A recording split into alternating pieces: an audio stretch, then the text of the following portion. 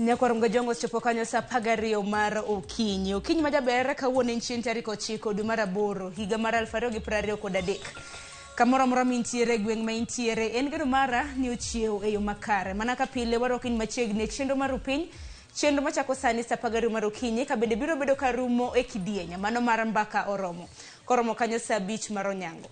Nyinga Sharon Ongao. Oyawre koromo gi jwang' odiochieng' machalo kama tarik 9 dwe mar 8 higa achiel mokalo. Oganda jo Kenya samolo seni koro ne osechako kelo ne lendo achiel kachiel kaka kuonde luto ombulu no yaw. Mane ni yiero mokwongo mar RamogiTV kelo ni achiel kachiel e piny Kenya are ne wachak tich mano higa mar 2021. Nyakwaro gi jwang' yiero mak bende koro no bagi masano osetieko higa achiel. Osetiyo e yo machalo nade.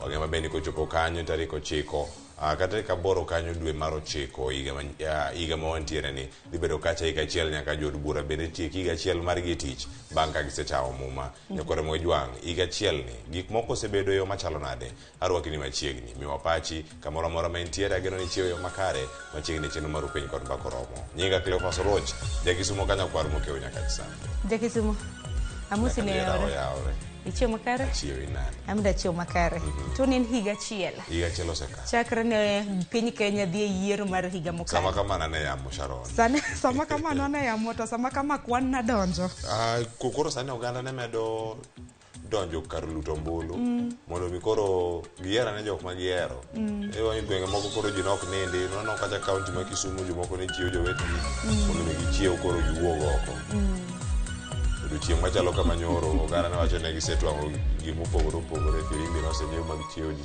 kawuono odiochieng' machalo sani jomoko bende nanie line kamano moko bende noseluto ombulu niki nachako ga sa pagario mar okinyi sani polling stations noseyaw kendo mano e kinde go winjo ni jatend piny Kenya masani makinde kane en jalup jatend piny Kenya William Ruto nosechopo e gweng'gi mano mar Sugoi norino mana wuok modhi kocha nitie Chris Owen kendo ng'ama ne luwe ahinya machiegni kawana ng'ukono ni higa achiel ka jafwambo gik moko oselokore yo machalo nade. Penjo mabende biro bedo ka penjo karam na nenya kwaram ga jwang' higa achiel chakre ni waluto ombulu odiochieng' maket kod ma bende paro ni wasedhi mwase chwalo karam na mise koso pod wan e kinde mag yiero chal ka gima karam na siasa migoyo chal mana ka gima pod wan e yiero ka karam na kan mawinje kenda kosini nene nade samoro wan e campaign machielo mabedo osechako Nyakwaro mo jwang' nitiere mondo kono ni onene yo machalo nade mondo osebedo kacha ni jogi pod dhi nyime mana gi campaign higa achiel pod iwacho mana ni ne wakawo loch tich dhi chako karang'o. Nyakwaro mo jwang' mano dhi bedo twak ma Sharon dhi bedo kaja sa 3 mano mar okinyi nyaka sa 5 chenro mar mbako romo ka okinyi ma kawuono wachako kamae Sharon kelo ni wechego mago manyien madhi bedo kacha sani nyaka orom kacha sa 12:30 kata donj gi weche mago matimore e gazet modiochieng' ma kaunti mathoth ahinya wadhi bedo ka warango kachiel kaeto bang'e twak mokwongo kod jaod bura mogwel mano ma en bende jakom maduond bura mar ODM John Mbadi.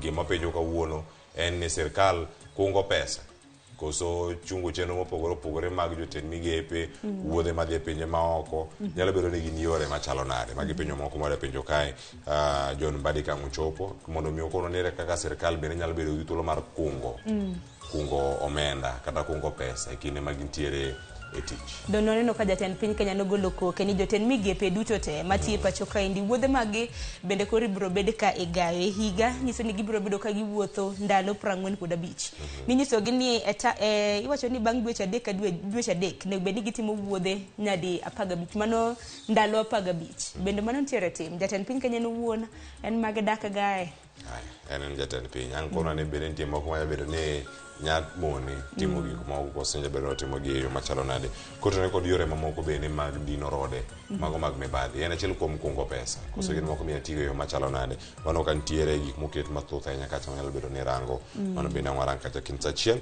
nyaka sa 2 ka wan ka kod jod bura mogwel mano John Mbadi odiochieng' makano chieng' tich adek jalita kelno tedo gi chiemo madhi chako sa 2 nyaka sa 3 kaeto Sharon Ongao donjo kod twak mano selieko ni kane wachako mano twak mar mbako romo ka odiochieng' makawuono warango higa achiel to kiero Benya kwa mgajua nkikwa wiwa wili ginondro mar gazet mabene nyawadwa Cleophas Oluoch biro bedo kakelo gazede Cleophas aneno ka the standard thor wach chalre gindiko kanyo wania leta mano higa chiel tok yiero maduong' mabende piny Kenya notimo odiochieng' maket kod mano higa mokalo nyaka sani gin mise mage mabende piny owacho ochwalo gazet ma Daily Nation no ka thor wach mare opogore men nonro mabende auditor general mapacho kaende Nancy Gadhungu karamna Kathungu nochiwo nyiso ni nitiere jotije 21 mabende tiyo e bad migao mano mar sirikal mochung' ne jotije karamna public works e pacho ka wachore ni nitiere omenda moro mabalanga mabende ni miyogi wacho ni dwe ka dwe achiel kuom achiel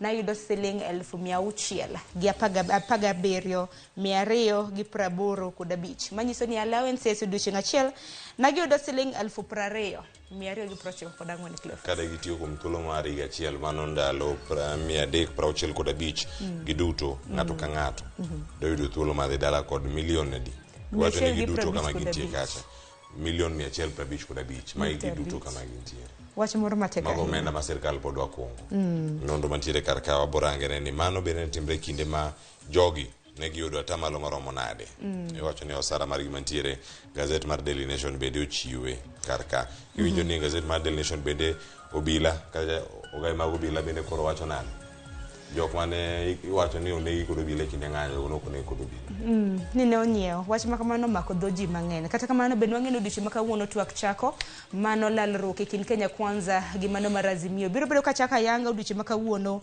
Bomas of Kenya mano bende wach ma bende biro bedo kwa rango ni machiegni na kwa Ramgajwang Cleophas kawuono bende chieng' tich adek nitiere report ma bende sebedo kilanda ahinya e TV mar Ramogi kawuono wantiere gi the big conversation mane kuku mar wach odhi bedo kar kae achiel kachiel wang' jowi mar Ramogi wang' jowi duto mantiere Royal Media Services ka ibedo kod ng'eyo ni weche otere kod jokanyo ma iye mag weche mag somo dhi bedo kar ka jolony weche mag somo kod duto mantiere kacha sekta ni mar somo gidhi bedo kar ka nyaka jopiny okinyi ma kawuono mano kachako kanyo kinda saa en saa achiel nyaka rom kacha saa 4 mano mar otieno kamano dhi bedo kacha e RamogiTV Citizen Digital idhi range kumachielo bende idhi to kacha Radio Citizen idhi yude kacha e wang' jowi mar Citizen kod mano mar Inoro achiel kachiel jogo madhi bedo kar kacha dhok en achiel midhi bedo kacha ka ilose jofwambo wadhi bedo kar kanyo mondo mi wan bende wachwale duondwa kachiel koda ka penjo madhi bedo kar kacha koro ibedo mana kodwa kanyo kod Ramogijwang' kochako sechego mano nyaka rum kanyo saa 4 mano mar otieno koro kuom mano nyaka Ramogijwang' ote hioronwa kokalo e marwa mar ote machoka ready ka uchiel nono mano kaluwore kod thor weche ma bende wadhi bedo godo chakre sani mani chenro mar upiny kod mano mar mbaka oromo kaka pile bendi tudri kodwa e yor mbui RamogiTV yudore mbui duto chakre Twitter, Instagram, TikTok, Facebook binyalo yudo achiel kachiel kanyakla kod mbui mar YouTube itudri koda mana kapile mbui mara fanpage mara e mbui mara mar Facebook kanyakla kod Twitter nyinga en mana chiel Sharon Ong'aw tudri koda bende Facebook, Twitter kachiel koda ka Instagram gi mamoko mantiere kar kacha watudre mondo magomba ko kinyi makawuono nyinga kacha en Cleophas Oluoch tudri koda nyaka giko machiegni chenro nikech ma en Rupenya mokongo waid thondweche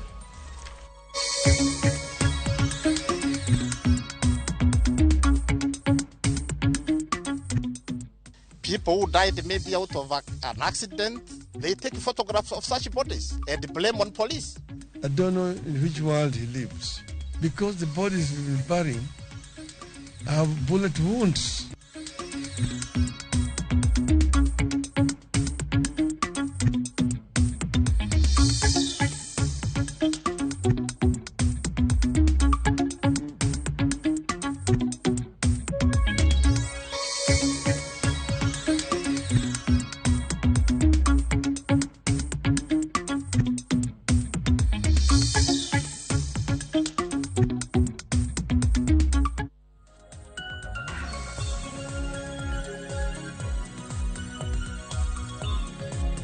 Nyakoro Ramogijwang' dakika 9 tok saa 10 mar okinyi kamoro amora mintiere machiegni weche manyien okinyi makawuono nyinga Sharon Ong'aw kwachake ni ogai mar obila Jafet Koome odok ne obila ka okwedo kweth mar Azimio kod jopiny mawacho ni obila ne onego moko kuom jo Kenya e kinde ng'anyo Koome liko ni jo Azimio ne otiyo kod ringre mag ji mane ok owito ngimagi e ng'anyo mondo mi giketh nying obila.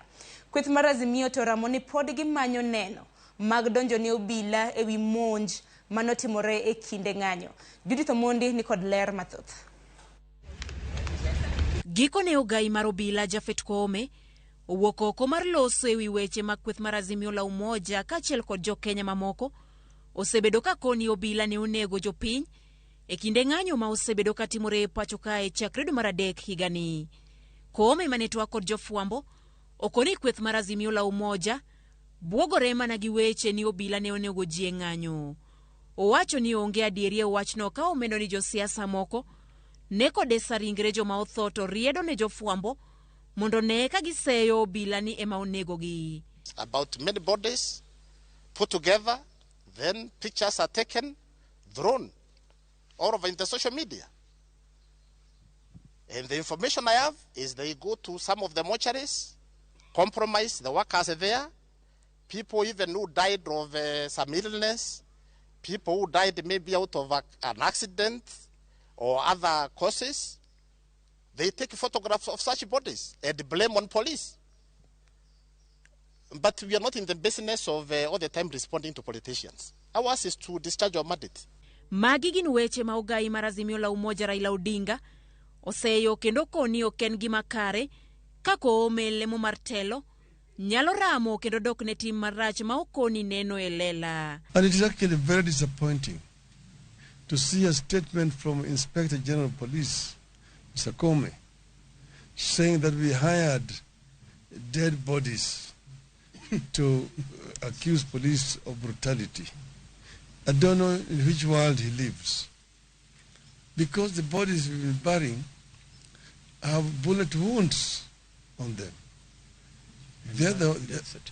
And death certificates. Raila okoni gisechopo e alam kod ik mar ji mane onegi e kinde ng'anyo, kendo pod mamoko ni e ute kano ringre joma otho, kendo girito iko. Pay attention to the burials that are taking place across Kenya. You have all attended some, and we will be attending some more in the near future. We can confirm that police killed and wounded many Kenyans. We will do whatever it takes to ensure justice for the victims. We will ensure the perpetrators of these crimes pay. Koome to dokoro obila ka okoni gin gitiyo mana tijgi, kendo pok gidhi e tok chik mar piny Kenya malero kaka owinjo giti. Sisi hatuhusiki na hatutawajibu, lakini kazi yetu tutafanya. For the force we use is governed by the law and the service standing orders. So there's nothing we have done out of the ordinary, out of what is provided in law. Kweth mar Azimio la Umoja osebedo ka koni ji ma ok tin ne 30 ne owito ngimagi e lwet obila e kinde ng'anyo kendo gibiro kedo negi nyaka giko. Judith Omondi, Ramogi TV. Nyakwar Mgajwang' romo mar jotend migepe opodho chenro mag chiero kembe mag sukari mag sirkal. E romono mane obagi gi jatend piny Kenya William Ruto e kar jot mare Masagana e kaunti ma Nyeri. Jotend migepe go koni owinjo ywak mago mag jopur niang'. Kendo yie mar chiwo thuolo ne joket mwandu mondo oket mwandu gi e kembe go mag sirkal kaka yor konyogi. Kaponi od bura opodho parono, to kembe go mag niang' ibiro ta e yor kodesa kaluwore gi chik. Walter Nyambaga miyo mathoth. En romo mokwongo mar jatend piny William Ruto bage karo Masagana nyaka ne odonji e telo. Romo monyuolo kenge moko ma sirkal neno ni biro bero sekta mopogore opogore kendo jiwo chumi. Bero sekta mar uchumi en achiel kuom mago ma jotend migepe olose ka girwako kendo gichiko itgi ne ywak mosegol e kod jopur niang' e wi podho mar kembe mag sukari kod sekta mar pur niang'. Winjruok margi en ni koro kembe mag sukari mag sirkal ok bi usi ne joket mwandu achiel kachiel, to kar mano gibiro chiwo thuolo ne joket mwandu mondo tagi e yor kodesa kata lis. Kembego oriwo koda Kanzoia Sugar, Chemelil Sugar, Miwani, Muroni, South Nyanza Sugar to koda ka kambi mar Mumias. Bende jotend migepe yere mar jiwo chenro mar omo sukari kowuok e pinje ma oko maonge osuru ma ijuogo. Mae mondo miyo din fuok mar nok mar sukari e chiro ma Kenya.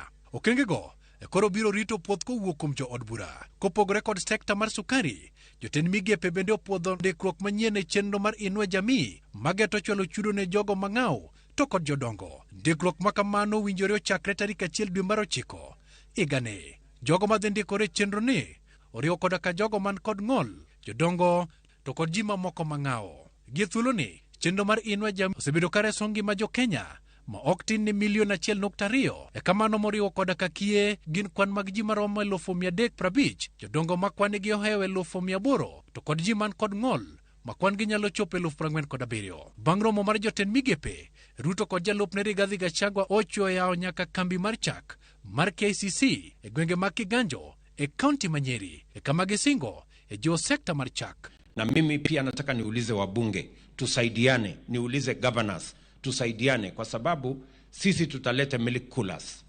Nyinyi ndio mtatusaidia tutaweka mahali gani, ndio muweze kujenga ile infrastructure kidogo ambayo inahitajika pale, so that we can set up the facilities and make sure that the farmers are benefiting.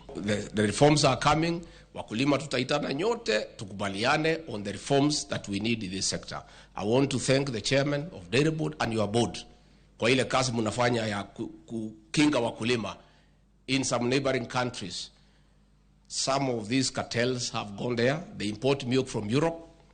They pack it in our neighboring countries to take advantage of the trade treaties with our neighbors and dump cheap milk into this country. Walter Nyambaga, RamogiTV. Motelo ne chakruok mar twak e kind Azimio kod Kenya Kwanza odiochieng' ma kawuono e kar romo mar Bomas. Riwruok mar Azimio yango ni gikore mar dhi e twak. Ogai mar Azimio Raila Odinga kata kamano ochung' kar tiende ni twak e kindgi kod Kenya Kwanza nyaka mak pek mar ngima kod luoko sekta mano mar yiero e pacho ka. Kaka Chris Owino leronwa kuom thuolo machielo, Raila kwedo chenro moramora mar mosruok e kinde kod jatend piny William Ruto kata donje sirikal mano mar Kenya Kwanza. Bang' gwelo kweth margi madhi tayo twak e kindgi kod piny owacho mar Kenya Kwanza, ogai mar Azimio Raila Odinga kawuono ogonyo rwedhi mage 6 ayanga madhi e twak madhi chakore chieng' tich adek e kar romo mar Bomas of Kenya. E twak mare kod jofwamb weche e bwore Nairobi, Raila kuom thuolo machielo oyango ni Azimio oikore ne twak, kata kamano twak e kindgi kod piny owacho mar Kenya Kwanza nyaka los ewi pek mar ngima kaachiel gi weche mamoko magisebedo ka gikedone e pacho kae. The issues for discussion from our side remain: 1. Cost of living. 2. Audit of the 2022 presidential election results. 3.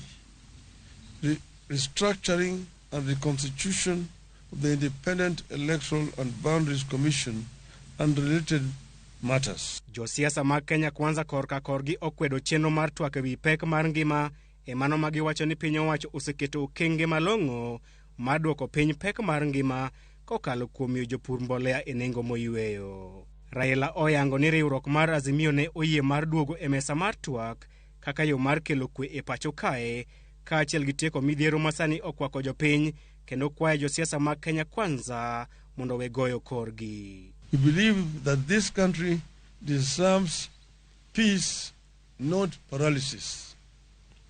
That is why we have stood down our protests to give dialogue and peace a chance. We appeal to Kenya Kwanza that vitriol must now end because it won't work.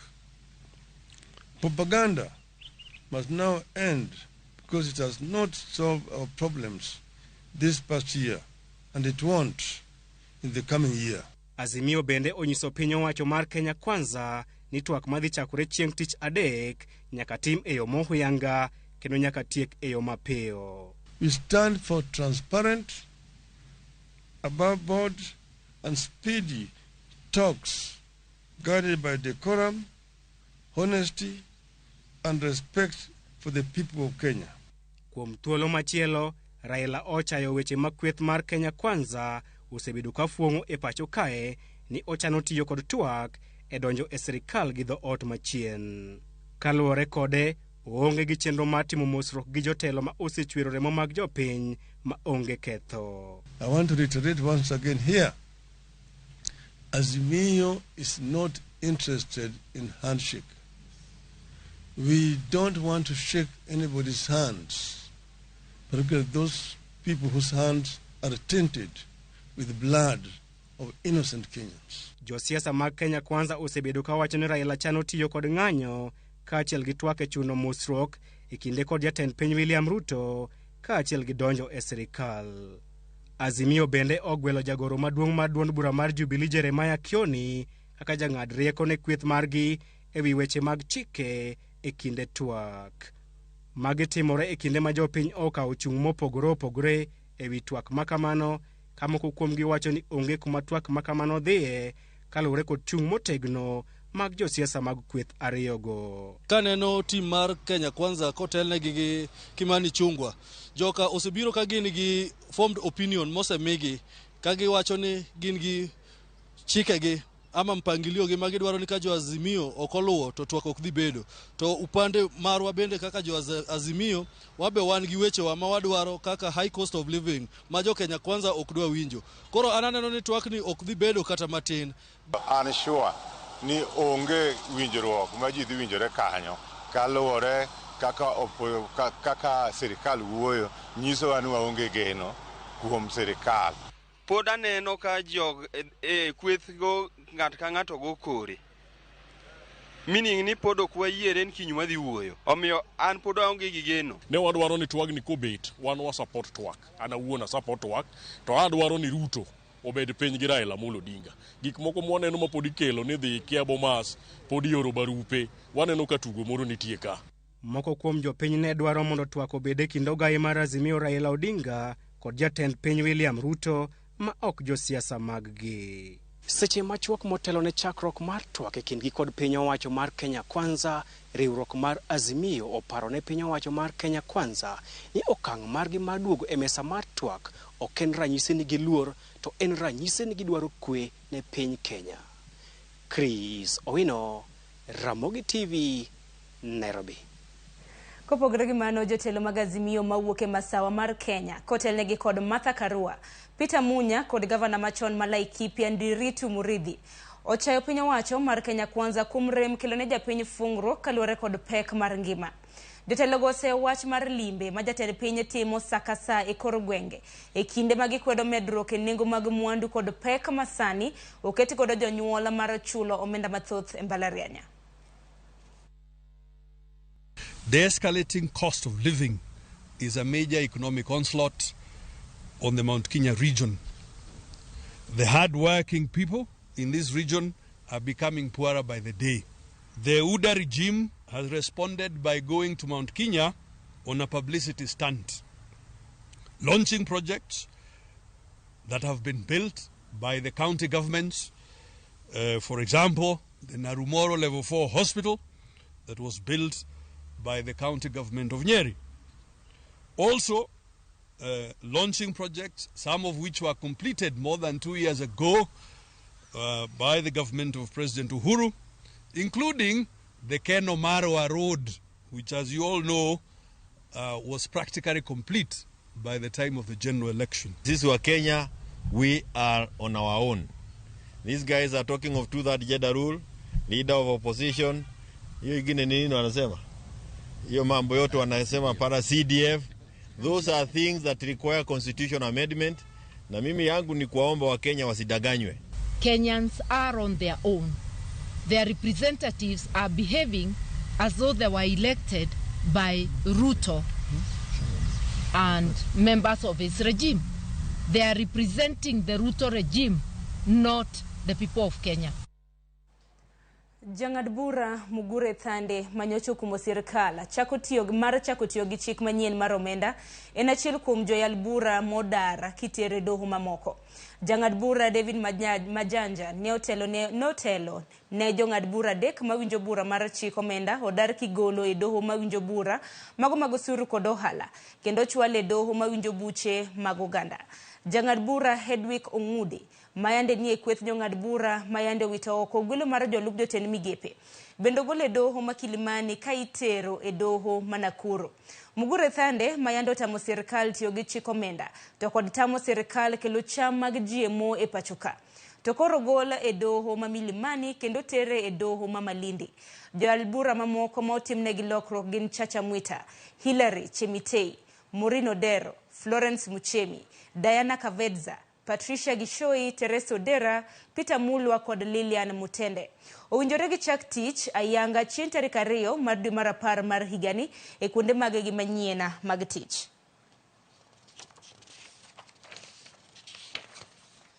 Kopogore gi mano, jayalo moro manoyud gi ketho mar rocho ratich nyithindo moko 2 matindo omikum mar higni 70 e jela. James Njunguna noyud kod ketho mar bambo nyithindo 2 ma jo higni 11 kod 14 higni 9 mokalo. E bura machielo doho chiwo kum mar higni 74 e jela ne japiny German moro ma oyud gi ketho mar rocho ratich nyithindo e boma ma Nyalenda e kaunti ma Kisumu. Simfras Okinda miyo walera. Then in count 4, 5 and 6, he had been charged with the offences of child pornography. Mano en duond jang'ad bura Caroline Jagi ka ogolo kum ne Thomas Sheller, ma en japiny Jerman ma jahigni 74 ma koro twe jela higni 81 ne ketho mag rocho ratiro mar nyithindo e kaunti ma Kisumu. Sheller iseyo kuom timo hand uso nyithindo, rocho ratich nyithindo matindo e yor bembo kod keto nyithindo timo anjao kaeto mako pichagi. E nyim doho, Sheller ywak ne doho mondo we thuolo kowacho ni ike oniang' kendo gimane ok ni kare. Wachore ni Sheller notimo timbegi e kar dak ma Nyalenda e kaunti ma Kisumu higa mar 2020. In count 1, the accused person is sentenced to serve 50 years imprisonment. In count 2, the accused person is sentenced to serve 20 years imprisonment. The sentences will run concurrently, right of appeal 14 days. Komachielo jadolo James Juguna okum kuom higni 70 jela tok yude gi ketho mar rocho ratich nyithi ot moko 2 e yor bembo e kind tarik 24 dwe mar 12 higa mar 2014 kod dwe mokwongo higa mar 2015. Juguna nodonjne kuom bambo nyithindogo manitiere kind higni 14 kod 11 kendo donje weche mag anjao kod nyithindogo e gweng' ma Bondeni, Kajiado North. 2, the accused person is sentenced to serve 20 years imprisonment. The sentences will run concurrently, right of appeal 14 days. Notwe kuom higni 50 ne ketho mokwongo kod higni 20 ne ketho mar 2. Okumgo ibiro twe nyadichiel ka koro doho duoke chien nyaka higni 50 koriw.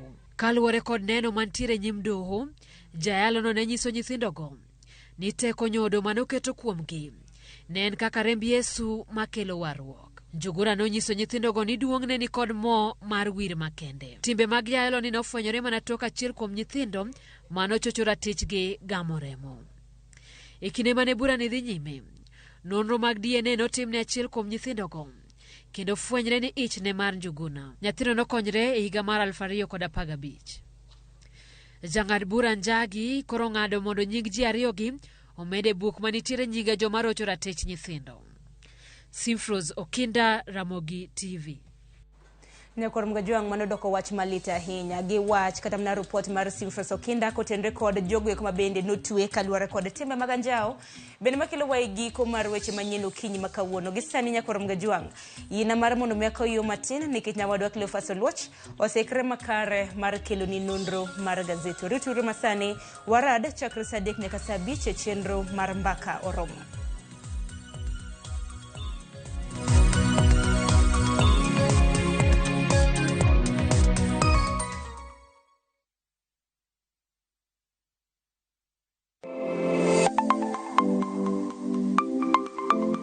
Nyakor mgajuang ng'ato ka ng'ato inyuolo kod pok mare makende. Hero mara mar okapu nochakre chon. Nafwenyo ni mae gima hero timo, mae gima lwetega nyalo loso. RamogiTV koro mi pok mopogore opogore manyalo loko ngimani. Nitie gima iluongo ni giving back to the community. Like iga moanteni asepuonjo ji 2 Chenro mar pok opogore nyakor mgajuang biro ni chieng' tich ang'wen ka tich ang'wen chakre saa 2 nyaka saa 3 mar okinyi kod an Sharon Ong'ao. Kik bai.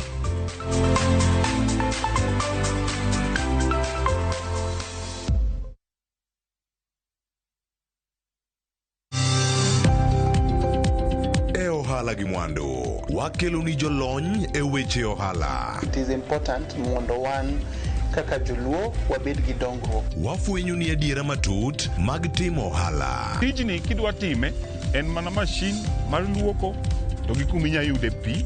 Wawuoyo e wi yore makare mag timo ohala. Kisechopo level mabedo brand, ono beni gimoro amora mitimo en gima timo makelo pesa. Wakonyi dongo ohandi ka wami yore mag kano mwandu.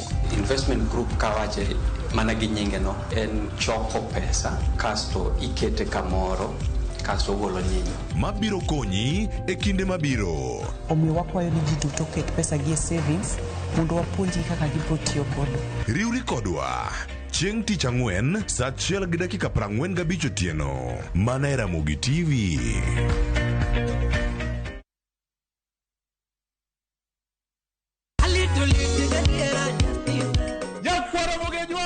Chiegni e show mamit maratari ma iluongo ni Ramogi Night wakelo go tich abich seche machal kama. Ka in jahera mar luo benga kata ajawa wakelo ni ngolo mobedo piny mayueyo mana mo. Lunga ni kolo con instrumental kaberni be inyalo lunga ni Boy Handsome Within and Without. Boy Handsome moment away aroji bed and breakfast sama pekni tilunga ni ngenja the entertainer. Kaka pile nya Ramogi wacho ni kete manaka. Ramogi Night tich abich ka tich abich saa 4 otieno.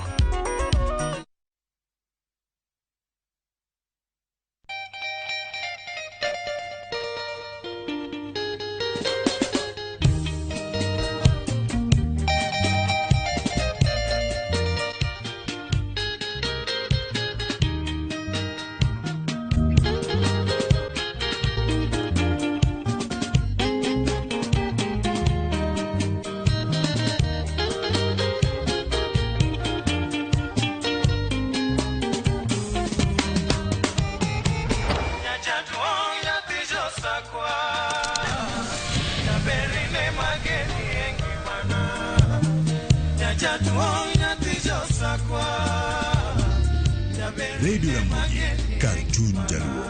Radio Ramogi.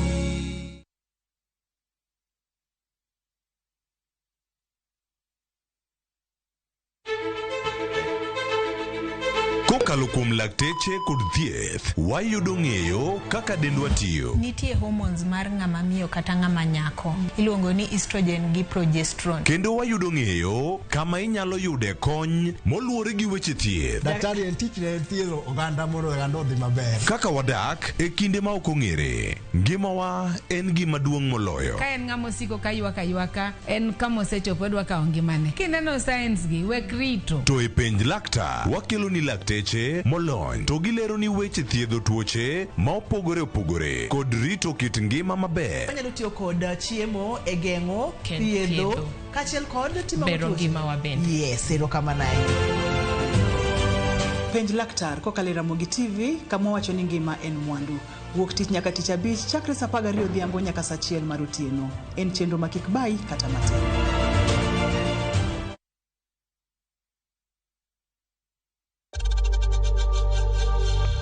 We know times are tough, so save money by buying airtime from M-Pesa to any network with zero transaction fees. Dial *487*2# and get your airtime PAP with zero transaction costs.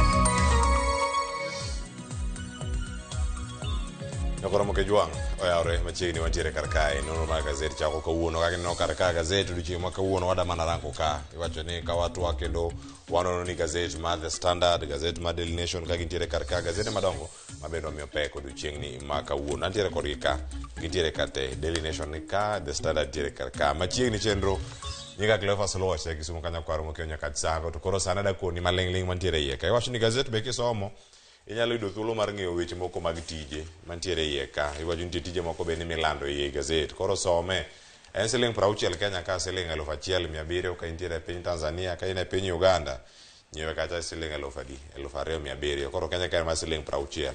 Ai bed gi ng'eyo ni en ang'o matimore kuonde mopogore opogore kaka ite mar 10 kod ite mar 11 e gazet mar The Standard agi ne tenda molande iye kanyo. Nitiere chiro monego bed ni gero e counties wa makaluo migere e counties mamoko oland gi karka. Koro kiyudo thuolo ka in kaida timogi aneno mantiere Siaya, Ugunja, mantiere Rarieda, mantiere Siaya kendo Bondo Town, mano mantiere macha Usenge, Luanda Kotieno kod mantiere Ugunja. Aya mago kod moko bende mantiere karka ang'wa koni mana ka koro waneno gazet okinyi makawuono. Koro bed kora kanya ka giko to gini bok watime kendwa, wantiere kae kod jofwambo. Athoro kelo jofwambo pogore opogore mondo mi gimiwa pachgi ka jok manie pap bende wache samoro nitie jok ma nyabedo ni some ka ntiere kumopogore koro matu pat jandiko kama ntiere ka wadarange walidh nyalidho oboke kawuono ibed kod siso mar nyiewe ka wantiere kodi ka achiel ka achiel. Dakika osekal dakika 30 kod auchiel tok sa 12 mar okinyi. Antie ka kod Chris Owino. Chris Owino yawre chieng' nani? Atiyo makare. Ndalo mathoth. Yes, ka eru piny ka. Oko gazet wa Roma. Gazet ka ema samoro bende wabudho ni ahinya. Barantie. Ngima. Aduogo. Ber. Koro ka wantie ka waneno gazet mar The Standard mokwongo ka dwaranga ne gazet mar Daily Nation. Weche monchiw kata momi pek e weche gi duto. Daily Nation miyo pek gazet mar Daily Nation ka kirange weche mag twak kachiel koda ka mibadhi makoro bende liekore. Niero notimore sectors mopogore opogore ta ahinya ma sector mano mar public works maka bende wacho ni junior staff maromo nani wacho ni kwan gi kata pok oyange yo makare dwe ka dwe ne giyudo kacha moeo siling 1,600 mag weche mag mibadhi mantiere karka kachiel koda ka weche mag daro joyal buche mano neno kacha kolando odiochieng' manyoro. Gazet mar The Standard giketo thor wach ma Sharon Ong'aw dhi bedo katwak odiochieng' ma kawuono ma wacho ni higa achiel tok yiero kama wacho ni yiero en 1 year later tiende nang'o ka wantiere karka. Kind gazet ariyo gi Chris giduto gin siling 60 kirango gi karka e piny Kenya ka giduto siling 60. Koro en mana penjo ni mane ma ineno ka dhi usore tinene nang'o in kaka inene mago kalure gi thund weche mantiere wigi ka. Gite gin siling 60 kata kamano aparo ni weche mag mibadhi en wach ma jopiny kawoga kod mbi ahinya. Koro thoth jopiny nyalo wacho ni gikawo oboke mar Daily Nation mondo ging'e to sirikal mayuak ni onge pesa.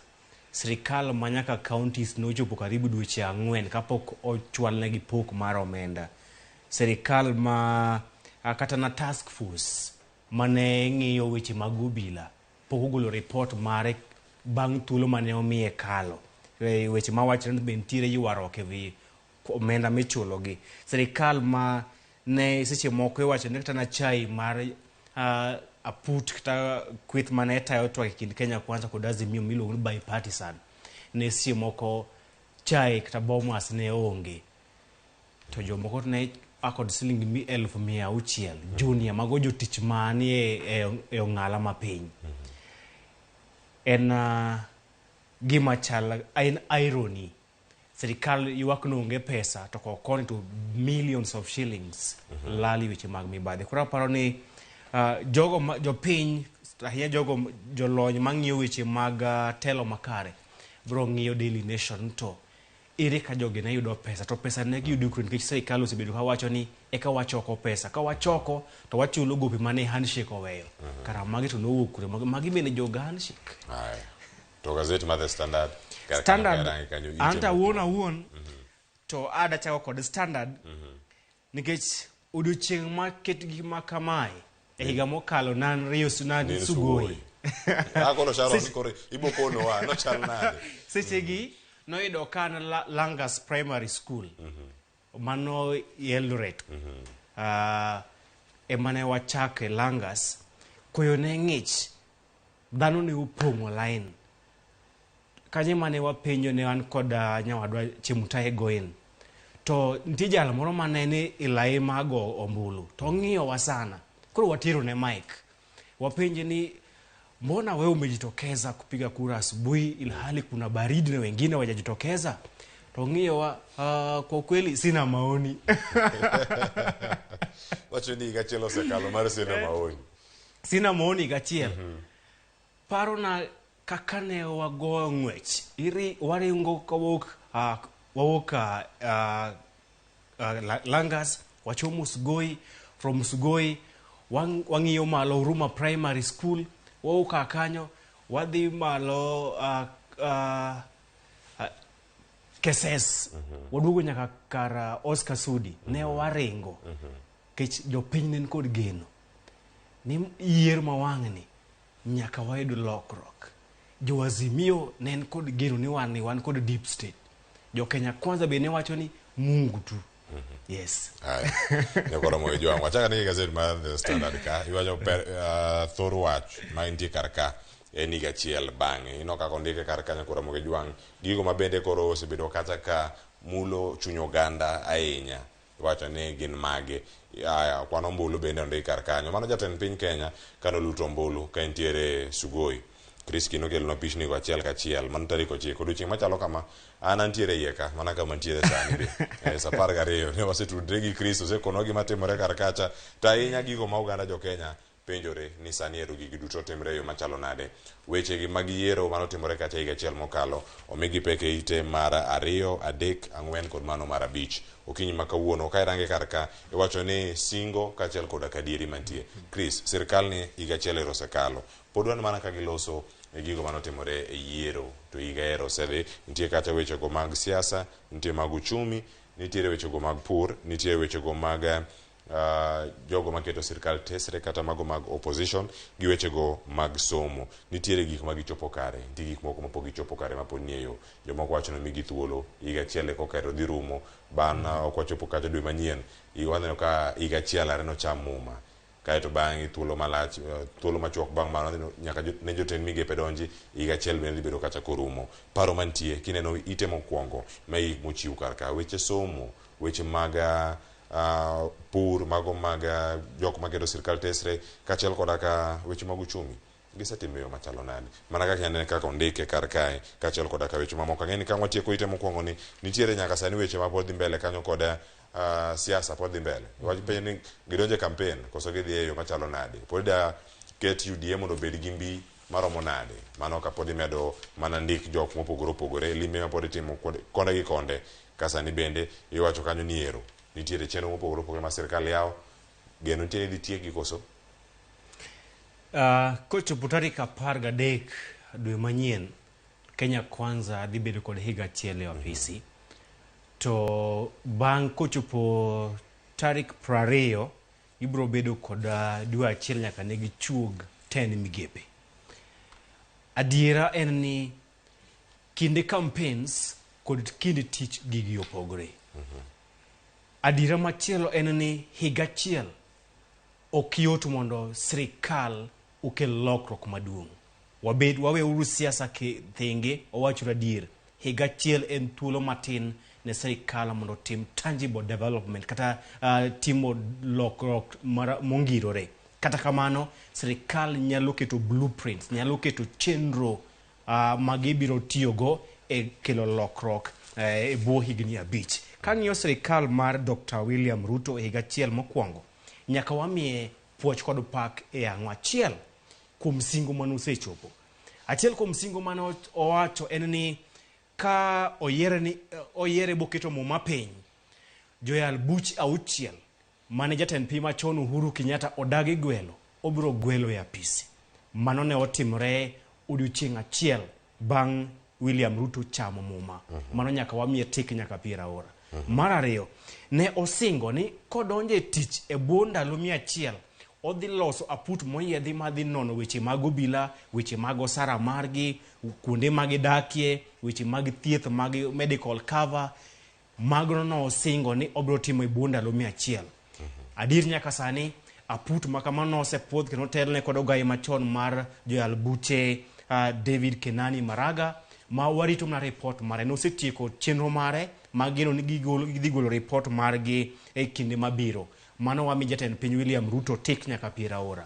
Mano singo mosechopo.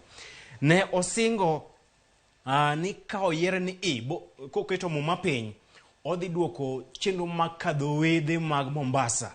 Odhi duoko gi Mombasa nikech ne ntiere kane ogol chenro mag dho wedhe nyaka inland port ma Naivasha. Ne osingo ni kodonjo to odhi duoko weche mag dho wedhe kata Ports Authority nyaka Mombasa. Jatend piny William Ruto osetimo mano, wamen take.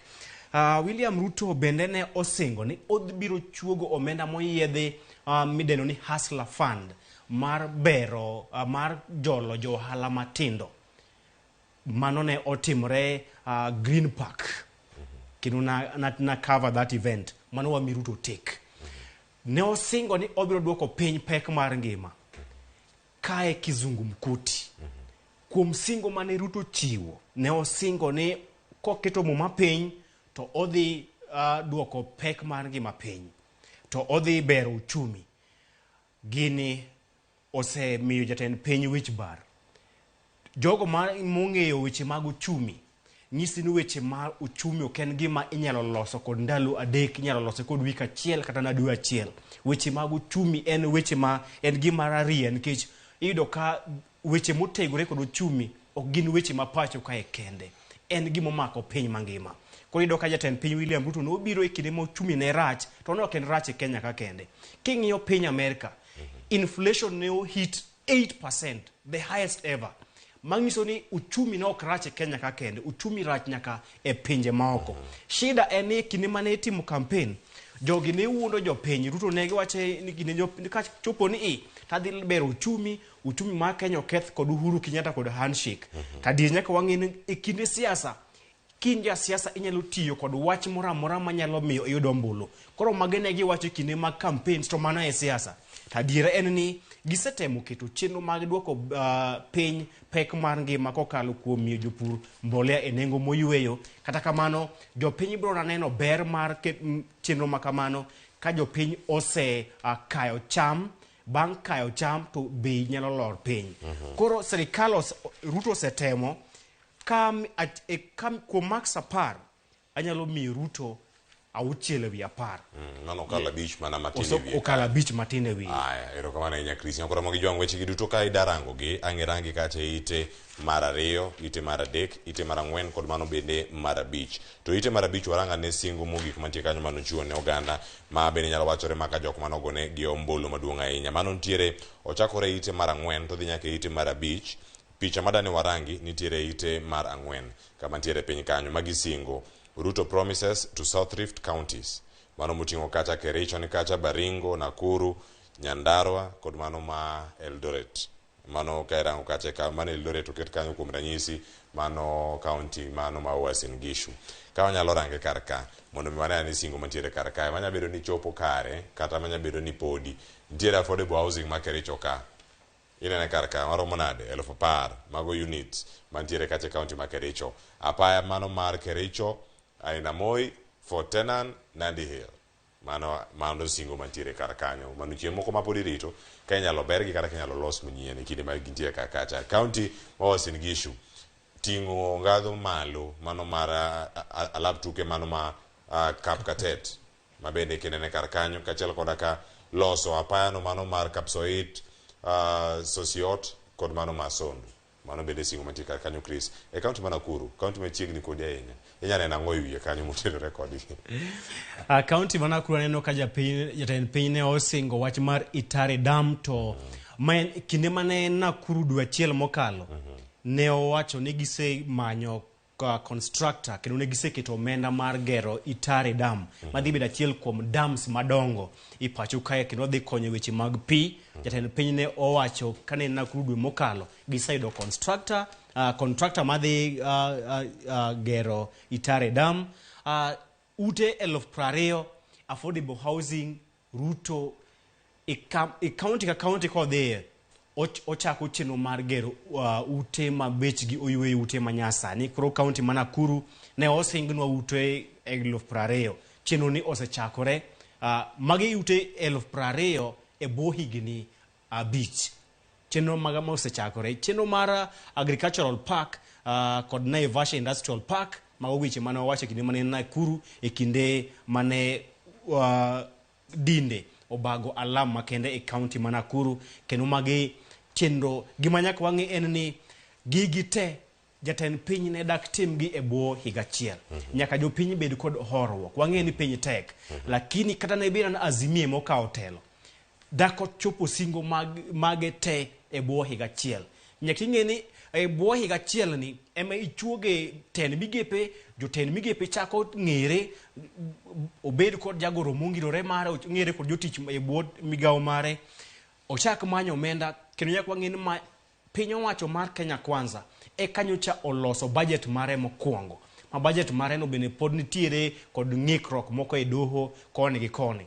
Koro thoth singo mane piny owacho mar Kenya Kwanza osingo, gibiro mana keto e tim kaluwore kod budget magikalo. To mae budget mokwongo mane gitiyogo cha ne en budget mar Uhuru Kenyatta. Koro jopiny nyaka bed kod horuok nikech budget mokwongo mar piny owacho mar Kenya Kwanza e kanyo cha okal jumbe adek mokalo.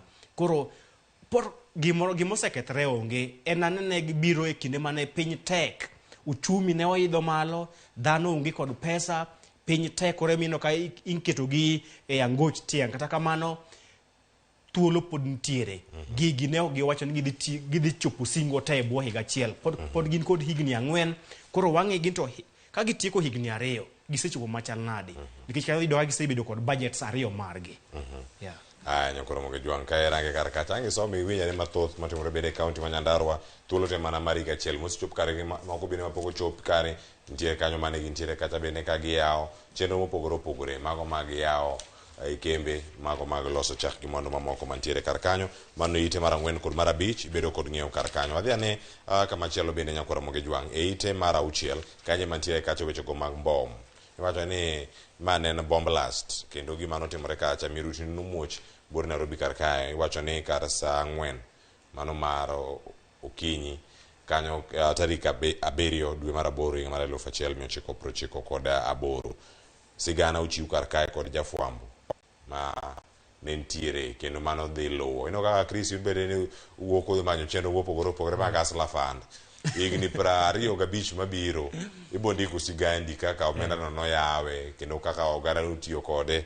Jafwambo luongo ni Stephen Muiruri bende koro chiwo kaka nonene mano e kindego kaluwore ni en otiyo od fwambo no mano mar Nation. Owacho ni wuok mana malo kanyo koridore piny. Owacho ni en mana tiyo gi stairs, nokonye paro tiyo gi lift nikech kindego en mana paro ewi koki kirengo mana gik mopogore opogore. Sigana mochiwo kar ka wacho ni mar nyadendi moro ma bende koro ne tema ahinya yweyo kinde ma chumbe kachiel koda ka simiti kod blocks mane luwar kacha kowuok kuom ot mane koro bomni nogoyo mano mar mbetre mar piny Amerika ni mane wiye. En sigana wacho nobedo ne matek ahinya timo e ngimane kaka jafwambo. Masigana mikanye pek ite mar 6. En sigana malit. Sigana noido ka pod atin. Gimomiyo apare en achiel kuom noido kan dala Ugenya Kabuyu kucha. Koro kanyo nitiere anyuola mane owito wuodigi. Kendo ne en taya mar gweng'no. Ne Nyasaye oketunye ka taya mar gweng'no. Ne Nyasaye oketunye kamoko iluonge ni Joni. E gwenge mag Gotrembo. Ne pod watin to wawinjo ka dhano ywak. To ka wadhi ondang' matimre to ni Joni otho. Joni ni ne en sulwe e gweng' kech ne osepuonyo nyithindo mathoth to ne en ng'at mane konyo jodak e gwenge mag Kanyaudo kod Gotrembo. Koro kawacho praino ni bombo muoch. Kwa winyo radio ni bombo goyo mbetre mar piny Amerika dhone pod watino mokwa ng'eyo ni embassy en ang'o. Koro gima nyalo paro go en tho kuom anyuola achiel kuom ng'at mane ang'eyo mane owito ngimane e masira makamano kendo ne okelo kuyo ne anyuola kod jodak duto e gwenge mag Kanyaudo ka achiel kuom gi ne otho e masira mar bomb blast. Kendo en akwayo ni piny Amerika ne giketo singo ni gibiro konyo anyuola mag jogo mane anyuola gi ohinyore kata owito ngimagi. Kata kamano en gima lit ni higni 25 bang'e nitiere anyuola mane owito jogi e masira mar bomb blast mar 1998 mapok oyudo kony kowuok e piny Amerika. Kendo doko ni piny Amerika ne osingo mar miyogi compensation. Kendo wakwayo od bura mondo luw wachni nikech ido ka jogo ne gin breadwinners. to gin mane oti kodgi ka collateral damage nikech jogi ne target America to negi hinyo jo Kenya in the process. Koro piny America the least maginyalo timo en mar konyo jogo duto mane owito anyuolagi e masira mar 1998 kata ne oyudo hinyruok nikech kisebedo incapacitated kopo ne in ka Cleophas kamae okinyi mondo e rupeny to bang'e to yudo masira yudo ka seche moko kata tiendi ong'adre kata lwetini notur onego bed ni ichuli nikech koro kinyal tiyo tijini ma kawaida mane itimo motelo ne mirutu makamano kendo pod wakwayo piny Amerika mondo opar jogi omigi kony. Nyakoro mogi jong mano sigana mantie kar kanyo bende ibo yude kacha yo makalo onde kacha ni recollections mano mabiro kacha e kinde ite mar auchiel kod mano mar abiriyo nitiere ywak e weche go mag chiwo hola no mano mar help ma bende koro nitiere kar kacha monego bed ni chiwo kata ikete tim mago ne jogo matimo weche gi mag masters kod mago mag PhD ma pod bende nitiere kar kae ang'ena waida ne thuolo mar nene mana kama entiere tung kanyo wacho ni koro mano help loan criteria for PhD contested in court koro weche gi bende ochopo e doho oganda chom kama chalo nade ka koro sani iwacho ni ka entiere akweda kotenore kod mago magina disadvantaged kata mago bende magina wuok e anyuola ma ochano e kinde gi bende. Cleophas iwacho ni change is good as a rest. Seche moko nitiere ka lokruok bende ber mana ka yweyo. Kata kamano lokruok ok en gima imiyoga rwak kod jopiny mapiyo. Nyalo bedo ni jatend piny William Ruto chunye wuon ni kod chenro mar konyo jomochando mondo thuolo mar somo mano mondo gichop lek margi kendo gikel lokruok e gwenge kod anyuola ma giwuokie. Nyalo bedo ni mano e gima ni chuny Ruto mar konyo jopuonjre ma okie anyuola mochando. Kata kamano paro ni ber anto an kod shida man kod paro ni en e Kenya waka sasa mochopo ni idhi manyo jamochando idoka jomochando hie mane kor gwenge kucha mane Ugenya Gotrembo Kabuyu Kanyaudo kucha ok bi chop kuomgi. Ibro ido ni jomochando mibro chopo kuomgi jogo modak e slums e kuonde mongore ma Nairobi, Mombasa, Nairobi, Kisumu, lakini jomochando mane kor gweng Migori, mane kor gweng Mumias East, mawuok Mogotio kucha, mawuok Lamu piny iye kucha ok bi chopie nikech nitiere cartels. Muskata koponi ing'iyo weche mag scholarship. Nitiere joma be yudo scholarship to ok yudga to gin jomochando to giriek to ok chopga kuomgi. Koro okan kod yien e Kenya kae ni gini dhi konyo jomochando e kor gweng. Okan kod yien nyithindo mariek mawuok e anyuola mochando e kor gweng ibiro chopo negi kod chenro ni. Nitiere jomoko mabro hijack chenro ni mar konyo nyithindo ma mok dwar kony mar sirikal. Akia kriteria mane magidhi tiyogo mar neno ni jomochando mawuok e kor gweng iye kucha e remote areas oyudo chenro ni nikech koponi ok ochop kuomgi e kor gweng kucha to ba idho chenro ni ok ochopo lek mare mane jatend piny William Ruto ne dwa chopo. Nyakoro mogi jwang ka wantiere weche go mag somo wadhi ane weche moko mag mibadhi bende gin mana piny kanyo iwacho ni e piny ka e ite mar abiriyo EACC bende koro chopo ne jogo ma osebedo kacha iwacho ni magi chudhe kendo jomibadhi iwacho ni e thuolo mag dweche 4 nitiere joma osebedo kar kacha kata jal moro ma iluongo kanyo ni ero Daniel Munyuoki Wambua osebedo kacha kotiyo kaka accountant kata jakan weche go mag omenda mano ka Kenya Rural Roads Authority mago jokera.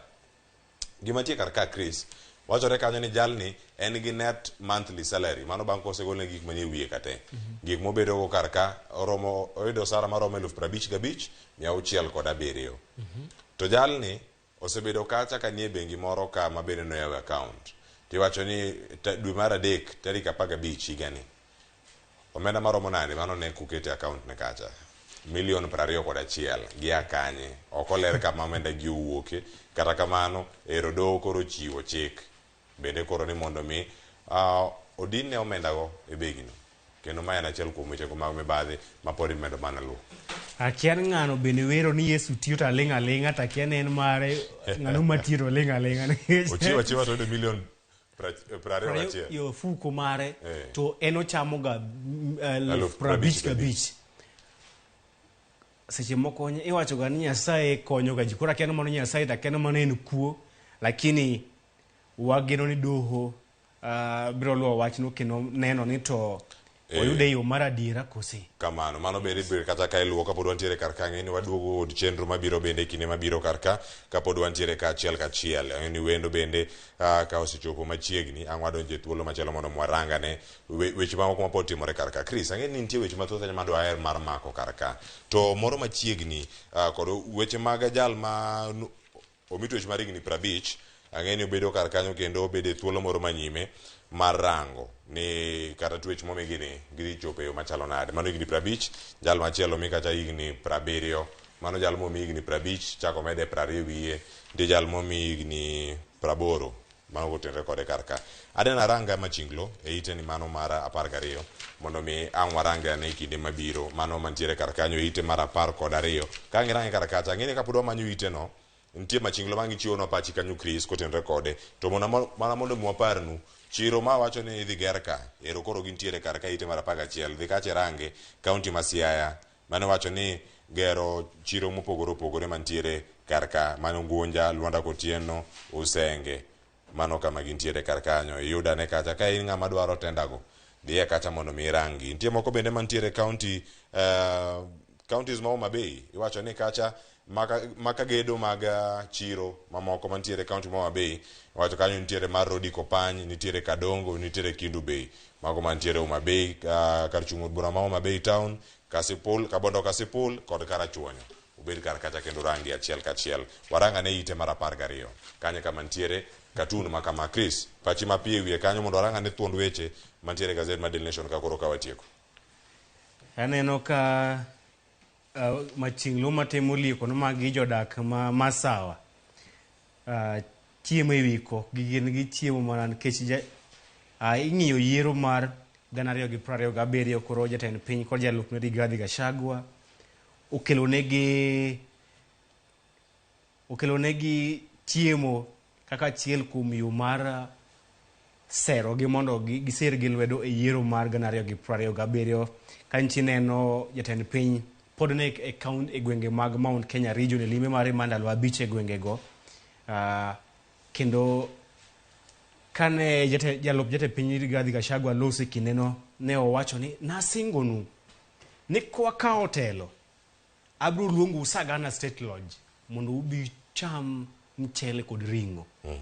Koro kane gichopo Sagana e chak juma mokalo ne giluongo jopiny ma jopiny ne uchiemo e kar jot maduong' ma jatend piny ma Sagana kendo ne gitoko nigi mana mchele kod ringo kane Rigathi Gachagua osingo ne jopiny manyiso ni gin jotelo ma chupo singo margi.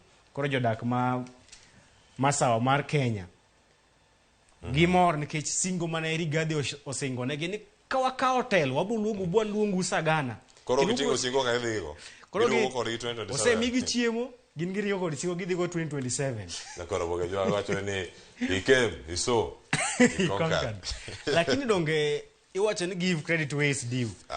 Gachagua ne osingo ni ka gikawo telo to jopiny mawuok masawa ibiro luongo mondo dhi e kar jot ma jatend piny ma Sagana mondo gichiam ringo kod ochele nomigi ringo kod ochele ochopo kare nyakoro moge jwang' adani watie gazet mar The Standard kod ite mar 30 tuke mago mag sekondar madhi nyime kaunti ma Kakamega kanyo nitiere duoko moko marani mondo warangi. Nitiere tim mano wuoyo Kisumu Day iluonge na Agorosare first half kacha chane gisewuok 1-1 nutieko second half kacha koro ka giseloyo gonde 2 kuom achiel mano kacha kod Kiringari.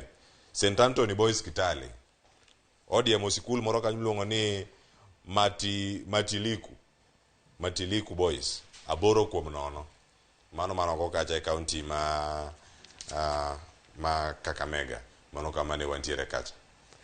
Aning'e tim mara en puoch kod pak ne aning'e tim mara to onge kae ne a support Jera Girls kata kamano piny en piny. Yes. Mano kama gintiere kar ka. Era ko nitie Shandarema agoro sare Dagoretti hai bedo golo en gola achiel kuom skul no mano mar Serani mano kama gitiere karkanya kod Ramogi Jwang ang'e rangi ane karkae Chris ang'eni watieko gazet mage duoko mantiere karkanya kod Ramogi Jwang Shandarema Erolo gonde 8 kuom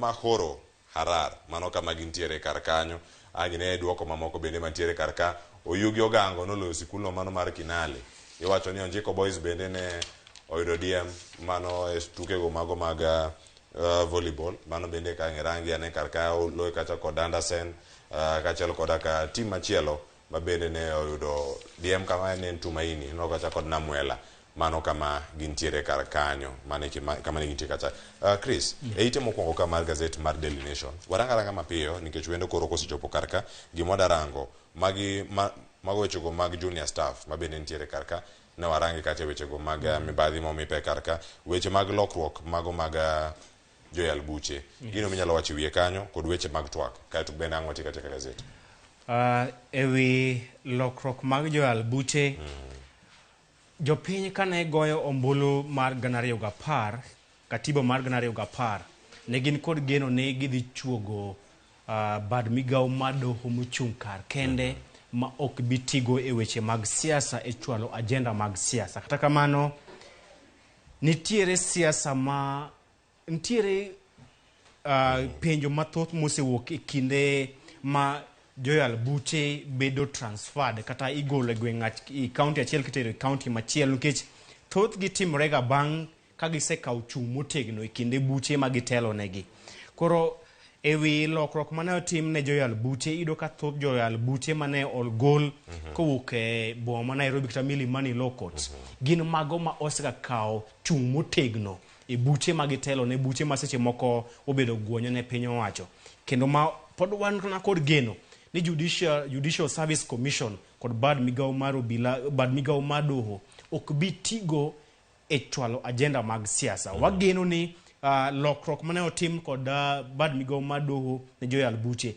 ne ok otim kaka yo mar miyogi kum kaluwore kod chung' motegno magisebedo ka gikawo e yalo buche mosebedo guonyo ne sirikal mano e paro marwa odiochieng' ma kawuono twak chakore Bomas of Kenya Bomas of Kenya en kama kod historia e pacho kae e weche mag siasa kata kamano wan kod kwayo ni e kinde ma twak ma dhi chakore wabedi kod political goodwill mono gik ma wach kaka kubedi kama by partisan mane wanene kinde mokalo ma kawuono wayiere kiny ok wawinjre wan kod geno ni twak dhi chakore kawuono kendo giket Kenya mbele mar neno ni piny Kenya ogoyo kang' kendo ochopo lek mage lek ma jopiny osebedo ka dwaro kik giket siasa mbele gino manyalo ketho twak makamae nyakora Ramogi Jwang mano bende makelo e giko mar nonro mag gazet koro e gazet kae kang'i rangi e wacho ni ang'i nonia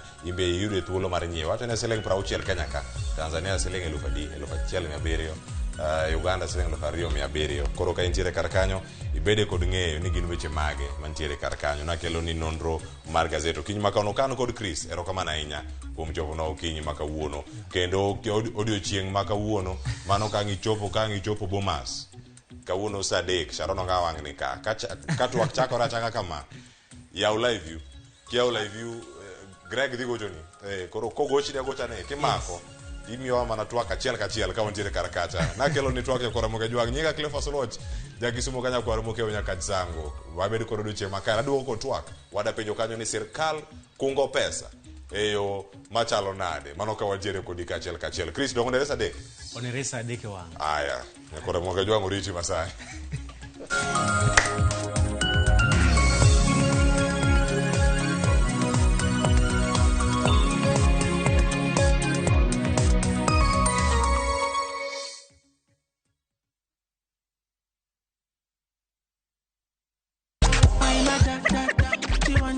The party's on.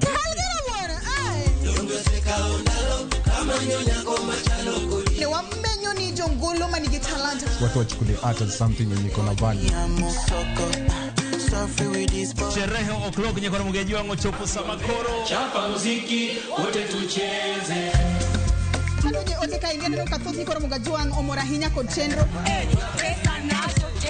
adek malieta matatu kalema vipi? She don't wanna do, she don't wanna sponsor. I'm a piano, we go shoot.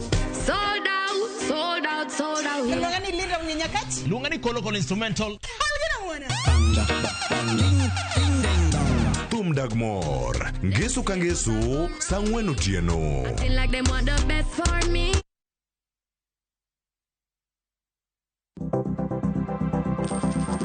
Inyalo goyo kwan kod omenda ma aching kata ma ikete baasha ka isiko itiyo kod omenda mohingo kaka onego itigo. Tema ne keto e baasha omenda ma idwaro tiyogo kama moko to ikung kata ika.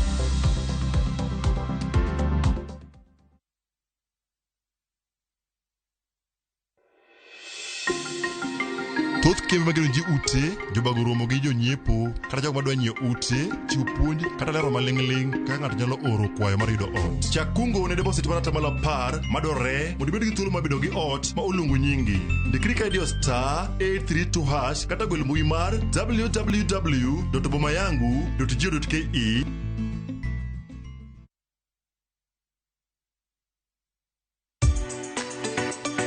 Ik milimili mar dhogi ne wuodh kid chiemo mopogore. Chenro ka chenro dhialo mit chiemo. Chiemo gi nyadhi mopogore. Rabuon ni apidha iluongo ni surabaya. Lony tudore kod kitwa. Ok en mana ewi chiemo. Joluo wacho ga nang'o? Nyako dhiga tedo. Na biro tedo. Ai biro tedo. En hera gi lony moketi e loso chiemo ka chiemo. Sama koro gibage, sama idhi moye, to ni medo ne sukari matin. Sukari konyo gi fermentation. Omiyo, kihero chiemo, in jatedo, kata mana ng'ama ohero tedo. Tudri kodwa tich adek juma ka juma e chenro mar tedo gi chiemo. Gi Jailieta mana e Ramogi TV.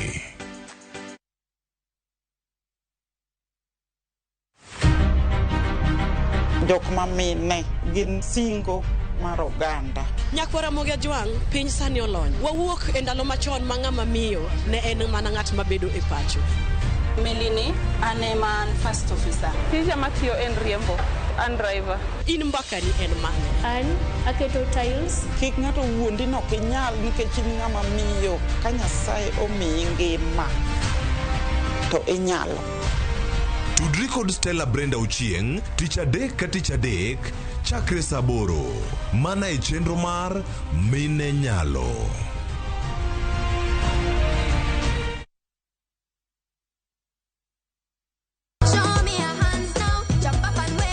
Chenro ni miyo ngeso ka ngeso okinyi bedo maber kendo maler moloyo.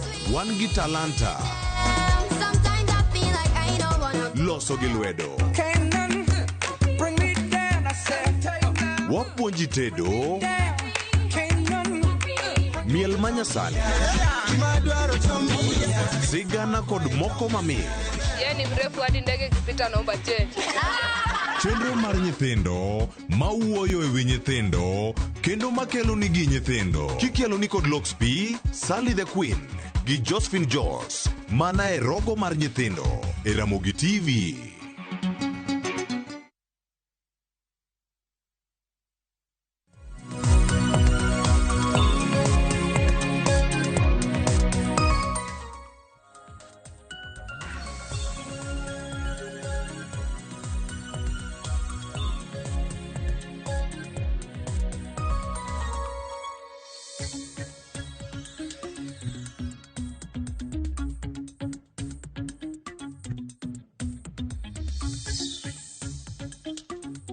Machiegni Nyakwara Mogia Jwang okinyi ma kawuono. Chenro ni en mara rupiny ka wantiere ka twak mokwongo. Nitie gik mathoth ahinya Nyakwara Mogia Jwang mwada bedo kae ka watwak kendo wago mbaka achiel kachiel kaka oganda. Mana kama wantiere kar kae wan mana kod thuolo mar saa achiel mana mondo mi watwaga ni kendo wago mbaka ni kodi Nyakwara Mogia Jwang kama intiere kar kacha in bende kachiel koda ka wendo mantiere go e studio odiochieng' ma kawuono ka wada bedo kacha ka penyo maduong' en ni sirkal dwaro kungo koso gida time e yo machalo nade. Nitie gik moko Nyakwara Mogia Jwang ma sirkal osebedo kacha ka timo.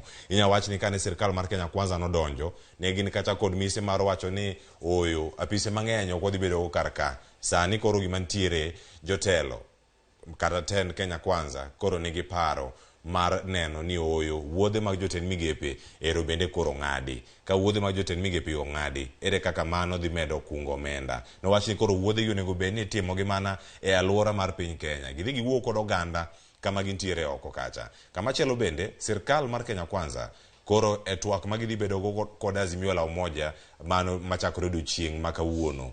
Giwacho kanyo ni nitie lemo ma koro idhi losi. Mano lemo mano mar jal maketo sirkal tesre kata pisno mano mar official opposition leader. Tiende nang'o ka gintiere kar kacha. Lemo machielo mane gimedo kane gintiere kacha kod lemo mar jatend jotend migepe kata prime cabinet secretary. Bende sirkal dwaro kungo pesa dier.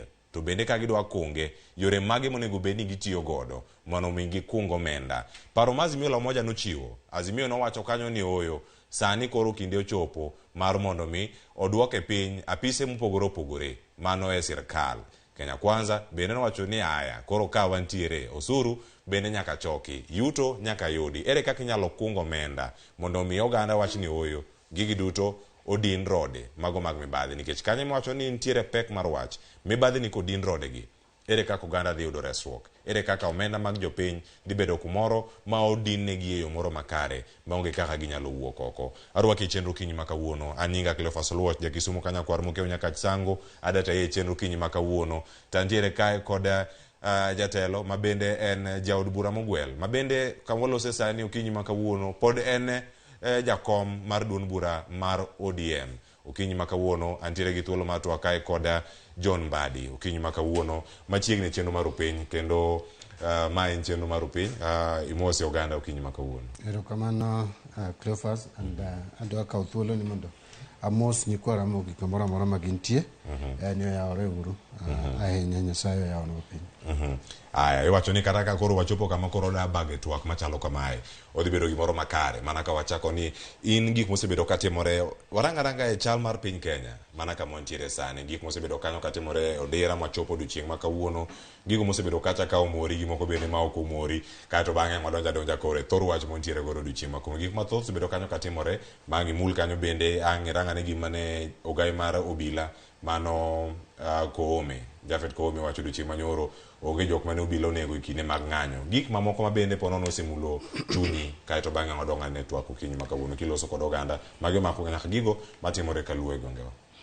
Erokamano ahinya. Mokwongo anyalo wacho ni gik moko mora ahinya gima owang'o iye ahinya en twak manyo Jafeth Koome obedo go nyoro bang' kawo muda mogwarore kapok jopiny onene e wang' jowi kata kapok owuoyo gi jopiny. Jafeth Koome wiye wil ni ne waketo polis mobedo gimiluongo ni independence. Inspector General of Police ne wamiyo independence mondo ti tije ma ok oungore konchiel. Ka koro nyalo wuok to wacho ni onge joma nobila onego, to onge nonro mosetimo. To bende wang'eyo ni onge nonro minyalo tim gi polis kuom nono tije gima polis otimo. Jowa otho mang'eny, jowa ohiny, kata mana wang' jowi nunyiso ji kigoyo gi polis gi obila.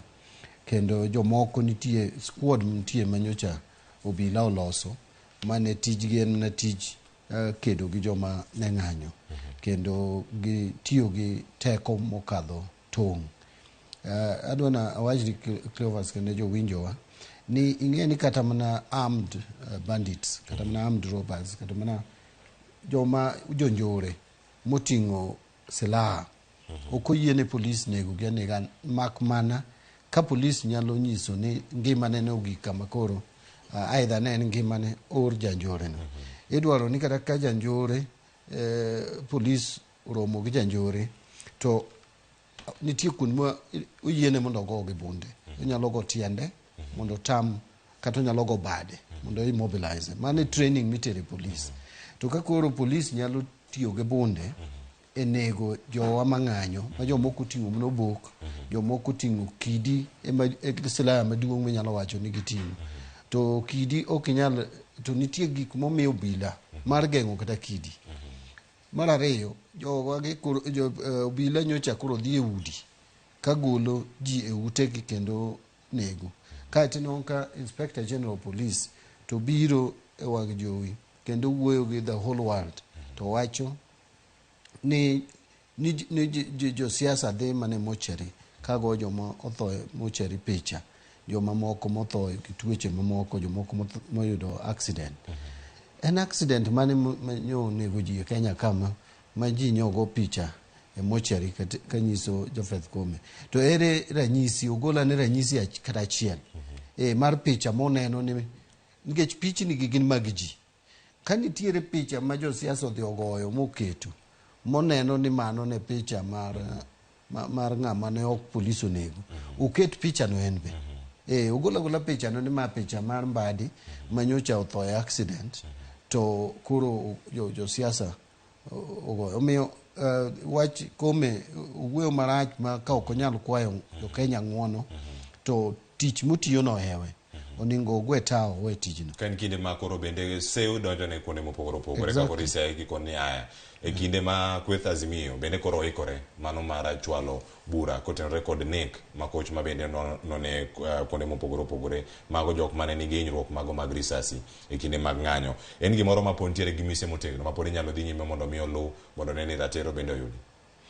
Well, wanyalo manyo ratiro ne joha, to an to okan gi geno ahinya kata mana e wach mar do mar piny mangima mar ICC, nikech kichako neno sani ng'ama otelo ne mino wach e doho mar ICC en ng'ama osebedo ka yalo ne joma osebedo ka timo timbe maricho kata makelo tho e pinjegi. Ineno kaka sani ng'ama otelo ne kan motelo ne ICC prosecution kata jomin wach en ema nyocha ochung' ne president wa e bura mano make ICC, kendo ineno kaka biro ne Kenya kaendi nyo poro ji penjo mang'eny, penjo ng'eny molo duoko ni to ang'o manoomo sama jo Kenya paro ni nitiere gik ma sirikal otimo monego bed ne nono. Omiyo ICC king'iyo sigande sani ineno ka lake onge, lake omukore. Ok nyalo kecho kane ka sani koro ji ni kode gi chir madini wabedo go kode chon.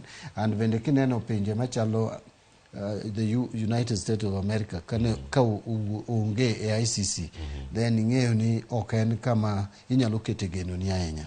To doho ma Kenya ka bende nyaka nyo Maraga wuogi to weyo ne miyo miluongo ni Kome ni bende neno ka koro tungni osechako bede kage kacha. Nitiere judges moko ma pod ochung' kar tiendgi kendo temo ni mondo chik olu, to nitiere judges mang'eny ma bende neno ka osechako ywayo ng'ich kata ywayo chien. To jatendgi bende neno ka kanyocha sirikal masani ni odonjo odwa bedo kodgi machiegni makata koro temo no yware to ok yware. So ok en gima yot ahinya, emomiyo nyi neno ka koro jowa samoro dok e street kendo e ng'anyo magi ng'anyo mineno koro watimo ni kadenyo ni katiba wanitiyo kaka ne wapange samoro de koro kwa ok dono wadok e ng'anyo. En ni chuno ni nyaka dok e ng'anyo nikech katiba ni ok ne kotiyo e yo makare. Od bura duonde odok piny, ineno ka piny owacho odonjore gi od bura. Do monego bed ni koro kuma wayiengore bende neno ka kima koro sirikal donjore gi do. Koro miyo weyo ne japiny gi thuolo mana mar koro kendo tiyo gi teko mare owuon. Ang'e maber nitiere paro mopogore opogore mantiere kar kae. Ang'e ni ka pok wachako kata twak iye ma onego bed wantiere oka. Nitie weche mathoth ahinya to mang' watieko odiochieng' ma kawuono en twagno mano mar bipartisan talk monego bed ni chakore odiochieng'ni ma kawuono. Ma bende ang' warangane kanyo ni ang' ochomo kama chalo nade. Ka wacho ni ero sirikal donjore kod wechego mag doho. Pachien mane kineno ka joyal buche ma ero osewach ni ero gino dar ga dara kuonde ma gisebedo kata ka giyale buche. Mokwongo mano Mugure Thande ma bende kacha nochiwo chung' mare kata ng'eto mare mano chiwo kowacho ni oyo sirikal kikete tim chik ni mano mar omenda kata Finance Act wano katero dare kugole Milimani ka odhi kacha Malindi. E kind darruok moko mantiere kar ka nyalo bedo ni en gimoro ma en buok ma doho ntiere godo kaluwore kod ng'eto magichiwo koso sirikal bende koro keto lwete ma ungirore ahinya e doho ma pachoka. Ingene daro jong'ad butie to en ok en gima rach nikech samoro be ka ng'ato obudho kamoro ahinya to odhi ong'iyo gi kama obudho bedeno, onyalo ng'iyo kata gi joma tero weche buche e doho. But nyaka ing'i lwasi ma timore. Lwasi ema koro buogowa nikech ing'eni nyalo timo gimoro maber to yo mitime nyalo kelo buok. Ka koro jo ng'ad buche moko manyo ochung' gi jopiny, ineno ka koro igolo gi dhi kuonde mamoko ma koro nyalo miyo ji par ni itimonegi kum, imiyogi kum, to koro miyo ji dok gigeno ji dok piny e weche mag doho. So aparo ni achako kawacho ni kome nyaka parane matut nikech ok apani jo Kenya sani ni kode gi geno aina mane wan go gi Maraga. Geno jo Kenya odok piny kuome nikech osenyiso ranyisi ma ok ber kaka otudore gi piny owacho. Mano miyo ji bedo gi buok ahinya kendo geno dok chien. Nyakoro Ramogi Jwang, paro mamoko bende podang' wayawni thuolo mondo mi yorno ka achiel kachiel kinde montiere kar kae chenro mondo mi wayud ane achiel kachiel. Nyakoro Ramogi Jwang, twak man kod odiochieng' ma kawuono ka sirkal kungo pesa kata oyo mano biro kacha kinde mane jotend migepe kod apisas mamoko moting'o jogoro mongirore kod jotend bede migepe mamoko ma bende koro ne owuok kata noketo kokgi e ogirimiti mar tich mano performance contract. Kinde mane gintiere kar kacha, jatend piny Kenya noloso kendo nosiemo wengegi, kendo achiel kuom gigo mantiere kar kacha en tiyo e yo makare ka gitiyo e yo moro maber kotenore kod tich ma bende gintiere go kar kacha. Wadana winja ne kaka jatend piny Kenya ne oloso mano kane ntiere kar kacha kar jot mare mantiere buo Nairobi ka, kato bang'e ang' waduog warangi kiwinjo jotend migepe koro wuodhegi bedo kacha ka koro ing'ado kata kong'ado wach ne onge bayo aoyaye ka iwuok iwacho ni moko chopo e airport to wuok awuoka ka wilo lewni to dhi mana e piny machielo, tiende nang'o? Mane achiel kuom yorego mag kungo pesa kosoyo. Wawinyane kaka nobedo kanyo juma mokalo. President has a performance contract with the people of Kenya, and it is your performance that will assist him to fulfill that contract. So let us all do what we have to do, and let us be efficient. As a result of using other people's money and contracting debt left, right, center, front and back, we drove our country almost to the brink of debt distress. I am very proud today that almost a year in, our economy has steadied.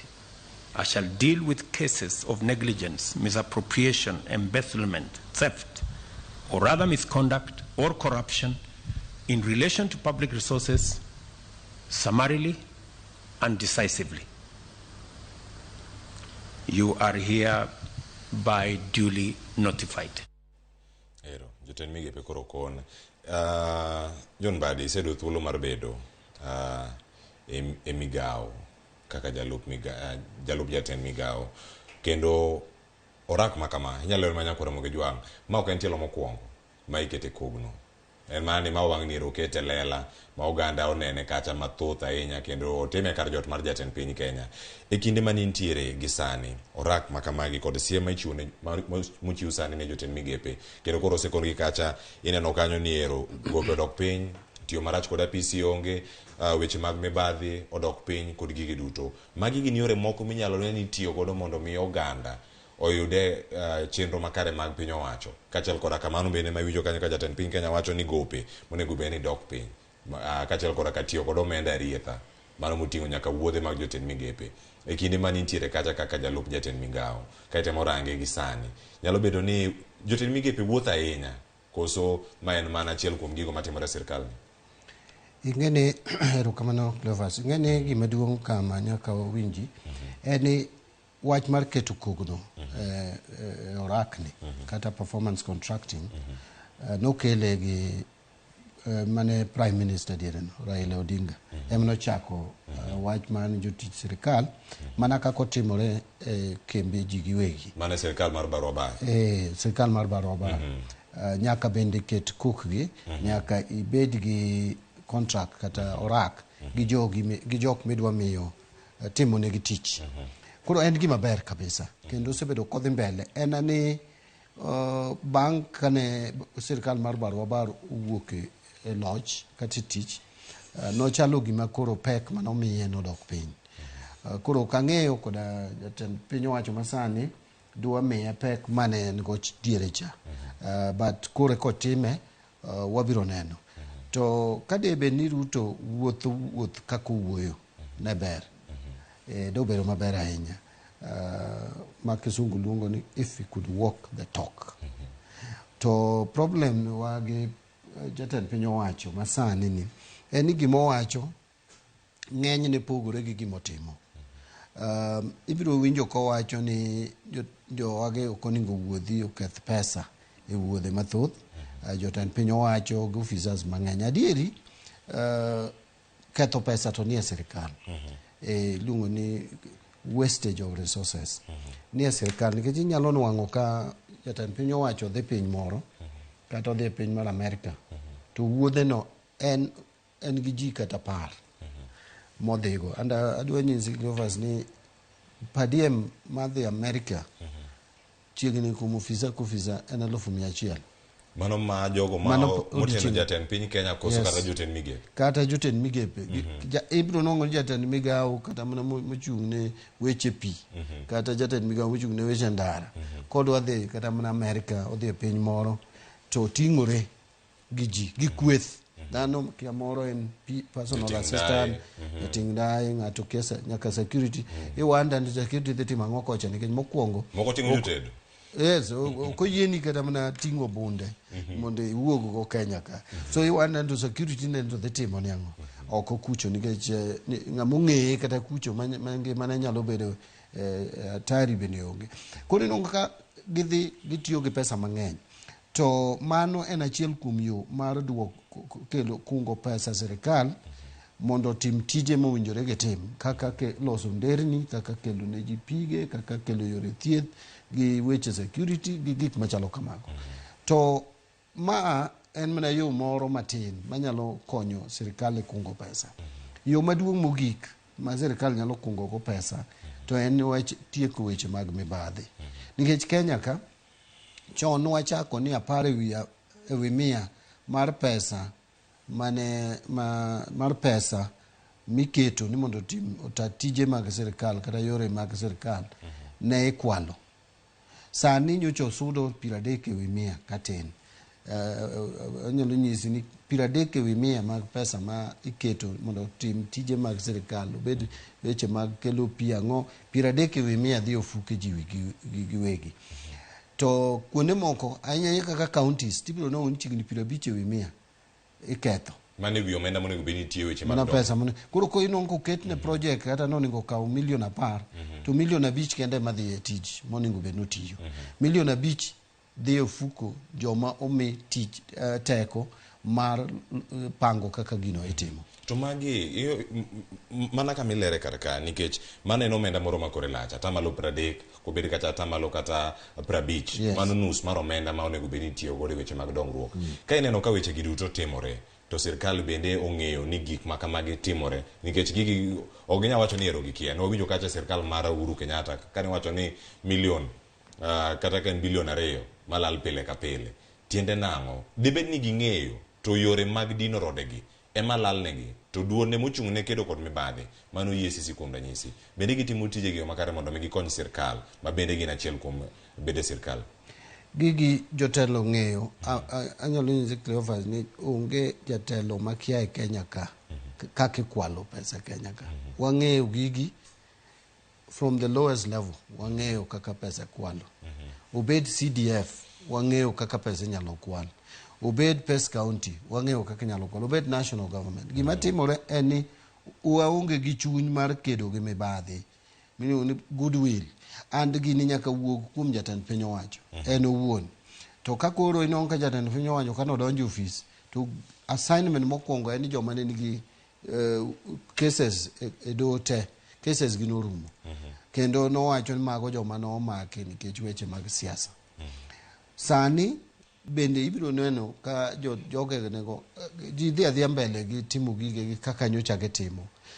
nyocha wach KEMSA wuok kae kawuono ochopo kanye nyocha wach odum sukari ma nigi kwiri ogol Mombasa mi wacho ni nyaka jood bura moko ariyo ni sani wacho ni kure iwacho ni nyaka jatend migawo moro ne ni joge no gwenye noluoke kaka winjo ni jothuro wacho ni oluoki wabunge ariyo gi noluoke emomiyo koro wach ni nowuok kadine wabunge gi ok oluoke samoro dine ok wang'eyo kata ni sukari man gi kwiri ogol Mombasa kucho bi ous ogol oko kendo chopo kuom jopiny tadima timore makaro kamoro pod wakia ma ok ng'ato ogoye firimbi koro weche gi timore ilande sani nyo land wach sukari no oland wach KEMSA oland tino ka gilala sani giselala ngima dhi na mbele kaka nyo en ang'o mabiro mono ng'ama chielo chako timo ma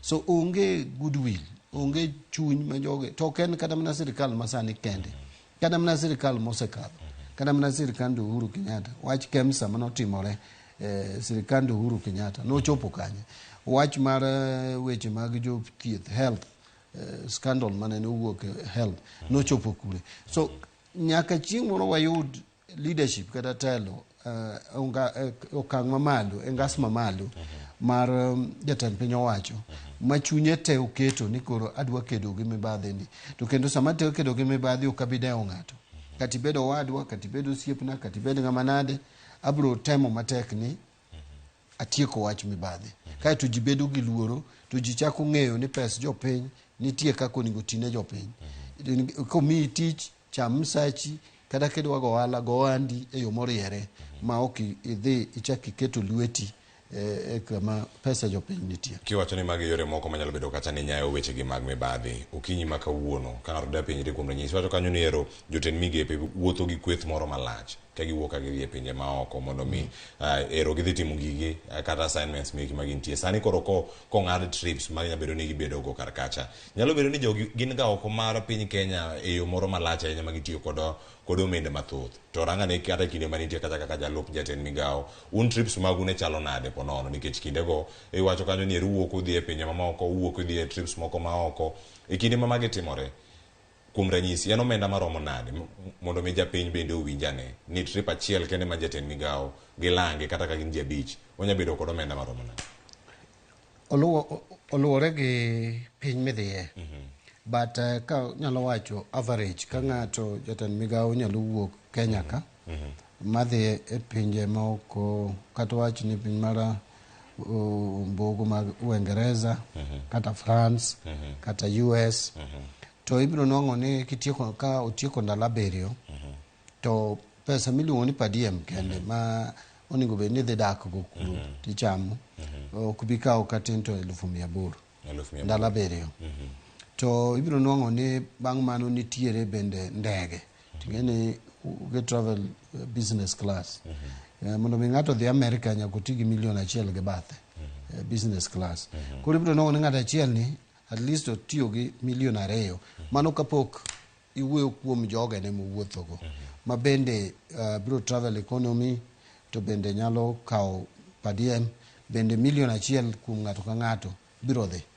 ma tiya gi average onyalo dhi malo ne ma koro ka ng'ato dhi kata gi ji 10 to mano kendo $1,000,000 odhi so wuodh jatend migawo achiel kende biro kawo $1,000,000 kata $10,000,000 mano wi podo wili chama jogi wuok giwe offices gibe ok giti koro nitie gima bende economics luongo opportunity cost ma bende ka giwe offices gi tich mane gitiyo either ok gitim oro ng'ato koro time so nitiere lal ma bende wachakwa yudo nikech onge apis to ka jogi odhi oko gima be nyaka ipenji ni to jatend migawo ni kodhi oko en yuto mane mokelo ne Kenya eno ka ng'eny gi gidhi adhi e wuodhe moko ma onge gima ohala ma gino chako kelo kata yuto ma gino chako kelo na Kenya so mane kore kuma tabu nitie ni watiyo gi pesa e yo ma ok kelnwa yuto e yo moro amora kada ne ni pesa gi kotiyo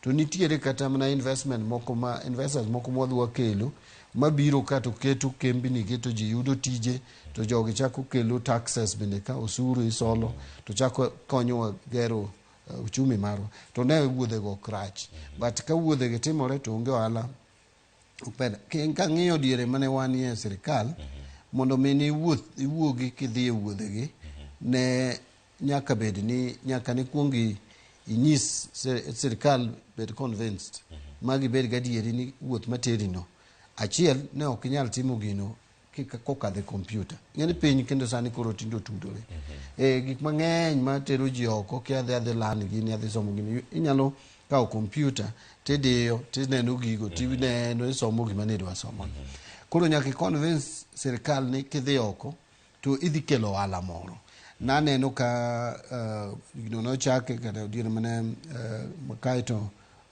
ahinya nyaka koro ne wan gi Kimemia nikech Mudhaura nowene Kimemia tich kuketo foundation maber kabisa koro kane Mudhaura nitie ana bedo e bunge not as sirikal as assistant minister but sama ne ane bunge party marwa ne nie sirikal Mudhaura ne ni office kende notelo ne piny owacho kato weyo ne Kimemia ne neno discipline e weche mag management mag sirikal but bang' ma ino ka koro chochni obede ji tinde wuotho oyaye to gima duong' ni to nyaka waket gi mibadhi to be nitie wach moro ma bende ni kelo ka mar weche mag gope ing'eni achako kawacho ni gima dhiera gi jatend piny owacho masani ni gima owacho pogore gi gima ni e ground ji tinde winjo ka wacho ni kwa ground vitu ni tofauti adiri makende en ni sirikand ni kawo gowi molo sirikal moro amora so giwe wuondo jopiny uduto we wuondo jopiny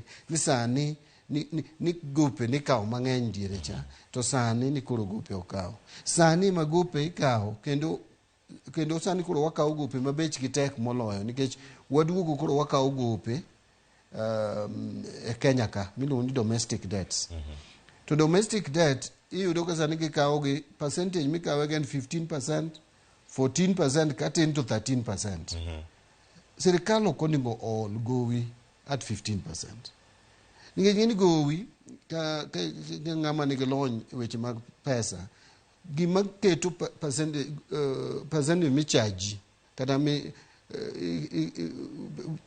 tamalo miketoni ewi pesa miolo gin weche ariyo makete ahinya gima duong' en gima iluongo ni risk yani pesa mamini kamiyo i pesa en thuolo mane ma pesa ni nyalo lalgo nyaka ng'i ni to pesa mamini nyalo lal koso nyalo duogona ka pesa no nigi thuolo mar lal tabiro goyi abiro ketoni atamalo mang'eny ewi pesa midwokona sirikal achiel kuom joma iluongo ni nigi low risk molo ng'ata nikech sirikal nigi yore mang'eny madwoko gowi ok onego gikaw gowi gi atamalo mang'eny mar ariyo en ndalo ma gowi kawo kodi ka miyi gowi mar ndalo ariyo ok abichaji pesa marom gi ka miyi gowi mar higa adek nikech ka miyi gowi mar higni mang'eny thuolo mar pesa ni lal bende ni malo so inwang'o ka sani gope ma wakawo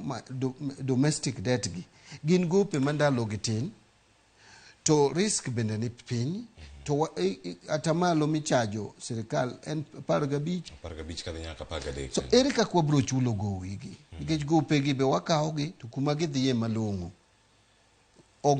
chieng' mo ginyalo kelo yuto maduoko gi bende ok wang'eyo ino kikawo gowi mondo ochulgo mshahara mar jotich nikech mano bende achiel kuom gigo ma sirikal ma Kenya Kwanza osekete pek kendo kata ginjo ka jatend piny Kenya ne loso sani wacho ni ero uchumi mar Kenya osechopo kumoro makare ochopo e yo makare gope pod dhi mana nyime kawo gowi ok rach kama itiyo kod gowi ni ema kelo tabu kata kama nyalo kelo ber ma opogore kama ibete kaka jaod bura gi lony mari bende machon mano kaka nitie kanyo bende kaka jalup jatend migawo bende iparo ni kata gope gi kokawo to ket getem en achiel kuom yorego ma sirikal ne otigo mondo mi okungi nikech kata kiwacho kama ne sirikal mar Kenya Kwanza donje kama ne gowi nitie gi kama sani gowi ochope bende ni kumoro ma inyalo paro ni nyalo timore thuolo mag dweche 9 ka gin gi paro mano mar kungo omenda ma bende gikawo kaka olagi ing'eyo mokwongo ok ang'eyo kuma Ruto dak e piny kende owuon kikono jopiny ni sani kuro uchumi marwa ose kao kore, yani kuro wadhi maber. Tuji onge, ingeni kidwa ng'eyo ni uchumi dhi maber, ing'e gi pesa kadonjo fuko jopiny. Wuotha ne street penja ne jopiny ni kawuono gi sama nyo Ruto kao tich. Ere pogruok mantie e pesa madonjo fukegi. Be giwinjo maber moloyo kaka nyo giwinjo chon. Gibiro duoki ni onge ng'ama winjo maber. In fact, gima sani odwa konyo wa matin eni koth nyo chwe. Chiemo dwa yudore. Otherwise sani de koro jo Kenya winjo matek mane pok odwaro no. To koth manyo chwe ni gi chiemo mayudore ni chiemo no biro bede ndaladi. By December chiemo kamoro serumo. So onge gimoro ni ji winjo maber sani ni uchumi ose stabilize mane tino ka jotich sirikal pod nigi midhiero ewa yudo kata mshahara. Gima duong' manyalo wacho ka en ni yes kawo gowi ok rach mana kaka iwache. To nyaka ing'i gik moko ariyo sami kawo gowi, gik moko sami kawo gowi, nitie gik ma nyaka ing'i. Namba achiel en ni gowi ni kawe kanye. Gowi mikawo e Kenya ka e piny ka mayo jo ohala maka thuolo mar bende kawo gowi. Miluongo ni crowd the private sector. Get the crowd out the private sector. Ke sirikal jo bengi gi jo ji wegi ma dwaro man gi pesa, jo mwandu man gi pesa manyalo olo pesa oero ni gidegi ol sirikal pesa moloyo Cleophas Katambadi.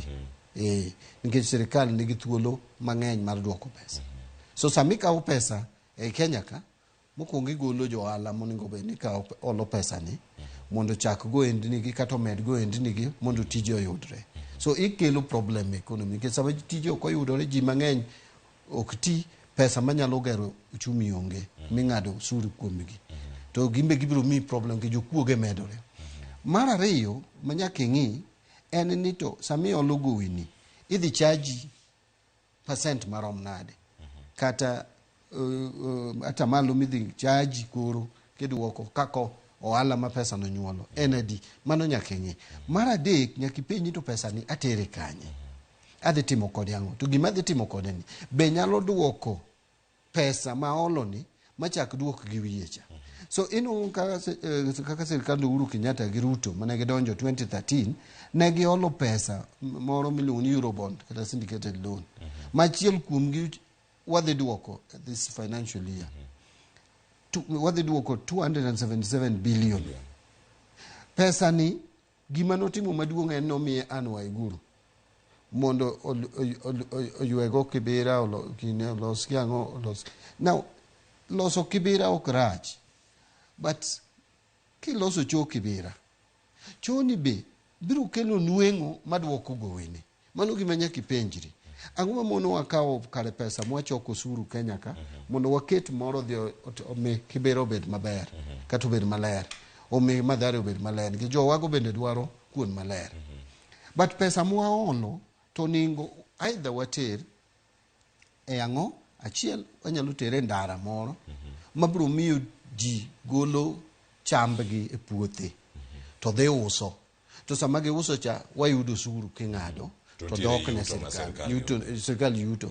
Kata los ko ndara mo madhi e dho nam kata mana Nyandiwa Gwasi kata madhi kama rech wuokie to rech ni ibiro use. Sami use sirikal yudo nueng'o nikech ging'ado osuru. Ibiro nong chiegni 30% mar pesa mawuok e rech dok ne sirikal. So sirikal bedo gi teko mar kendo gero gik mamoko. Inyalo tere pi moro. Pigni biro konyo e industries. Iwinjo? Industries ma bedo gi yuto, ting'ado yuto gi ka to dhi ne sirikal. Kata health, koro wangima, wan gi nguvu mar tiyo. Ka koro pesa ni nyalo thiedho ji, inyalo keto osiptende mabeyo, ma ka koro iwinjo ka dendi moro kata kori moro let matin kar mondo keti piny juma mangima. Inyalo mana bedo matuo one day ka off, to kiny kisedhi osiptal kisetiyo kote ngima. Gigi duto ntiere karka, kendo kamibete, karkanyo ka ng'idhi nyime kanyo ka idwoko odo mare achiel to ka wiyo masani. Bende ntiere thuolo nikech yuto gi to ntie apeyni moko moseger. Ntie moko ma toll stations moko mantie pacho ka. Nitiere apeyni moko mochomo kuonde milose mwandu. Nitiere dho wedhe mantiere mwandu mopogore opogore madonjo, nitie mago matimore border, nitiere yuto mabiro pacho ka. Bende nitiere geno kata paro ni sirkal nyalo kungo matin ma giyudo kapo ni gitin, kata ka ging'eny to nitie rode ka. Bende sirkal nigi paro machalo kama mar mondo mi gikunge matin ma giyudo pacho ka mondi. Thuolo no to nitie but gimo ka ng'eyo be nitie thuolo paro machalo kama paro to ok dang'e nikech ng'eni paro to jo Kenya Kwanza mong'eyo ma sirkandgi gin ma ging'eyo kata gin gi paro but nitie thuolo mondo ing'eni gimo Uhuru Kenyatta nyotimo maber kata bedo ne owewa gi gowi en ni gimiluongo ni infrastructure to nyoketo kech wan gi nderni nitie kuno mabe pod dwaro nderni to adieri makende en Uhuru Kenyatta nyoketo pesa mang'eny ahinya e weche mag nderni moko serumo moko pok orumo moko korko chake ging'eny Uhuru Kenyatta nyoketo nwa railway ni kata bedo ni beche nyodhi malo zaidi jo chiemo nyodonje to en tie onyalo tiyo tije.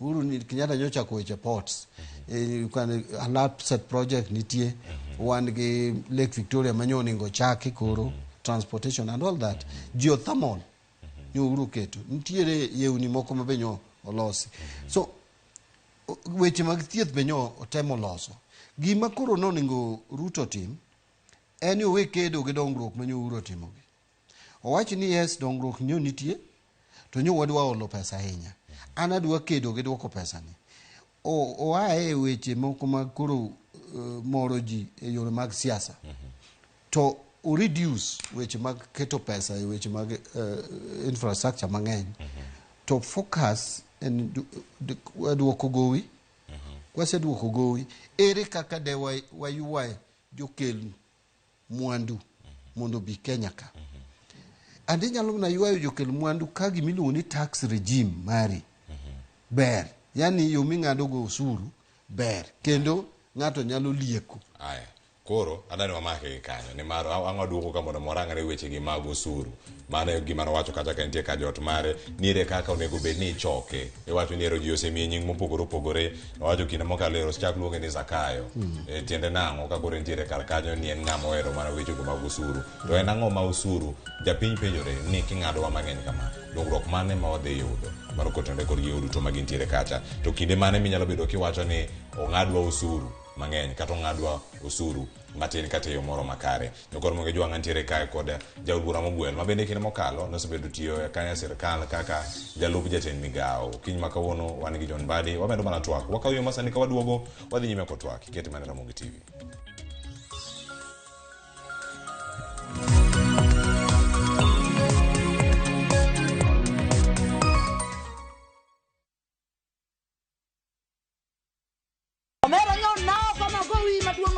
Kanyiero kod mor dhi nyime Indembone nadwa bedo lawyer ka koro piende mininde ok inyaban weche mopondo be medo ng'eyore mushende dwa participation ni winjo pesa na mise cham oingo yie nyaka garus combine to kwe kethore kind ji ona wewe wanamgwenya si onjaore ma town to ng'ato ka ng'ato temo mana tony yani mtaani sani ji tema pek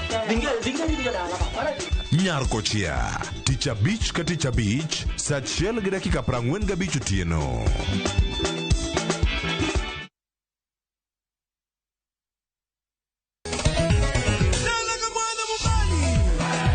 Ngoma Owake en od jothum. Ngoma Owake akelo ni mix mokwest reggae ja Rastafari twak gi jothumbe nyakoro mago jonka mora mora magintie. People crave is the different, they crave the exotic. Yani kila thum ni kare kama nene edition benga kaluka Picha beach nyakoro mago jwang sukus kamwati memana kama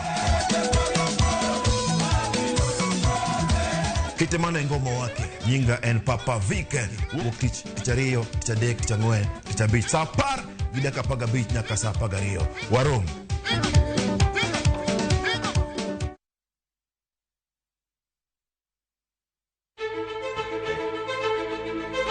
kokalo kuom lakteche kod thieth, wayudo ng'eyo kaka dendwa tiyo. Nitie hormones mar ng'ama miyo kata ng'ama nyako. Iluongo ni estrogen gi progesterone. Kendo wayudo ng'eyo kama inyalo yude kony moluwore gi weche thieth. Daktari en tich ne thiedho oganda mondo oganda odhi maber. Kaka wadak e kinde ma ok ong'ere, ngimawa en gima duong' moloyo. Ka en ng'ama osiko ka ywaka en kama osechopo dwa kawo ngimane. Kineno science gi wek rito. To e penj laktar, wakelo ni lakteche molony to gilero ni weche thiedho tuoche ma opogore opogore kod rito kit ngima maber. Anyalo tiyo kod chiemo e geng'o thiedho kaachiel kod timo bero ngimawa bende. Yes, erokamano. Penj laktar kokalo Ramogi TV, kama wacho ni ngima en mwandu. Wuok tich nyaka tich abich chakre saa 12 odhiambo nyaka saa 1 mar otieno. En chenro ma kik bai kata matin.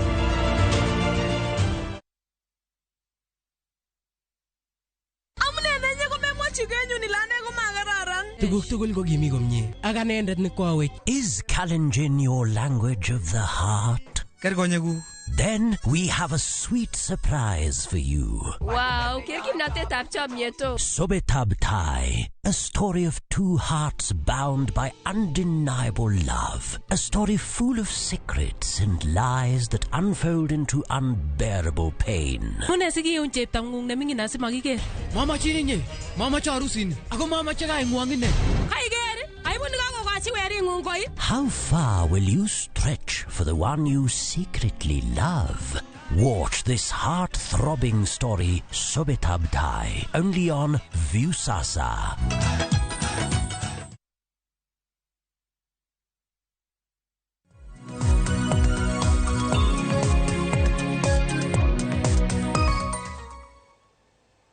Machini nyakora Ramogi joma seduogo wantiere kae chenro mar piny koro dhi nyime imedo mana oro ote ka ikonowa kacha ni du chenro e yo machalo nade ote adek madonjo kar ka Flozia to wacho ni oyawre e Cleophas Asemole twak kendo mos na jatelo Mbadi kanie studio kar kanyo erokamano ahinya kuom chopo kar ka.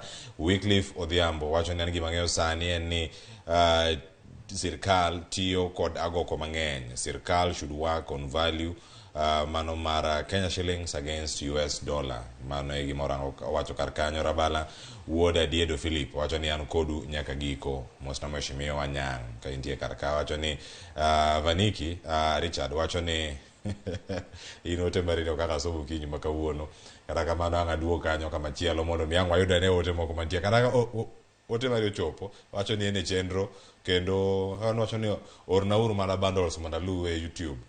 Donje mbui ma Citizen Digital kata dhi yude yo makare kidieny mar live idhi yudo kanya achiel kachiel. To koro Ramogi joma wadhi nyime kidieny machope sani wapenjo kanyo kaka sirkal onego bed ni kungo kata ka sirkal bende kungo adieri. Sani yuto magiyudo kokalo kuom osuru. Chiko meda ntiere kar kae. Mana paro mantiere wiye kanyo. Ke paro mopogore opogore koro mienjo. To nyaka sani ka en paro kotenore kod weche gi mag choko osuru kachel koda katiyo kod osuru e yo makare. En gi nying mopogore opogore ma jopiny osemiye kaluwore koda maino moketo e choko mag osuru. Awinjane kaka noloso bende mano jatend piny Kenya. Na mimi nataka niwahakikishie watu wa mlima na watu wa Kenya ya kwamba sitawaangusha. Na ndio mnaona hii kazi tunafanya na bidii na kujitolea. Naona watu wengine wanasema nimekaza watu sana.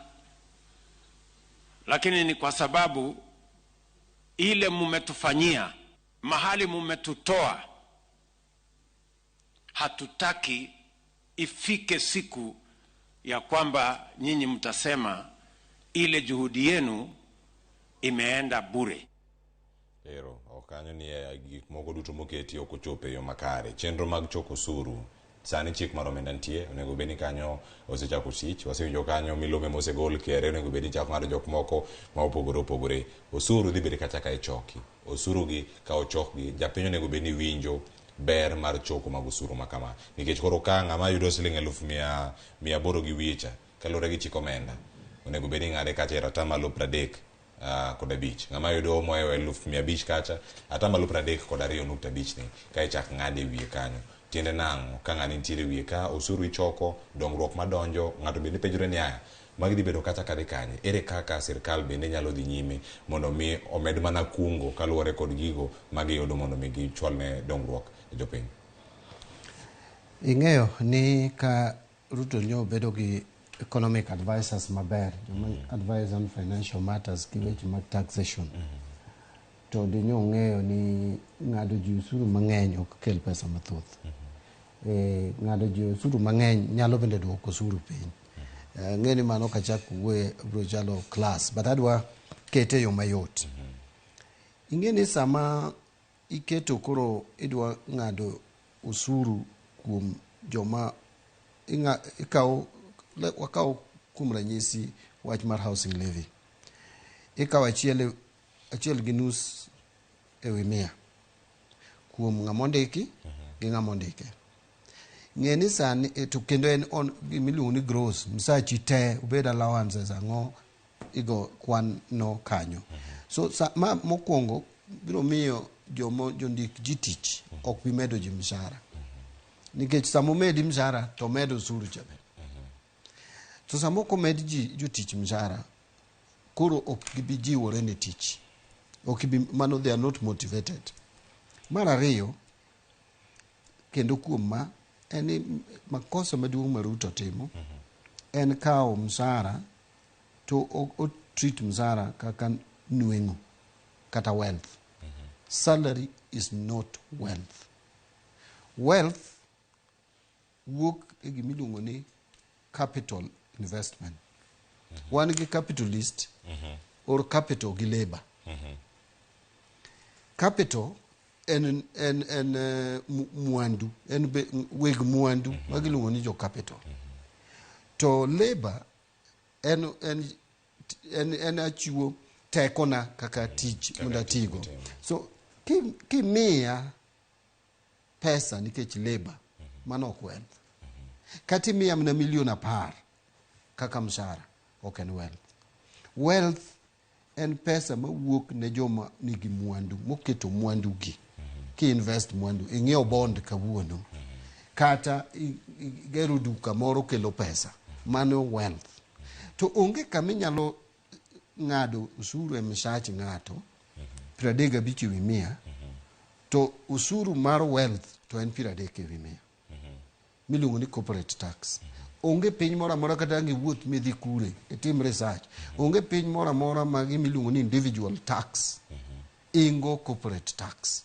Makanya kama nyabedo ni pogruok e sirkal kaka gibedo ka gigo kwan gi kanya kama pogruok gibedo kod weche go mag choko. En ng'e gima joge Ruto advice to timo en ni gidwaro gik moko ni quick wins.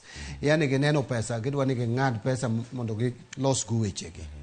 To mano ok dhi konyo. Gini dhi na miyo joma ng'eny ok bi dwaro kelo kembni gi Kenya ka mondo timo ala. Zani kiyudo report no ni ji mang'eny ringo dhi Tanzania. Jok manyo keto mwandu Kenya ka ringo dhi Tanzania. Joket mwandu ok bibiro ka nikech tax regime ma Kenya ka oingo ok ne gilwasi maber. It's not friendly. So ma kelo problem maduong' kabisa kendo dhi kelo problem maduong' ni uchumi marwa. Ibiro nene nyimeka. Ibiro nongo ka ji mang'eny wuok e school to tije onge nikech ka bend choko suru ma Kenya ka discourage investment in this country. So mano gima ne oningo bed ni Ruto bedo advice. Mar ariyo pesa ne dhi kanye. Iwacho ni keto serikal bedo mayot. To PSS timedo. Uhuru nowe PSS 43. Itere 51. Nyochi tuch gi gimoro ni kas ma kote mochunge. Uketo jo kas gi 51. PSS ne 50. Kas uketo 51. Jo Kenya ne oko kas ni en gima jo Kenya ne ok dwar. Nikech jo Kenya no keto kom miluongo ni mar jatend migawo, miluongo ni cabinet secretary e katiba. Kaito ng'amoluwe magikete katiba NPS. Idwa ka opposition mori kete diere ka. Ma ne ok en dwaro jo Kenya. Dine bed ni gidwaro position machielo. Assistant minister ne nitiere sirkal mokadho. Ana bed assistant minister. Nikech jo Kenya nokete.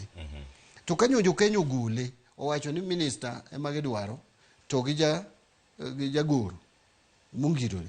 We jo Kenya kamano, mane gidwaro ema omiyo gikadho katiba. Nyalo bedo ni seyo makata ibiwo ne sani jatend piny Kenya William Ruto. Seyo makamano bende ne obi ne jatend piny Kenya machon Uhuru Kenyatta nikech ma bende ne nitiere karkata. Embe no kelo kas. To kadi Azimio donjo.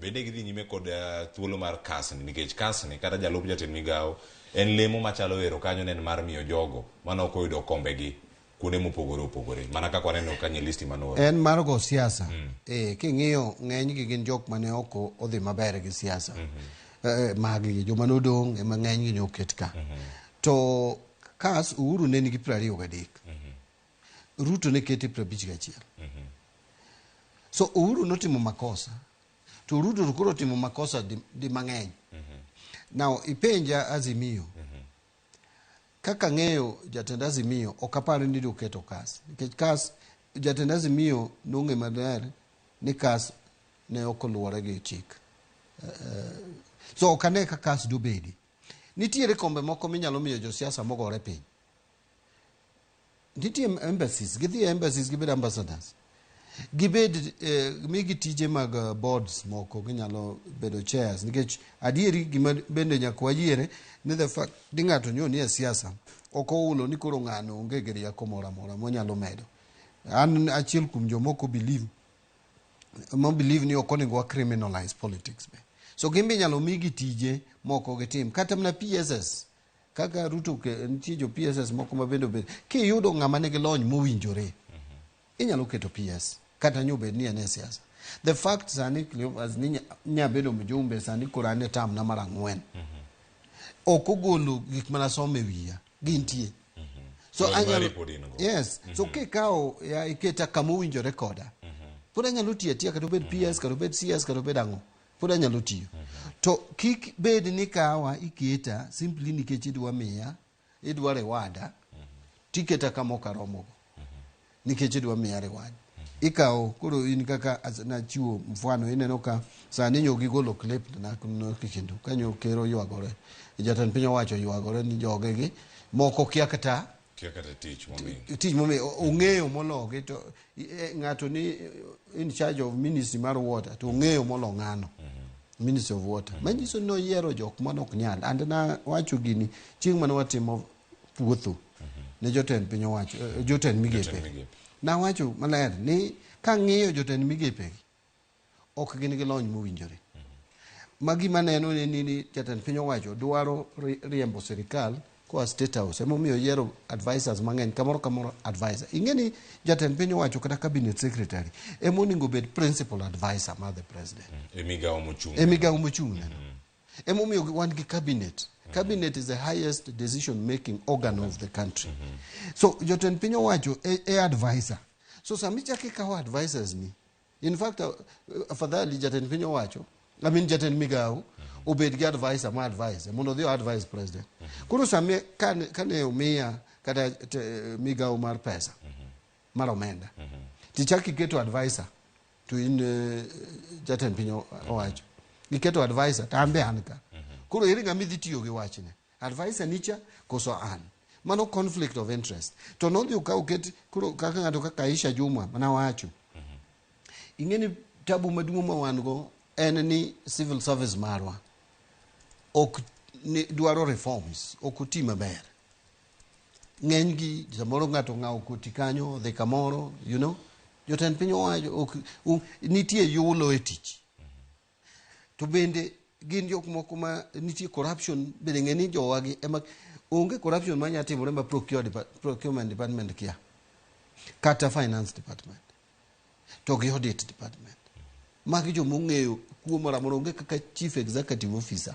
kata PS nyalo kwalo ka ok involve chief finance officer ka ok involve the head of accounts ka ok involve the head of procurement jogi nyaka bed involved so nyaka wa change mindset mag jogi ok nyal miyo tijno Aisha Jumwa makia kata ni to civil kata penye ni define civil service learn is civil service anango ok be defined and ok ni achae that is the truth nitie kama ng'ato gikie nyaka wapuoye bende osetemo ndi kiluwore gi kabin somo mare gi kumo gikie otemo joma tin manyalo chopo kanyo but gik kode kama onego gikie kikadho kode kama onego gikie kore miye problem to piny bende ikete problem the country is now in problem nikech wan gi incompetent cabinet to kindegi gin telo ma omedore kiwacho kanyo ni nitie kwan mamalo ka irango e sirkal machon gi sirkal masani jogo mantiere kacha e kuku mar telo mano mar cabinet kata mano ma oluoro jatend piny Kenya kama gintiere nyaka sani.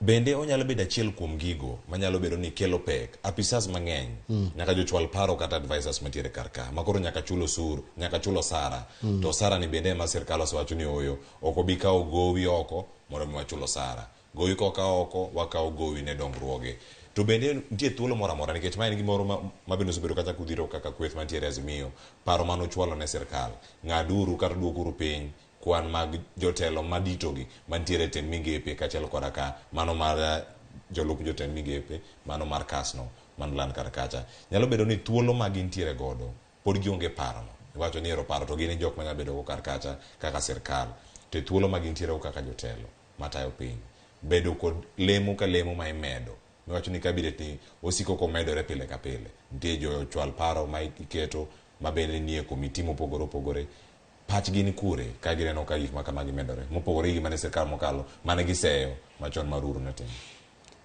Ingeni makosa maduong' mane joma nogoyo kura ne Ruto timo en ni ne gigoyo ne ng'at ma pache tenie siasa. Ruto pache ok ni managing the country, ok ene pache onge leadership, pache onge managing our economy. Ruto pache tenie ere kaka bro dok 2027. Gimora mora motimo wacho ni kawuono obed kata na limbe modhi kamoro kiki pani Ruto dhi limbe no mondo kel dongruok. Ruto dhi limbe mondo olos go siasa ne ma 2027. En ng'ama paro apane onindo to chiew to chiemo to riyo mana ko paro siasa. Mindset machal kamano ok nyal miyo piny motelo ne dongre. Jo mose dongo piny gin jok mokawo siasa oketo thenge sama gidonjo ofis kata yiero margi to ging'iyo kaka gimi jopiny gik ma jopiny dwaro. Koro problem man ka en ni pachwa dwaro wa ma jo Kenya Kwanza te en ni to dwaro ge telo nade. Omiyo gik ma onego tim to ji ong'eyo to gigo ok timre. Emomiyo ka giyiero ji gikete sirkal kade nyo kas gi yie madonji na jok ma nyomi kas ng'eny gi kata area momigi no onge value ma gidhi mede to omigi mana nikech siasa ma 2027 mono kiki gi wang kuru 2027 gidhi gi campaign ne jatend piny owacho to ng'eny ni ng'ata kiyiero ng'ata achiel kata obed jatend piny owacho kata yiero jagoro mongirore kata yiero kas sa yiere gi dhano turi. Sami yiero ng'ata achiel yiere gi PA yiere gi secretary mo kata achiel yiere gi jo advisors bodhi biro go yiere gi protocol yiere gi security yiere gi mafuta gi geche. So kombe mimedo gi duoko nueng'o mar duoko pesa ma jo monego dhi bed ni tiyo ne jo piny nikech koro nyaka wachul msara nyaka wamit allowances nyaka wamany ne gi security jomoko rito nyaka miechgi. Mae gima nyaka wang'i ni to ka omi sirkal ere kaka inyalo keto sirkandi obed matin kata obed miluongo ni lean government. Lean but efficient. Ing'eni jibe ka ng'eny efficiency onge. Iwacho ni oyieyo mang'eny pok okunyo bur. Oyieyo matin ema kunyo bur. Kikawo minister iketo kanyo, ikawo kasi iketo, ikawo PS iketo. PSS gibedo ni minister achiel nitie PSS kata dek. Makoro nyo wagike okang' makoro PSS laro ng'ama bed accounting officer. Koro nyaka moko wuogi. Wachopo kanyo nade. The moment makoro ji laro tich, it means ni tich tin to ji ng'eny. Ere gimomiyo dangi ket tiche monego bed mang'eny to ji tin. Koro wacho ni watiyo ofis no nega meda uru ng'ato. To ok inyal keto ji mang'eny to tich tin. Mano koro keto yieyo mathoth ok kuny bur. Mane ma inyo sirkal ma wan go mar Kenya Kwanza. To be oseinyo sirkal gi mang'eny. En wani jo Kenya ne lemo ni kwayudie jatend piny owacho moro madhi keto service delivery mbele. Ne gimora mora. Wachopo e kidieny kod dakika 15 kata otieko twak okinyi ma kawuono en lek mar jatend piny Kenya mano kano donje telo mar mondo mi nowacho ni nitiere weche kata paro mano dhi bedo kacha mondo mi oduok piny kitiyo mano mar omenda ma osebedo kacha ka girango gi achiel kachiel. Kinde ma gigi duto timore Nyakwa Ramogi Jwang', bende lekni osechopo e yo moro makare. Mano kama wantiere karka jatend piny Kenya William Ruto ne osingo kanyo ni sirkande dibedo kacha karakore kod mibadhi, dibedo piny karango kaka Uganda tiyo kod apisi magi, duoko piny gope mago ma sirkal ntiere godo, kachiel koda kaneno ni ngima jo Kenya ochopo e yo makare, kachiel koda kamano mar duoko piny nengo mar ngima. Sani kama Uganda ntiere, bende en lek moro mane ni kare. To nyaka sani mana ka watieko twak mano mar wechego mag kungo pesa mondo wadonje e wechego mag twak matimore odiochieng' ma kawuono, en paro mane ma entiere godo? Bende ma e sirkal mane aslas paro ni dibedo margi kalore gi yiero? Ingeni yiero manyo wadhi e nyoro higa mokalo tarik 9 dwe mar 8 ne en kawuono higa mokalo 12 months ago. Awinjo ka pod ji wacho ni Ruto osetiyo dweche 9. No, Ruto sani koro tiyo higa. Chieng' motime yiero ema wan wakwano. So higa orumo. Gima duong' mane both Azimio wuoye to gi Kenya Kwanza ne en ngima mane ni malo. Onge ng'ama ne wuoyo kata loso nderni. Onge ng'ane wuoyo all this. Gimoro amora mane wuoyo obed kedo gi mibadhi, obed duoko gope chien, obed ne wang'iyo go kata ne walengo go mana cost of living, ngima. Kidwa ng'eyo success kata ka sirkal ni odhi maber kata ok odhi maber, ibiro jaje gi ngima. Ibiro jaje to ji winjo nade, gin gi pesa e ofuko gi koso onge, wayudo chiemo mayot koso ok wayudi. To ng'em ni sama nyo Ruto donjo telo ni gimotimore ni ngima omedo idho. Kaeto king'iyo osuru manyo keto omedo idho ngima. Nikech onge kaka inyalo duoko ngima chien ka bech mafuta. Nikech pod Kenya ka pod rely on fossil fuel. Pod mafuta ema tayo uchumi maro. Kata obed mana stima mwaliel go ni, nitiere component mare ma pod mondo wa generate stima ni kadho kuom diesel. Kata mana factories mang'eny tiyo mana gi diesel as alternative source of power. Pok wagik e level ma wanyalo wuok e fossil fuel. So kinyalo keto medo suru e petroleum products makoro en 16 ewi 100, to bech ngima nyaka idhi nikech achiel transport oidho. Sani Jofas kikono ng'ato kumoro manyo piko tero ng'ato gi $100. Sani kiluonge ni to be anyalo orie kama nyocha achuli 100 ni ko weni 150 dhi giduogo 300. So achulo 100 moloyo manyachulo ne tich the same job. Ng'ato kaka ana nyalo afford, maybe imbi nyalo afford, but jokor gweng' kacha joma nyodhi e chiro koro nyaka iti gi pesa mang'eny e tero gige ni e chiro. Imbende pesa mitiyo gono nyaka ikete cham. King'iyo sani adwa miyi just an example ni thurwa Gwasi kane piny ochiek kaka no ochiek ni, Gwasi ochiek maber ok odhi marach, to nyaka inwang' ni bech oduma luar nyaka siling kata 50. Sani mano onge. In fact bech oduma manyo chako go koko ni udwa wito oduma nyodhi 120. Bech oduma bro stabilize 140, 150 gorogoro. Kapok ugik by December oduma ibro us katin to 180. To kwa donje higa manyien ubro bedo 200 gi wiye. Ka upono kochiek tibro nongo kaka by the time wadhi dwe mar 5 ka 4-5 oduma en siling 300 this time. Mane kaka ekuma ngima oseketowa. So nyaka wang'i ni to sirkande ni bende okedo gi wach mar ngima modhi malo okane nyaka samo wuoyo. Corruption okedo go ere. Iseneno ng'ama corruption mane. Weche manyo wuok gite donge ochak ni inono gi donge wach gi osakola. To that an kaka ng'ama ong'eyo weche mag pesa an wanyaka simba ka. Onge det ok dhi piny. Det medore e Kenya ka. Gowi mwaolo. So ere ng'ama ni bed gi geno e sirikande ni en ng'ama wuondi mabro miyo ibed gi stress for nothing. Jo nyaka ikra ni onge gimwa geno e sirikal mar Kenya Kwanza.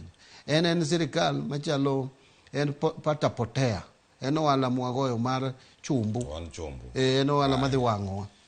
Nyakoro Ramogi Jwang' mano paro mantiere kar kae gimedo mana donjo ka achiel ka wantiere kod wendo mano John Mbadi. Wamedo mana twak nyakoro Ramogi Jwang', sirkal kungo pesa yo machalo na nyaka sani koro wachopo kinde ma wantiere go achiel ka achiel ka wantiere kar kae. Nyakoro Ramogi Jwang', kinde ma chope sani wadani mondo mi wadhi okang' machielo. Okang' ma chope sani en okang' no mano mar weche mag twak.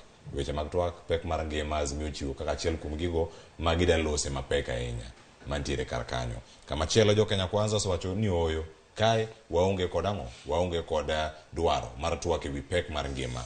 Twak chakre odiochieng' ma kawuono nyakoro Ramogi Jwang' mano ka gintiere buore Nairobi kae kar romo mar Bomas. Koro ka twak chakore gin gik mage to winja ne achiel ka achiel ka koro kawuok kuom jakanyo mabende nitiere riwruogno mar Azimio ka en jakom mar ODM.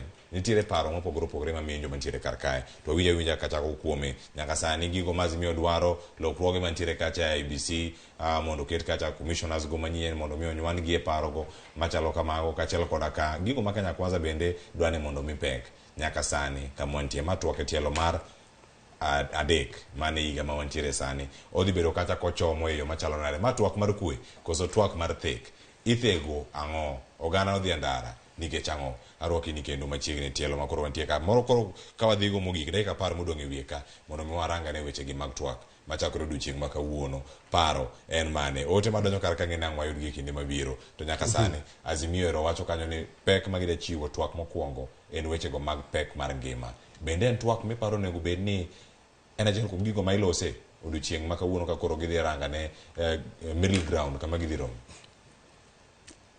Cleophas, idwana mi pacha mae kamano. Well, Azimio osebede bura kata twak kendgi giwegi mambe antie moyiere ni koro watwage.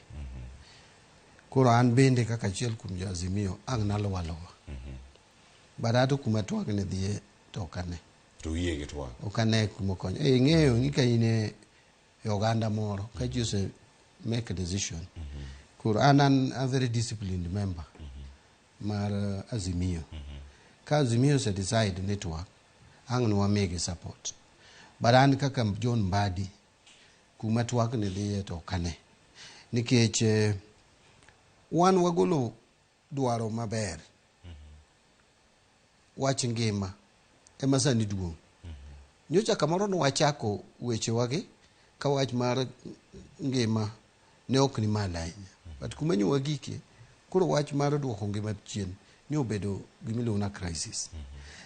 To kendo ino kanyo wawacho ni wach mar Finance Act makoro bedo act wawuoyie nikech ngima tek to dhi miyo ngima bedo matek moloyo.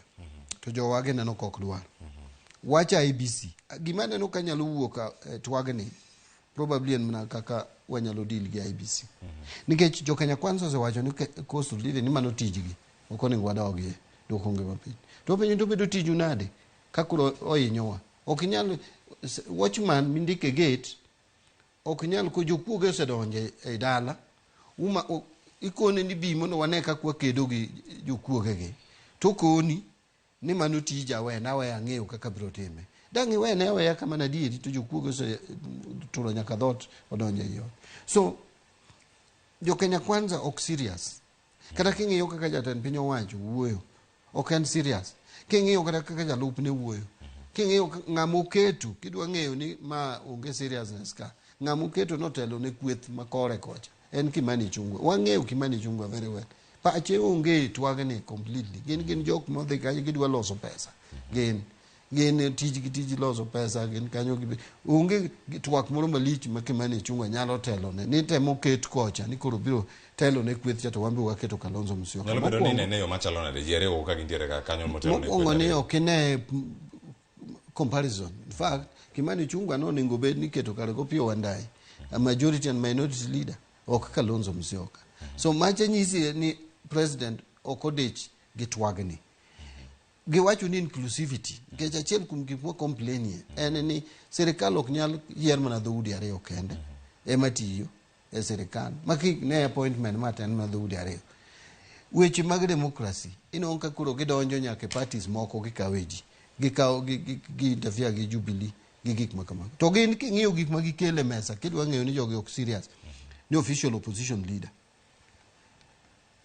gidwa noketi prime cabinet secretary mondo puodhi official opposition leader principal prime cabinet secretary BBI donge gine mne gidagi some of these things then BBI to kichaki official opposition leader kete okinyal kete aketa kangama diro KDP mai serikal nyaki ni official opposition leader one parliament presidential system official opposition leader ni ere kakubiri bunge in a presidential system we are not in a parliamentary system prime cabinet secretary ni ido entrenche in a presidential system nade magik ma oningo wuoyie through a comprehensive constitutional review okay ngi morma idhi bola kacha mara ni CDF obed entrenche katiba 2/3 general koro jowano the street mondo negigi mondo CDF obed entrenche constitution do you think ni manegi mane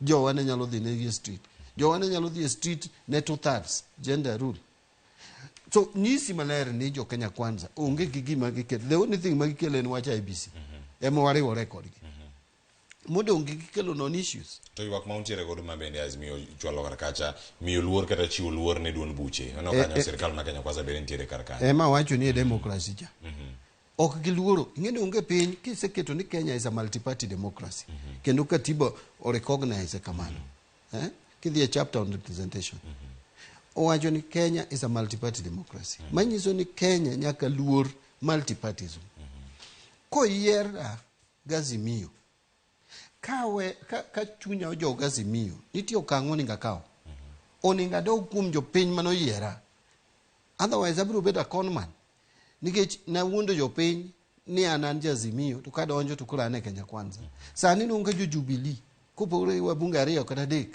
te odok yangoa e Kenya kwanza to pod gin members maga Azimio coalition negi chako gi UDA UDM gidhi gikawo jo MDG ng'ata achiel uchien mano donjo gazimio dino chieng' nyis jo Ugenya samano campaign ni eno dhi bedo gi Kenya kwanza dino ko bedo MP sani ino ka gidonjo ODM bende wajumbe ma jo ODM sani okasore weche jo UDA ema giwacho weche jo Kenya kwanza ema giwacho and gibiro wacho ni gidhi kelo development go to ere pok waneno kata achiel iga yorumo dhi ane constituencies mag jo wabunge makoro nyo wacho ni dhi tiyo gi gini ibiro ka CDF ma gitiyo onge development moro malongo kono mewacho so gidonjo e parties mamoko gichako timore nade gichako ywae rech e party mo gidhi go kor gi kocha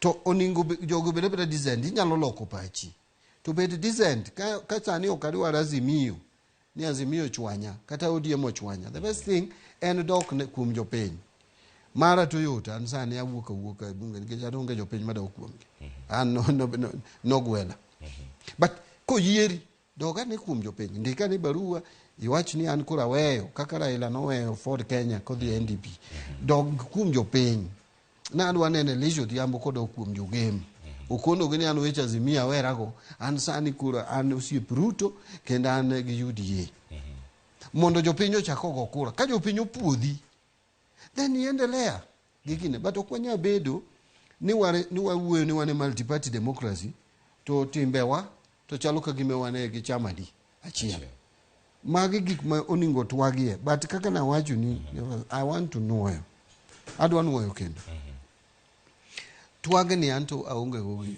gigeno ntie thuolo nyatore achiel okane kumodhiye but we wamiye thuolo anyojo Azimio wasemeka nero wadhi etwak baran kaka John Badi to kane gi modhi yago etwak kapo ni onge gimoro amora mowuok e twak kata onyego mano lemo ma twak makama bende koro kelo mano kaluwore kod twak machakore odiochieng' ma kawuono ogai mar Azimio Raila Odinga osewacho ni oganda dok e ndara ji dok e ndara timo ang'o en ang'o makoro nitie ndara kacha makoro oganda dhi wacho ni aya wadog e ndara mondo mwapenja ne penjo mathoth mantie ka sirikal ero nobet koda put moyier ni to onge gimoro amora mawuok ndara to gik moko nitie mathoth. En ani ineno ka sirkal be watiyogo ma onge gi discipline, onge gi luor, nego ji aoyaye, nego jowa aoyaye. Ndara ne ber kabisa, ng'anyo yie katiba. To ndara bende momiyo iparo ni Ruto yie mondo ji odhi e toxin nikech ohero. Ok ohero, ndara emoluoro. So ndara to nigi pawa kendo nigi teko. En ani gima nyaka bende Ruto winji ni kopo ni wadok e ndara giwe nego joge. Mano e gima duong'. But ndara to wanyalo dok e sa asaya kata twak ne dhi mana mbele magi kure ka gimoro nitie mochwanyo jopiny. Jopiny oyienegi mondo odog e ndara. To ok awacho ni mano koro strategy kende. Bende wanyalo bedo gi strategies mamoko. Kocho ni ji nyaka dog e ndara every day. To gima ng'eyo ni sirikand ni to kane kodhi maber gi jopiny. Twak mantiere ni an gi doubts maga. Ok awuoyo ne ng'ata ng'ata, awuoyo kaka John Mbadi. Ok ane kuma twak ni dhi. Nikech jowa mwadwa twak gogi. Ok dwar twak. Aya, koro nitie gik ma Azimio dwaro, gik ma Kenya Kwanza dwaro. Odiochieng' ma kawuono onego bed ni gibiro kod gik monego bed ni gilose gi duto. Ka dipo ni ginywando gi ma gidhi yiere ma gidhi dagi. Kuom gik moko abich ma Kenya Kwanza dwaro kod gik moko abich bende ma jo Azimio bende oseketo kargi kacha. Ipani gik moko marom nade ma gidhi bedo nikech giduto gin gi pogruok. Ginyalo bedo gik moko adi ma dhi tayo twak ma kama. To bende ka giyiere, odhi nyime koso dhi chung' kaka tielo mokwongo mar twak mar ariyo. Ano ni kuma gidhi winjore mapiyo maybe en mana wach IBC, electoral reforms, nikech mokwongo ing'eni IBC kata da giwuondre jo Kenya Kwanza onge kaka wabiro dhi bedo gi IBC magen magijero. So gimbe ang'eni gineno ni ma to dhi miyo keto Kenya kama rach. IBC nitie tielo ariyo, jatelo Kenya nyalo rango gik ma Azimio wacho gin ariyo mag IBC. Nitie auditing, gima Kenya Kwanza dwaro koni mag constitution mag commissioners mago mag IBC, mago jok mantie kacha commissioners mantiere kar kacha. Ariyo gidhi rade weche ariyo mag nono sava kachiel koda kamagi mag commissioners koso gidhi rado kanye mag gidhi mne winjore e kaka inyalo yier IBC kopo ni sava na to pogruok nyalo wach mar auditing election joge ok dwar. Awinjo ka ji wacho ni sava dongo osebedo interfered with. Kato bedo interfered with kotim auditing nyaka yud that interference. So jo Kenya Kwanza ok bi yie, ang'eyo tek mondo giyie ni mondo wadhi watim auditing mar sava.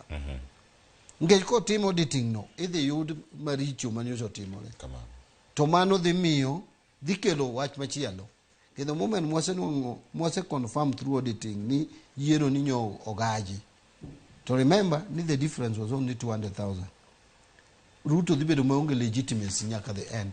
So ok gidwar ma kidwaro gima koro giluoro mogik, afadhali ginya wuoye cost of living watch server. So gima ginya dhi wuoye IBC ena kako wayiero IBC manyien. Kopo ni ginyalo winjore, maybe ginyalo winjore kende wach luoro political parties. To kane ka inclusivity gidhi winjore. Nikech jalop Ruto Rigathi Gachagua oluoro wach kolungi inclusivity oboro mani manandishe kata nus mkati kata wan gima wadwaro en ni jo Kenya mi chances ma equal.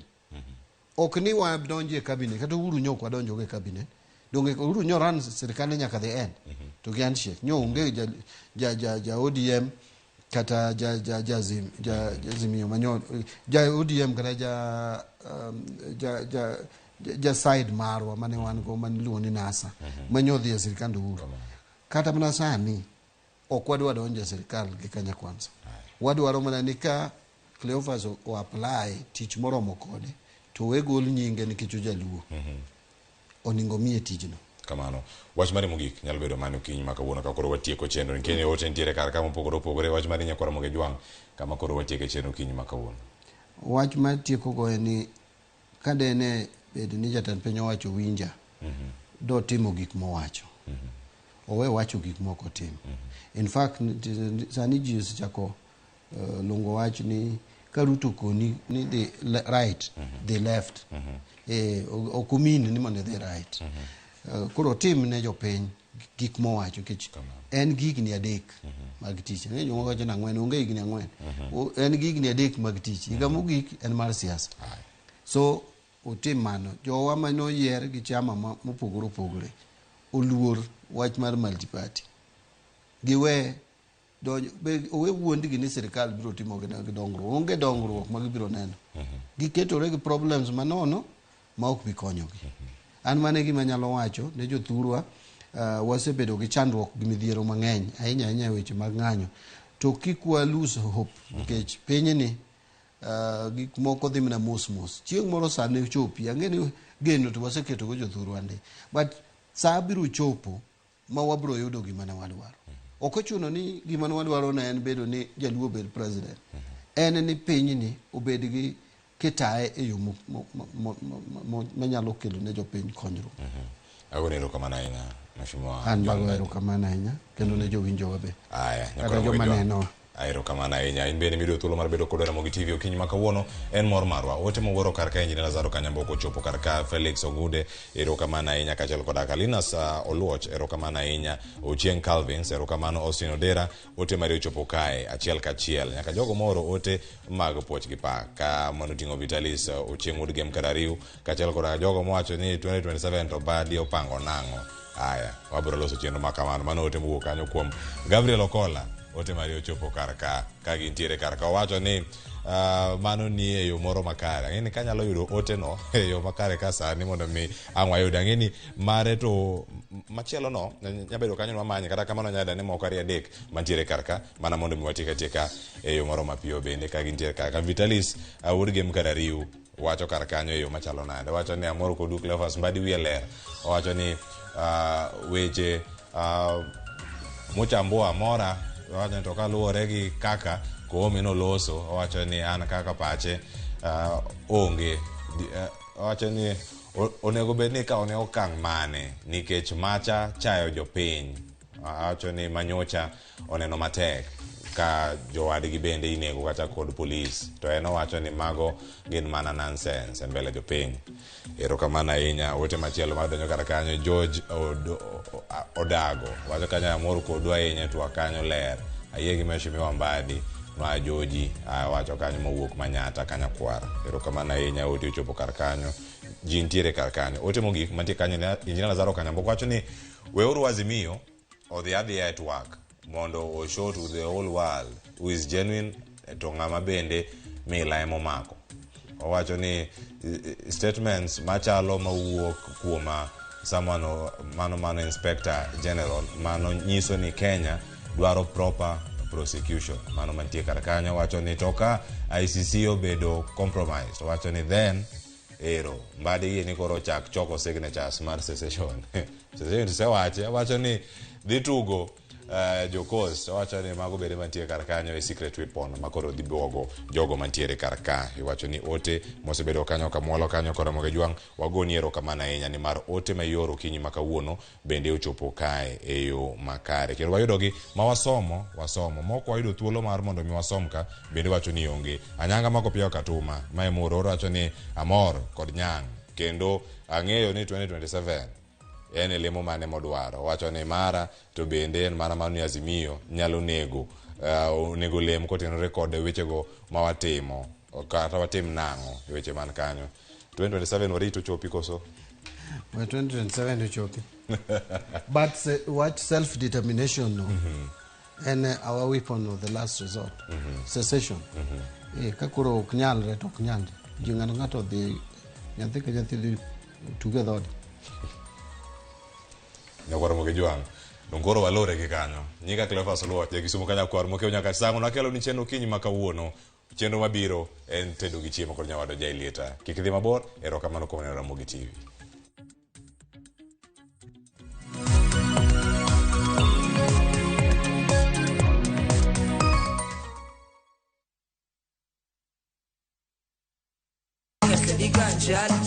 Kit thumbe mawakelonu otenore e ndhadhu maggi. Ka wakiko gi makare, yud thumbe miero mapacho ka kod pinje maoko. Yud thuolo mar winjo thumbe manyien e chenro mar Pado Manyien mabiro biro ni wuok tich nyaka ngeso chakre saa 5 okinyi nyaka saa 6. Kik ibari e chenro miero e wang' jowi mari mar Ramogi.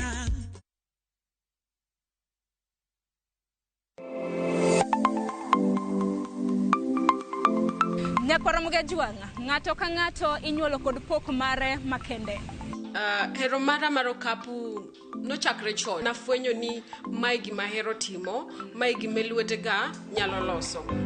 Ramogi TV koro mi pok mopogore opogore manyalo loko ngimani. Nitie gima iluongo ni giving back to the community. Like iga moantie ni asepuonjo ji ariyo nono.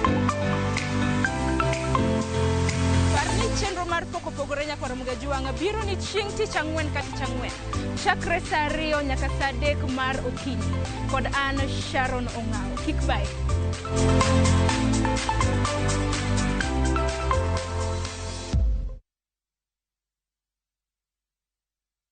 Kwa majina mimi naitwa John Moredi, ni chairman wa Roiro Juakari Bypass Association, na kwa hii project sisi ni contractors.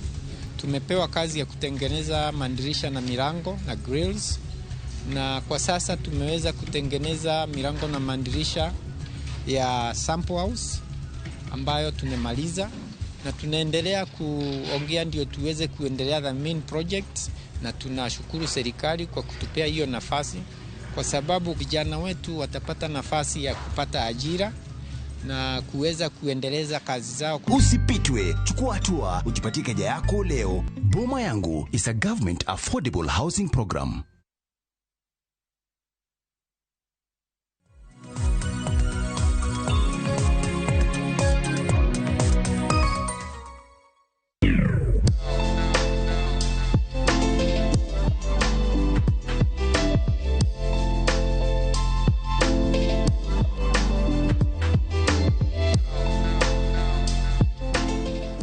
Machiegni e chenro machielo mar tedo gi chiemo e Ramogi TV. Tedo gi chiemo kawuono wantiere e chiro ma Ombo, kaunti ma Migori, mane chuny boma ma Migori. Kuma kawuono walimo Mama Mary Otieno, ma bende nyal dwaro tang'onwa kaka irwako or e dala. Rwako or nyiso ni itedo ne gweno. To gwendo ma kawuono en yo mane ma bende idwaro lose godo machiegni e tedo gi chiemo. Erokamano ahinya Mama Mary kuom rwako wa e jikondi. Winjo ni itedo ne johala e chiro ni. Ambe atedo matin kamano ko maisa. To iwacho ni kawuono idwa tang'onwa kaka irwako or maduong'. Ok or moro amora. Ang'o miyo or maduong'? Or maduong' ema oluor. Kapok maduong' oninde dala to matin ok ninde. Kata kapok wayengo no yengne to ok nyal yengo ne matin. Itwa ni kare moko chwer ne or maduong'. To lor ne jomo dong'. Gichama lot. Gichama lot. Kata susa. Erokamano ahinya. Koro irwako or maduong' ahinya e dala mar Jaluo. Iwacho ni kirwako or kiloso ne gweno. Kamano. Ma bende aneno kiketonwa thuon gweno e mesa. Ma bende dwa losi. Walose nade? Kaka wadalose ne or. Koro nitie lemo department monego tok ne or maduong' mahero cha. Koro aloso ne kaka or mondo obed modha kete modhial. Koro atoko ne lemo ma en ogwande ni bamne kedhno ka iluongo nang'o kedhno keth gweno nyaka keti mage ma or chamo gi maiso ni bambe mule gi pala ka mano amiyo mano bam abamne ma koro mato ogwande ni koro bamne to ma mane magichi ma or chamo. Kapok wachopo kaka watoko ne or, aneno kaka ing'ade ni kata kaka oikore isechwake to pod en mzima ok ikenge mondi. Ere kaka ilose kama? Kaka lose kama gina chwako pi tamuro talunye kaselunye tagolo ge yo ka siana ne kon emigolo go mano koro gikone emigole godo igolo go nyaie ka igolo ko bas kore luoke maler kabisa ka tikite ingeni gino bende dwaro ujuzi nikech kimulo kedro motore ge samigolo gigo igolo gite choko kama kawe luti kama ti choke make kama ti yuayo to dhi wuogi kedno moke e chuny gadundo kuri golo gala pamoja. Gini tero gi kanye? Gini golo gi to bende gini iloso maber michwaro odhi bede chiemo kanyo. Aya, koro inyalo tangonwa ane kaka koro ing'ade. Iwacho ni gweno ing'ado le madi? Le maboro. Kaka en ni le maboro dhi wuok. Tang'nwa. Koro atang'e kama.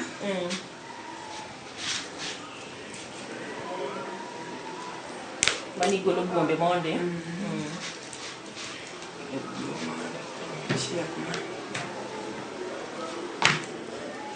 Nitie jomoko ma ka golo buom to ng'ade gi kone.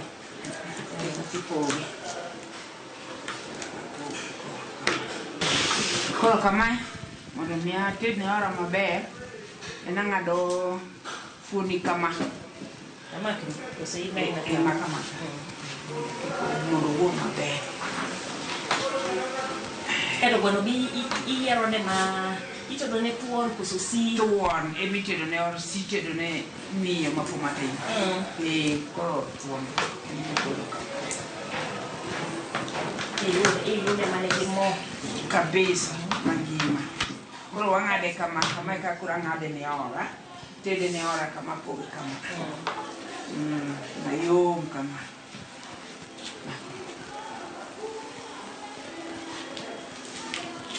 Kamano. Koro mate? Ma koro idenyo ne or. Or mokelo na dhiang'. Nyaka miye luor. Ok penji no kelo dhiang' adi? Dhiang' to tino mana achiel kosemiyi tigo ilamo. Achiel? To tinde tinyo, ok nyombi. Itimo nade? Tinde ok nyombi, tinde ikelo mana matin mochopo. Ng'ato ok dhi neno ni iwe odhi nono. Dhiang' achiel kende. Dhiang' achiel. Nitiere jomoko ma kata sani inyuomo dhok 10. Kamano ahero make. Koro mana kama eka kitedo ne or pogi. Pogo na mos kama. Ing'eni dok bedo kae sama ing'ade. Lemo ni dung kabisa, ok inyal ng'e ni en mar gweno. Koro ma kama kidala, mwachamo kidala, to ma apogo ka. Kama kito. Nyaka ne jaduong'. Idhialo or mono jaduong'. To dhiang' or donge kelo no mwandu kwa oko. To en moloso mwandu gi. En to loso mwandu gi kwa to cham to kudu to ne miyo gi sungu. Sani to gicham sungu. Jomage? Jodo. Giwe sungu? Jonge sani to yore mayom no be membodwa. Okay. Koro sechegi. Koro sani sundu dong ne ng'a? Sini sundu koro dong mana ne joma te yire matinde cham. Koro mano hono. Mani miluongo ni hono. Nyathi macham mano kidwaro kuom. Ni jodongo weyo. Mano kidwaro kuom. Kichamo gi gik ma jodongo. Manyiso ni kata sani koro wayie gi bam. Wagede kod sani dong tinde koro uchamo chama bam. Kamano tendo ni koro. Choncha ni wacho no kwanya kaka mine. Mine ni wacho ni wachamo buombni. Chike nitie na gik dhiang' oge michamo. Tiende gi. Maonge ring'o. Koro sani to mana ok timre. To iti wacho ni or to nyaka miya or to nyaka mi irito dhiang' bir. Koro kopogore kod lemo mitoko ne ji, wacho ni joma mine ne en buomb, nyithindo tielo, nyombich. Emo kawo.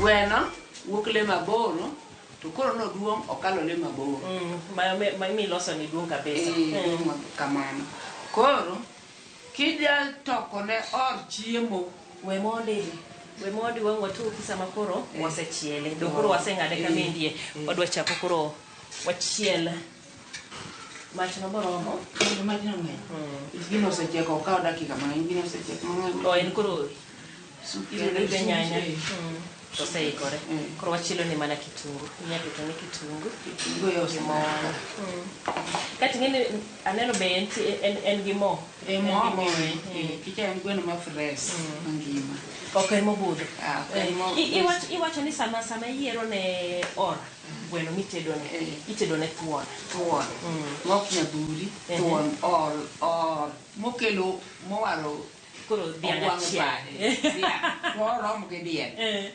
koro dhiang' ema koro adwaro dhiang' manyiedho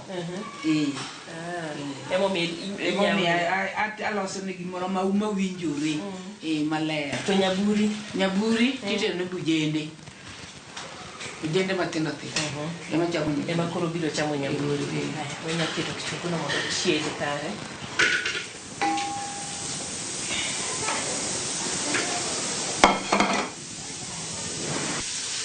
kori wacho ni sani ok ochuno in okel gima nitie ni on that gini kometiere mane kambe nyaro biro kamoro ambe kamoro mano samuketo ne gwene mesa chaka nyise samoro gweno ni nyal baido kitimango samoro gweno oche masani ko kudagi kwe gweno ni nyal baido gini okoro nyari makoro dika tedo no sama koro obinyo nyari ma uteketo keme mesa samu wuoyo cha utiemo wange nyise ngene won ngane inaneno kichayo wa dala waka kata ja kubabo aneno kichayo wa dala ko kimiyo waluor koro nyara to nami to kaneno kiero nyara okirite maber koro wan mwarit nigo munyamae koro ito ng'e manie wabi nyako kiero wabe ko wanyalo kawo nyaro kata koro nikech nosechamo gweno kaponi gidhi giwere to en nosechamo gweno e dalani gweno nosechamo e dalani to gweno to kokelo dak gweno nochamo yiem to dak to lawo ywach bang' higni mang'eny ok oyware mondo wapara ka wang'iyo kitungu ano mondo kik wang'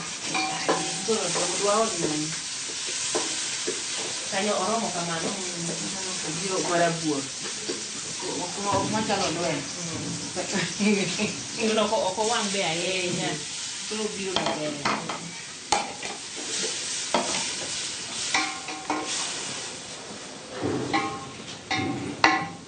koro nyaketonwa gweno nyalo keto lemone ketno kama oichielo mana modhi chamo ma or maluoro yawa orne aluoro ema mago keto te gibam koro mai dumo gwande mano gwando gweno ero gwano machielo koro mage masami toko magi masama koro atoko ne ora maber ine mitoko yan matoko koro atoko ne ora maro oyiene toko ne or e mesa sama koro san gidhi e mesa koro ayiero lemo maoro idhi toko ma inyiso gi maber ma yuoche kan koro miye iledho ne wuon ng'ani yiero samoro makosa moro timore ni orni ukiae pok nobiro mondo ji ong'ere mano kok ochopo mokwongo upo mana ka bam mowinjo bed ni iketo mbele or uket ne ng'at machielo ok tim kamano makosa nya timre mana kobo ok tim kamano lemo mar or en mana mar or kachon ng'eni kata kane wayang'o dhiang' to lemo kata be diel bat kod jachien iluongo ni kod jachien kama aya kod joweli kama ne gin gi lemo mong'e koro momiyo ka sama itoko ne kama ang'eyo lemo mitoko ne ma itere mesa modhi kanyo ok aneno kiketo sundu ni wacho ni cham nikech mane ma gibo manyo number 1 sundu Aye kokam. Kato koro ng'e jomo wuotho godo tok or machamo lemo madongo go. Kato jomo dongi gin koro moro amora koso. Modong to koro modong ka yuoche chamo ang'o ochene matindo tindo ka. Chamo wuotho go. Jodongo moro wuotho go. Koro mago tete ketni sabo gi sabo.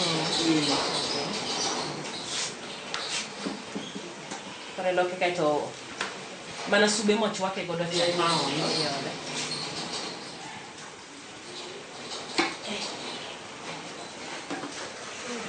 kora nyagole mesa ka iwacho ni sami chwake tichwake gi chichi koro kabila be nyaka bele be kisomoro dayo be oketo chiemo moro mo chuli moro mo wi koro nyaka bilo chani tie choni igino chuli choni keto kama keto chuli koro sato jiko ikile gi jiko iwinya ne ka chumbi aromo bilo ne ma jomoko wacho ni gitieko godo chiemo kende ituombe kama kora donga kuri nyao leo umepata hiyo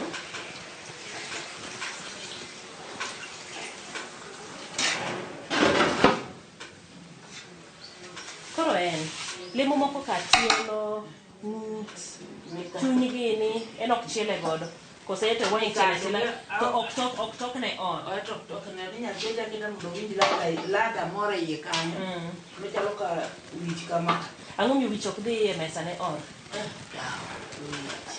to dongi wacho ni cham oi wicho na mana ngoro dwacho no chae iketo ne wich to chae wich o chae moko winjo nene kata yawo diso nyari na te dalo no tok do turuma otimore kama koro umuto tek ne or mangude maro bok tok ne or maro tok ne or magi koro maro magi ne kenya gi jomo konye tedo kore jikon jomo wang yudo bahati no bil mago mag bilo chamo chunye ne ka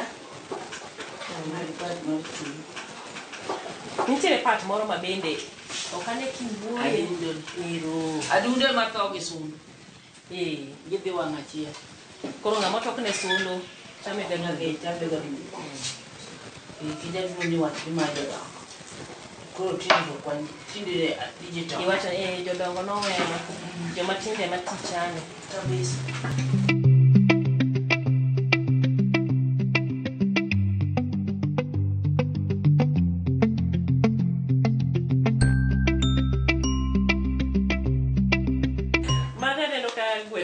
oseikore do kanyo opokni maber inyang'i ane ka opokni maber aneno kente ya gima ne duskuon kanyo sami ng'eno kuon ka kuon be joma konyowa mar iko kuon neno kosekelo kuon koni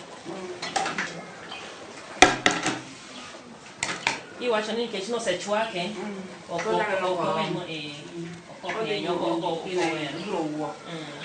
tone ng'ama ora chiemo ni bende gweno koterne matek ta koro yuan lake ni tu gigore mano go ndi koro ok donje olora mochamo kele mos motiek mos kata ka ochogo tukete mesa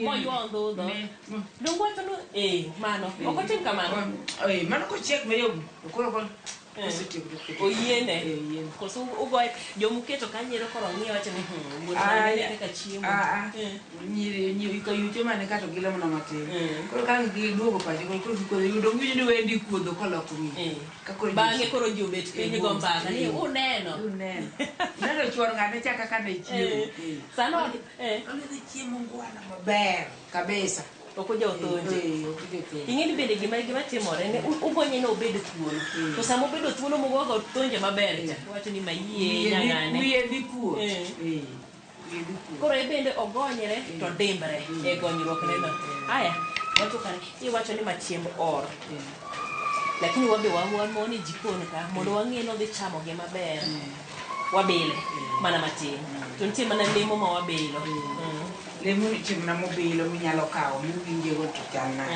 koro wage mane lemo ni Inyal bil go simbor.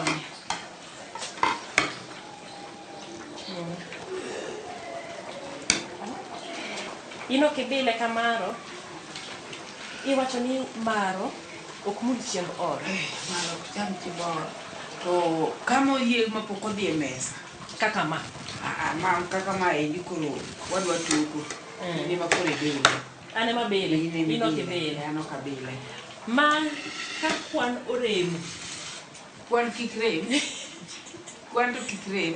Kanye mwachunga hiki. Kwan to donjana jawanda. Koro ata de bile ka. Ti wacho ni sama koro itoko ne ng'ama or.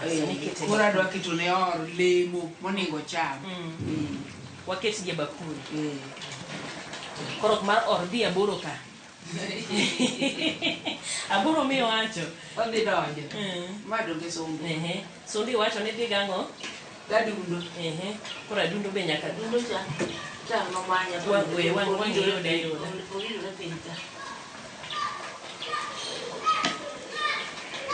Sama koro itoko gi kama. Mano koro inyiso nyigi sama gidhi e mesa. Wacho ni asepenji ere kaka nikech inya yudo ni or pok nolimo dala. Ere kaka idhi ni mane or en midwa tok ne gima kama. Or donge dhialore gi kit rwakruok na gi kit dendruok. Jogi to go suit te. Gigo suit. Te to pogruok nyaka bende. Kok otwe tai. To kode nyaka pogre. Koti okang' girwak koti madhi wang' achiel. Kode pogre. Kaponi giwuotho kata ji adek. Kawinjo jomoko kawacho ni ng'ama ori keto diere. En igoye gada. Koro in kanyo to ambe an kata en diere ka. Koro kisefwenyo ng'ama nitie diere mane or. Iwacho ni joma kalo joma neno chuor ng'ano. Madiere cha. Koro madhe. Chiemo nitiere bakul kendie. Owinjo bed ni ino kitere mesa. Awach ni an makora tere mesa. Ere kaka dhi ng'eyo ng'ama or e kind welo mantiere to gi lemo mane mamiye. Koro lemo midhi miye en bam ma iluongo ni bam. Bam gweno. Kiro maka. Moke ama. Mane bam. Ma e bam gweno. Koro ma waluongo ni keth gweno.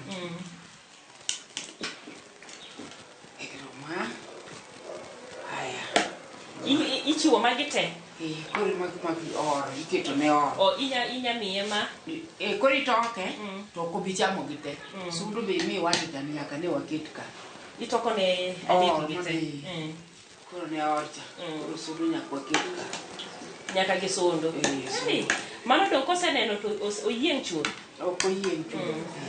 Dogo ko uket kama bro chamo to ko bi chamo gite.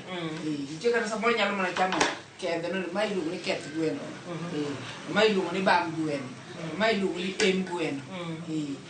Koro onene. Onene to koro ohero no cha orarwa gite. Ohero no weyo wang' bende osiep ni moro bende osabasa. Okay. Koro ere kaka koro sama toko ne toko mo toko nego ni. An koro an jatoko. An jatoko. Koro itero ni yo. Kata an jatoko ni. Kata na an pod an maro cha na toko koro ne ora dhi. Koro toko mar mine na toko koni odhi al mongiso ni mache mi dikete mbele or. Or niere. Or ni en diere ka. Dugo kete diere ka. Ten mi tumo ichome kata gweno mi wacho mo wang'cha. Ichome mi kete mbele ne. Ng'ama ni diere. Ng'ama ni diere. Kindi jogo duto te. To ema gite okawinjo kiwacho wacha lot, okawinjo kiwacho chiemo mamoko. Chiemo mamoko gi. Donge ng'ini chiemo mamoko gi to sani wacho ni gweno ok nyal tedi ne or kende. Alot nyaka bede bathe. Diel moro be nyicho nyo ayang'o ne kanyo. Ring diel moro abula moro be nyaka bede bathe kanyo. Koro alot mane apotha ade usuga apoth ka to ango me ka wacha apoth to koro iketho sura apoth ka to ko ningo tin ne or nango apoth yuare ma no mo kata tai koro no jado suga yande skuo moro molos maber mochiel mujusi maber itero ikete bathe kamano kamano gi olemo mo bende keto chalo kamae ne ango avocado.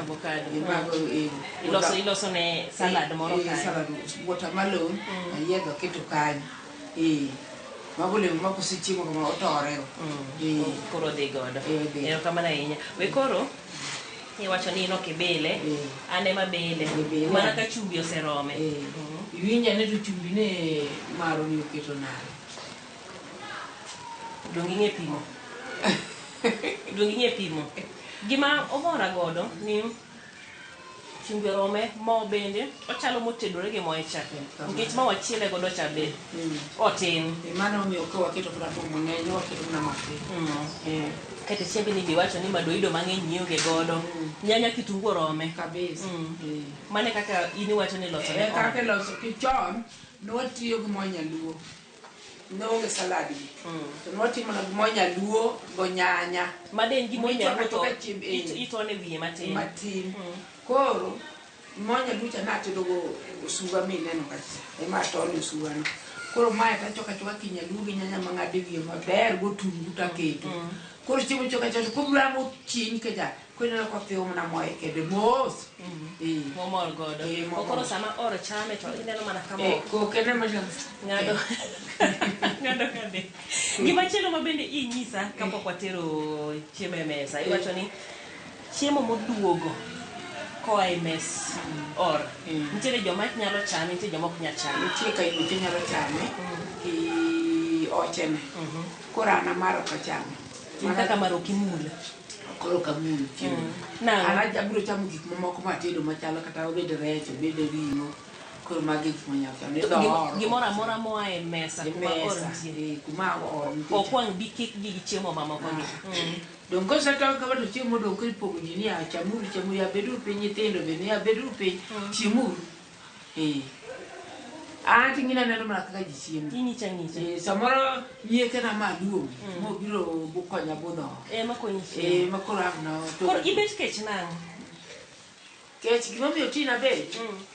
Okanyal bedo kech ahinya to nikech sama na luongo wendaka mo biro konya budho machalo nyieke na. Donga agine ne nyaka los ne gikuon gi gimene mag bedo muchi. Ok ni koro ibedo. Ok ni koro abedo kiuni mar dor to na ng'eni ok abichamo. Mago yuoche ne gi oche ne. Ero kamano ahinya. Ok odwa ni koro chiemo okwe. Kuonwa bende aneno ka igone gi kuon ma jaber. Kuon oromo. Ikore be koro giserito ahinya. Koro waikre mondo koro wendwa oikre chiemo bende olosnegi manyasi kabisa. Ero kamano ahinya matudri kod odiochieng' ma kawuono kuma bende ong'iyo loso gweno miloso ne ng'ama or e dala. Nyaka odiochieng' machielo an nyinga Jaidi.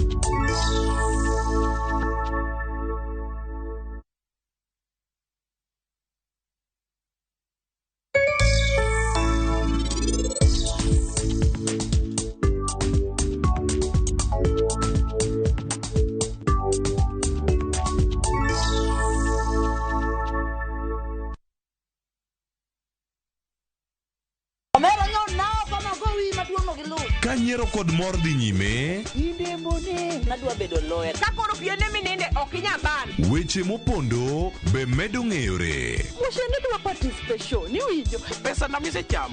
Oingo yie nyaka garus combine. To kwe kethore kind ji. Bona wewe wanamgwenya sisi. Onjaore. Ma town. To ng'ato ka ng'ato temo mana tony. Yani mtaani sani ji tema pek. Dinga dala. nyar kochia. Tich abich ka tich abich, saa 1:45 otieno.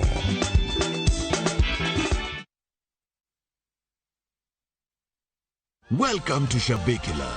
Play Shabiki Virtuals on Shabiki.com for a chance to win huge cash prizes from low stakes. Jisetie stake na how much you want to win. Kuna penalty shootouts, defender and so many virtuals only on Shabiki.com. Shabikiland, the easiest virtuals in gaming. Not for persons under the age of 18. Betting can be addictive. Play responsibly. Shabiki.com is authorized and regulated by the BCLB license number 416. Shabiki.com.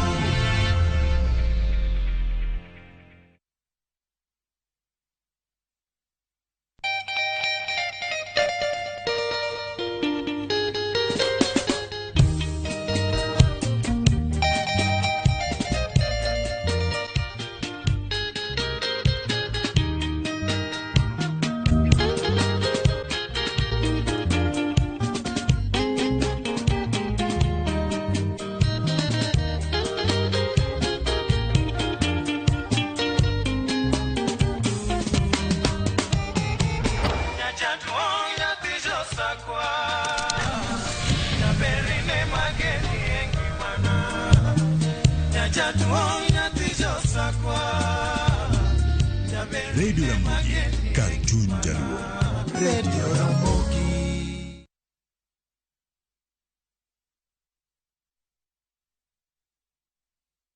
Sasa kwa tao moja tu unaweza pata third party cover for your private motor vehicle valid for 30 days. Say goodbye to expensive motor vehicle insurance. Pata bima kutoka Direct Line Assurance. Kujisajili bonyeza *487#. Weka namba plate ya gari yako, ID namba yako, email address yako na ulipe thao moja tu. And your digital cover will be sent to you instantly. Collect your sticker at your nearest Total service station. Dial *487# upate third party motor insurance valid for 30 days. Pap, ni thao tu.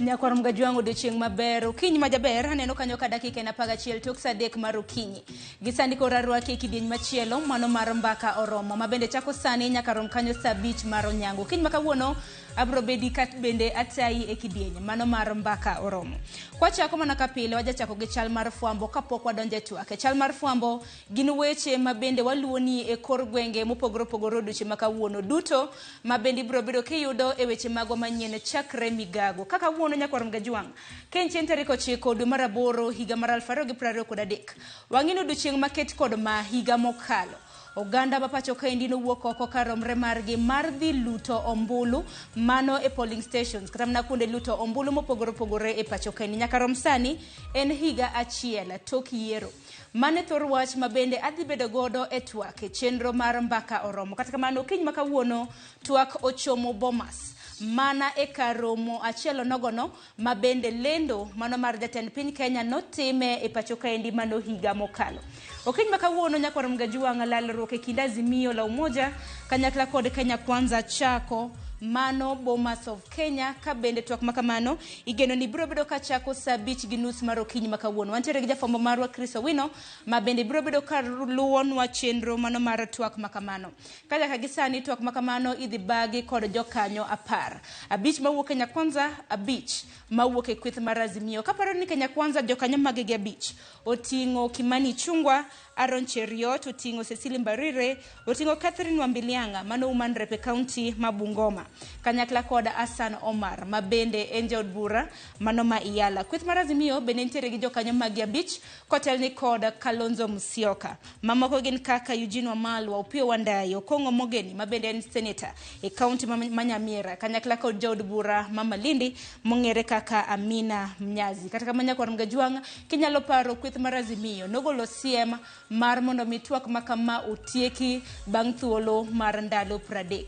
Gik ma gibro lwedo ka gilose ne gisepedhe mesa, wan warito neno ni mage ma bende gibro bedo ka gimiyo maino. Nyawadwa Chris Owino biro bedo ka luona chenro makamano, biro bedo kwa tudre kode kwa dhi nyime gi chenro mar mbaka oromo. Kopogore gi mano, wang'eni jatend piny Kenya osebedo ka timo limbe e gwenge mag masawa mar piny Kenya chakre ngeso mano mar juma mokalo. Osebedo ka oyango chenro mopogore opogore kind thuolo mar ndalo 4 ma osekalo. Kawuono en odiochieng' mar 5 ma bende obiro bedo kotieko limbe mage e gwenge mag masawa. Wang'eni odiochieng' ma kawuono obiro bedo koyango chenro mopogore opogore mane gwenge mag Nyeri, Kirinyaga, kanyakla kod gwenge mago mag Kiambu. Sani men Sadek Marokinyi igeno ni odhi yango osiptal mong'ere kaka Naromoru mantiere kar chung' od bura Makieni. Ka onoromo saa 5 mar onyango, jatend piny biro bedo ka yango gedo mag udi manengo gi ni piny, mano e boma Magichugu mantiere kar chung' od bura Magichugu. Ka onoromo saa 8:30 mano mar odiochieng' ma kawuono, jatend piny Kenya bende geno ni biro bedo ka yango chenro mar pi mong'ere kaka Karimenu Water Project mantiere Ngoigwa e kar chung' od bura ma Thika Town. Limbe mare mano mar ndalo 5 biro bedo kotieko karom kanyo saa 9:30 mar odhiambo ma kawuono, ka bende biro bedo koyango nengo mag udi ma nengo gi ogonyore ma bende gedo margi nek bed ni ichako e kar chung' od bura mano ma Thika. Wantiere gi jofwambo magwa ma bende biro bedo ka menyo wuodhe mano mar jatend piny Kenya odiochieng' ma kawuono, ka bende en odiochieng' mogik ma bende otimo limbe mage e gwenge mago mag masawa mar piny Kenya. Kopogore gi mano, bende wan duto te en geno mara ni ing'eyo Michael Joseph. Michael Joseph Nyakwar Mgajwang' bende ogwetao mano kowuok e kambi mar tudruok mano mar Safaricom.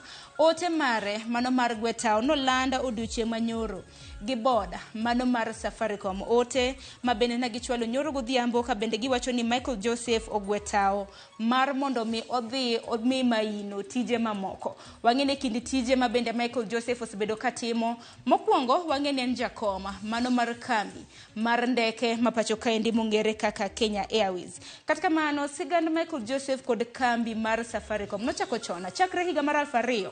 Michael Joseph osebedo katiyo ne kambi mano mar tudruok mar Safaricom e kidienje mopogore opogore. Osebedo jata chenro maduong' mano mar Safaricom, osebedo manager maduong', bende osebedo director kanyakla kod jakom mano mar boda mar kambi mar tudruok mar Safaricom. Koro odiochieng' manyoro kaluwore kod milome koro wacho ni chakre chieng' tarik 1 mano madu mar 8 mar higani, Michael Joseph nogwetao Safaricom. Kopogore gi mano, weche mamoko ma bende timre pinje maoko, tipo mineno mano Musalia Mudavadi, jatend migepe e pacho kaendi. Nitiere limbe kata mna motimo e piny mar Uganda, to kani mana limbe okadho ka, en limbe mano mar romo ma bende odhi timo. Romo ma bende nochakre chieng' tarik 7 mar dwe mar 8 biro bedo karumo chieng' tarik 10 mano odiochieng' makiny mano e piny mar Uganda. Romo makamano kineno kata wang' jowi mari kanyo ong'ere kaka G25 Nyakwar Mgajwang' kinyalo paro e pacho kaendi e dwe mar 5 mar higani ema bende piny Kenya noyange romo makamano. Mano romo makelo kanyakla pinje 25 ma osebedo katimo pith mano mar kahawa. Koro romo makamano osebedo kadhi nyime e piny mar Uganda kaka inyalo chier sekta mano mar kahawa e pinje madirom 25 mosebedo ka golo kahawa kanyakla kod achiedh nade ma bende gisebedo ka gikadhe. Mane romo ma bende Musalia Mudavadi nitiere e piny mar Uganda. Aduoge pacho kaendi ne weche motenre kod weche mag somo. Chenro ma bende dhi nyime nochako saa 2 mar okinyi, ka bende geno ni biro bedo karumo saa 5 mar onyango. Mage gwenge mag Karen, Buore, Nairobi. Mano chenro ahinya kotenre kod yango mbui e skunde mopogore opogore e pacho kaendi. Wang'eni migawo mochung' ne weche mag tudruok osebedo kadhi nyime gi chenro mag yango mbui e kor gwenge mopogore opogore pacho kaendi, koriwo skunde nyaka e chierni ma pacho kaendi. Koro kiny ma kawuono wendo modhial e romo ma bende dhi nyime gwenge mag Karen en en jagoro mongirore e bwo migawo mano mar somo e pacho kae ni Laktar Belio Kipsang. Oyango chenro mano mag mbui e sikunde, report makare ma bende gibiro bedo ka gipedho. Bende ntiere yango chenro mano mar chiwo mich ne sikunde mong'ere gi dho ngere kaka DigiSchool Creative Competition Awards. Wantiere gi jafwambo marwa Judith Omondi ma bende ntiere romo makamano kodhi nyime gi chenro mar mbako romo kapok oromo saa 5 mar onyango. Obiro bedo konyiswa ni romo makamano osechopo kanye. Adwaro mar mondo mi watie gi weche matimre e pinje maoko. Inyalo paro piny mar Uganda nochiwo kum kata nagichiwo chik mano mageng'o iwacho ni kata mana marriages kata mana Kenya mago mag kit chwech achiel. Gisani bengi maduong' mar piny ngima kata mana World Bank bende koro osegolo koke ne piny mar Uganda. Gikumo piny mar Uganda ka bende bengi maduong' mar piny ngima wacho ni onge hola moramora ma bende gibro bedo ka gichiwo ne piny Uganda wira nikech ne giketho Kenya mago mag kit chwech achiel, mago mong'ere kaka gayism, wantiere gi lesbianism, ntiere LGBTQ. Koro kane gigeng'o kendo gikwedo okang' mager wach mar keny mar kit chwech achiel, koro bengi maduong' mar piny ngima wacho ni ne ok odhi kare ahinya gi ginero mong'ere gi dho ngere kaka violation of human rights, mano kedo gi ratiro kata mana rocho ratich oganda. Koro kotende kod mano, koro bengi maduong' mano mar piny ngima koro wacho ni onge hola moramora ma bende gibiro bedo ka gichiwo ne piny Uganda kaluwore gi okang' makamano. Ne koro mga jiwang' weche mang'eny timore kor gwenge mopogore opogore. Emomiyo ni wantiere gi jofwambo magwa e kor gwenge mopogore opogore, counties magwa 47 ma bende luonwa weche matimore counties magi duto te ibiro bedo kiwinjo saa 7 mano mar odiochieng'. Kamiyo gite odiochieng' ma kawuono kata mana chenro mar mbako romo ok wabi bedo kanyo kwatimo. Koro chakre migago ang'ich welo kanyakla kod oimore ikete mana TV mar Ramogi mar mondo mi ing'e kit weche matimore kama intiere. Dakika en 20 tok saa 3 mar okinyi, yiena mar mondo mi akaw yo matin. Bang' mano adonjo gi twak e chenro mar piny. Wago anena wang'e na sinani ma bende piny Kenya osegoya ahinya kaluwore kod mise mag chwalo dongruok e higa achiel ma osekalo chakre ne piny Kenya lut ombula ahinya mano mar jatend piny Kenya. Adonjo gi twak makamano, welo chopo kik dhi maboro.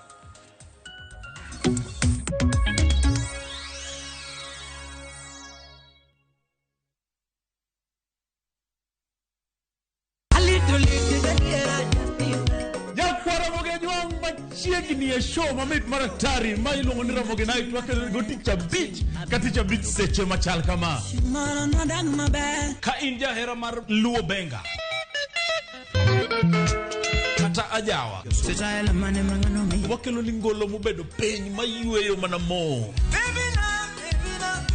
Lungani Kolo Call Instrumental Kaberni be inyalo lungani Boy Handsome Within and Without. Boy Handsome moment away Aroji bed and breakfast sama pekni tilungani ngenja the entertainer. Kaka pile nyakona mogejo wacho ni kete manaka.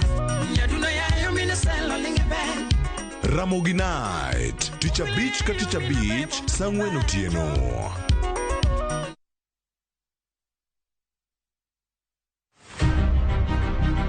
Jok mamine gin singo mar oganda. Nyakwara Mogia Jwang, piny sani olony. Wawuok e ndalo machon ma ng'ama miyo ne en mana ng'at mabedo e pacho. Melini, ane man first officer. Tija matiyo en riembo, an driver. In mbakani en mane? An aketo tiles. Kik ng'ato wuondi no kinyal nikech in ng'ama miyo ka Nyasaye omiyi ngima to inyalo. Tudri kod Stella Brenda Ochieng, tich adek ka tich adek, chakre saa 8, mana e chenro mar Mine Nyalo.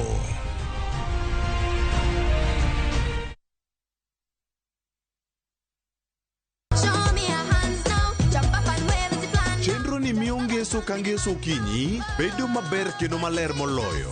Wan gi talanta loso gi lwedo, wapuonji tedo, miel manyasani, sigana kod moko mamit. Yeni mrefu hadi ndege kipita naomba change. Chenro mar nyithindo mawuoyo ewi nyithindo kendo makelo ni gi nyithindo. Kikelo ni kod Loxp, Sally the Queen gi Josephine George, mana e rogo mar nyithindo e Ramogi TV.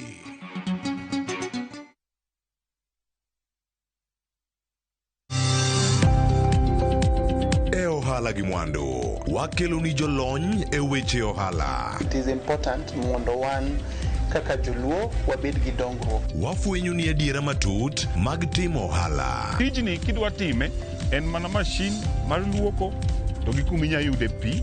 Wawuoyo e wi yore makare mag timo ohala. Kisechopo level mabedo brand, ono bende gimoro amora mitimo en gima timo ang'o makelo pesa. Wakonyi dongo ohandi ka wamiyi yore mag kano mwandu. Investment group kawache mana gi nyinge no en choko pesa kasto ikete kamoro kasto golo nyinyo. Mabiro konyi e kinde mabiro. Omiyo wakwayo ni ji duto ket pesa gi e savings mondo wapuonji kaka gibiro tiyo kodo. Riwri kodwa chieng' tich ang'wen saa 1:45 otieno. Mana e Ramogi TV.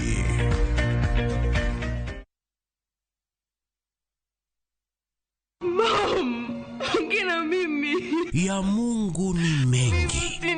Msichana mdogo kajikuta hana baba wala mama. Kisha kapata mama wa kambo ambaye aliaga muda mfupi baadaye. Tajiri mmoja jina William kamchukua kama baba wa kambo na kumlea hadi kakoma. This girl is going to live with us from now on. Ati nini? Shikamoo boss lady. Nashangaa sana venye boss William ameamua kumleta msichana ndani yenu. Na kuwa na mapenzi na mwanae Louis aliyekuwa ametozwa binti mwingine Sofia. I want us to talk about our marriage. Who told you I want to marry you? Ikawa sasa wawili wamekuwa wapendwa na Louis akampa Sofia talaka. This is over. Ndipo sasa Maria akagundua kumbe baba mpenzi ndiye aliyemua babake na kunyakua mali yake. Maria, kuna nini? Ni Uncle William. What is it? Dad is in hospital. Quick, let's go. Fuata vile haya yote yalivyotendeka kwenye kipindi cha Maria katika View Sasa.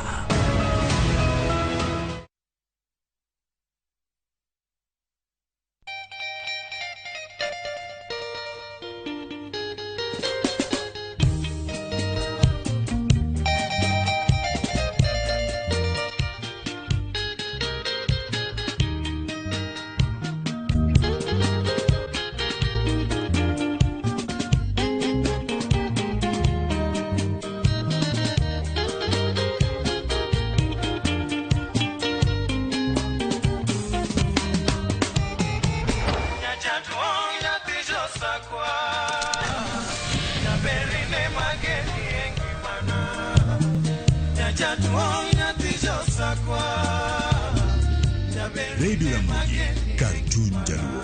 Radio Ramogi.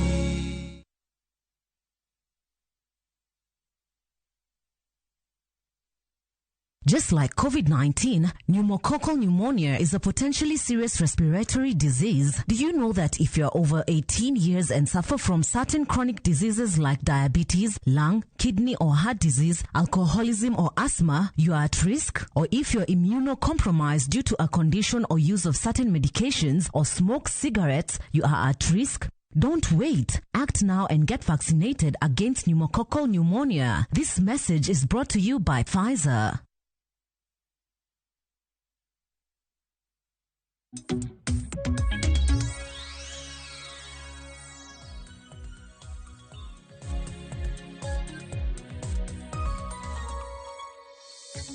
Nyakor gajuang dakika en 27 tok sadek mar okinyi asekelo di chal mar fwambo. Isebedo gi ng'ene nang matimore kor gweng mopogore opogore mabende intiere gi sani kor wadonje kidienye machielo ma en twak e chendo mar mbaka oromo twak mabende odoro bedo godo nyaka rom kanyo saa 5 mar onyango. Okinyi makawuono kaka nwasenyisi motelo nyakor gajuang tarik en 9 dwe mar 8 higa mar 2023 tarik maket kod ma higa mokalo. Piny Kenya me odiochieng' mabende nwadhi e yiero. Kinyalo paro polling stations no yawo saa 12 mar okinyi, chenro mar yiero ne pod dhi mbele. Koro sani en higa achiel chakre ne wawuoge e yiero maduong'. Mise mage, rem mage mabende oseneno, mago e weche mabende obiro bedo kwa twak e okinyi makawuono. Parne kinde mago duto tetimore, bende odiochieng' makawuono twak chako e gwenge kata mana e karomo mano mar Bomas. Mantiere buora Nairobi lalruok e kinde kweth mar Kenya Kwanza gi kweth mano mar Azimio. Mana ka pile kintiere gi ote mora mora kotende kod thor wach mabende wantiere godo ioronwa lai magwa magote machok 3-6 mbui mar Facebook, YouTube iyudowa achiel kachiel. Itudre koda mbui maga fanpage mara mbui mar Facebook iyuda @Sharon Ongao. Okiny makawuono nyakwa Ramogi do wachi ni wan jo hawi nikech wantiere gi jolonya e weche mag telo kod dongruok. Okiny makawuono antiere ka gi Daktari Churchill Sauke moke nyango mare mar bire TV mara Ramogi. Daktari amusi ni misawa inyalo mana muso jopiny. Erokamano muso nyikwa Ramogi. Ano ni uchio maber. Kopogre kod Daktari Churchill Sauke nyakwa Ramogi bende antiere ka gi Tabitha Ogutu. Tabitha Ogutu bende njalo nye weche mag telo kod dongruok. Tabitha arwaki ni machiegni. Erokamano ahinya Sharon kuom gwelowa kendo miwa thuolo mondo waber gi twak mo gingre machal kama. Erokamano ahinya. Tabitha achak mana kodi higa na chiel to kiyiero maduong' ma pacho kaende mise dongruoge bende osechwala. Mana ka nyalo mana penji chakre higa chiel mokalo bende paro ka gima pod wantiere weche motendre kod yiero. Apani pod wachal jok ma go siasa kendo chal mana kagima week mabiro wadhi go kura podi nikech weche ma wawinjo kata ka jotendwa mano yudo loch e yiero mokalo kano yiergi kata bedo mana ni noping kamano pod gidok mana kuom jopiny to weche magi wacho magin mana weche mag siasa ka kod kacha. Koro apani twagni wadhi wuoye e weche mane giwacho gi weche mosetimre kata kamano wan china inya kwang'iyo higa achiel bang' timo yiero kaponi pod wago mana siasa kod weche maonge mokel faida ne jopiny. Okay, Daktari, in bang' thuolo mano mar dweche 12 bende paro ka gima piny Kenya pod wantiere iluongo ni election mode koso nwase move on.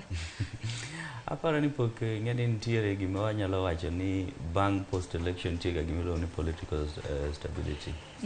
Kumiyudo ka koro political formations temo manyo kaka ginyalo yudore e sirikal gi kaka sirikal be nyalo stabilize itself. To magi be gik ma koro pod ineno sani miyudo ka koro siasa pod liet. Kuonde te siasa pod liet e sirikal iyudo ka ji pod dwaro yudo kaka ginyalo stabilize. Joma noko donjo sirikal be gimbe pod giywayo gitemo pul gi mon ging'iyane kaka ginyalo donjo sirikal. Koro magi gik ma pod miyo iyudo ka koro focus to politicians ing'eni ema gine magi determine agenda. Koro iyudo ka koro iyudo ka koro focus pod en more e siasa mopogore gi delivery. To wanyalo kana mana paro bang' yiero mano mar higa mokalo. Ng'eni koro wachal ka gima watimo ginero mong'ere gi dho ngere kaka recap. Gigo ma bende osetimre chakre chieng' tarik 9 mar higa mano mar dwe mar 8 higa mokalo nyaka sani ma bende kawuono chieng' tarik 9 mano mar dwe mar 8. Nikech bang' yiero ma bende oganda ma pacho kae nowuok oko karomre margi bang' thuolo mar ndalo 7 nolanda jatend piny Kenya masane William Ruto kaka jatend piny. Bang' mano bang' thuolo buora bende noneno kanyo ka Azimio nodhi e doho mano mar dhi geng'o lendo mano mar ker ka bende ne giwacho ni ok oyiere e yo makare nyaka sani. Okenge makamago be mumeni pod wan ka ahinya kaluwore kod twak ma bende timore e kar jot kata mana kar romo mar Bomas okinyi makawuono. Tabitha chakre na wayier nyaka sani nikech wang'ene ywaruok osebede e kind kweth mar Kenya Kwanza gi kweth mar Azimio nikech bang' yiero waneno ka Azimio nodhi e doho mano mar geng'o lendo mano mar jatend piny nyaka sani kata mna IBC commissioners noneno gik mano timore nyaka sani. Apani Sharon daer monda wach ni kaka nase wacho cha ni gik mwaneno kata gik mosetimre bang' kura mokalo gin weche momako jopiny kendo gin weche ma okelo ywaruok ka kod kacha.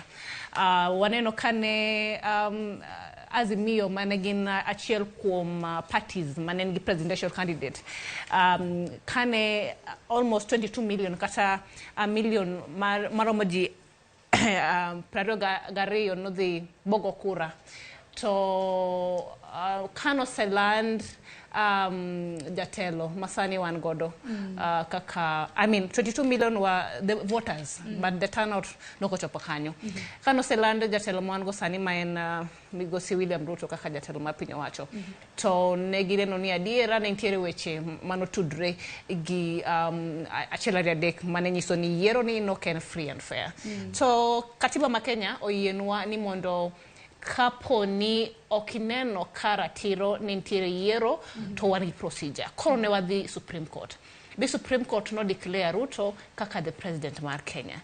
Kata no sechopo kamano to gimano watimo kaka kata jo Azimio no timo kaka jok ma or respect the constitution. Negi wacho ni sawa o kwabedhi father.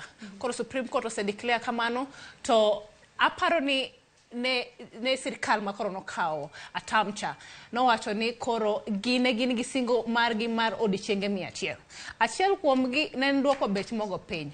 Mandalo no bech mogo no bek no idha inya, bech mogo no ne giwacho ni ka gidoko office ni to gibodoke piny. To the political ideologies kata gik mane Azimio gi Kenya Kwanza wacho ndalo mane gidhi campaign cha ne against the hustler kod jok melongo ni jo dynasty mangeni jo Azimio. Koro hustlers ne then the deputy president William Ruto no wacho ni ne gi wacho wach mar bottom up. Bottom up no nyiso ni koro ka gidonje tel to gitimo nango gigolo the subsidy kata mano chiwe mogocha to giketo kata giketo support production gima waseno no kote motimo kasani waneno ka nyocha ochiwo fertilizer but ingeni inyalo miyo farmers fertilizer lakini fertilizer okay gima require to produce at maximum. In fact sani wacho weche mag health and regaining fertility mag our lands. So you realize ni kata seche kanogolo subsidy kama no to wacho no bring increase production to bet mogo bodo pinyi ni kech koro miyo ji fertilizer ngamano nyise ni gitone do fertilizer to ngamano nyise ni fertilizer as much as the requirement for production, but how will it support? Koro, why you do can't inventions ashira ria de kamata mara riyo aparo ni nyalo wacho ni waneno kano yero cabinet mare.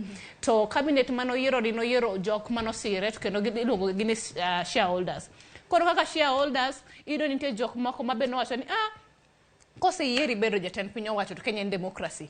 Okochno ni koro ibo yera jogo nikech joma moko koro gidongo ko mar sirkal koro yudo ni mano no kelo tulo ka gikacha nikech joma wacho ni koro mar sirkal madwaro functionary. Sani seneno kan tiere tungni e weche mag nyocho wacho ni tiere some of these cabinets makata ko en ong'eyo tiji molo kata hagini gitiyo nikech angumano timo. Koro in 1 year already one incompetency in terms of leadership moro mantiere cabinet katacha. In this same year one kantiere change kagi kate weche mag education.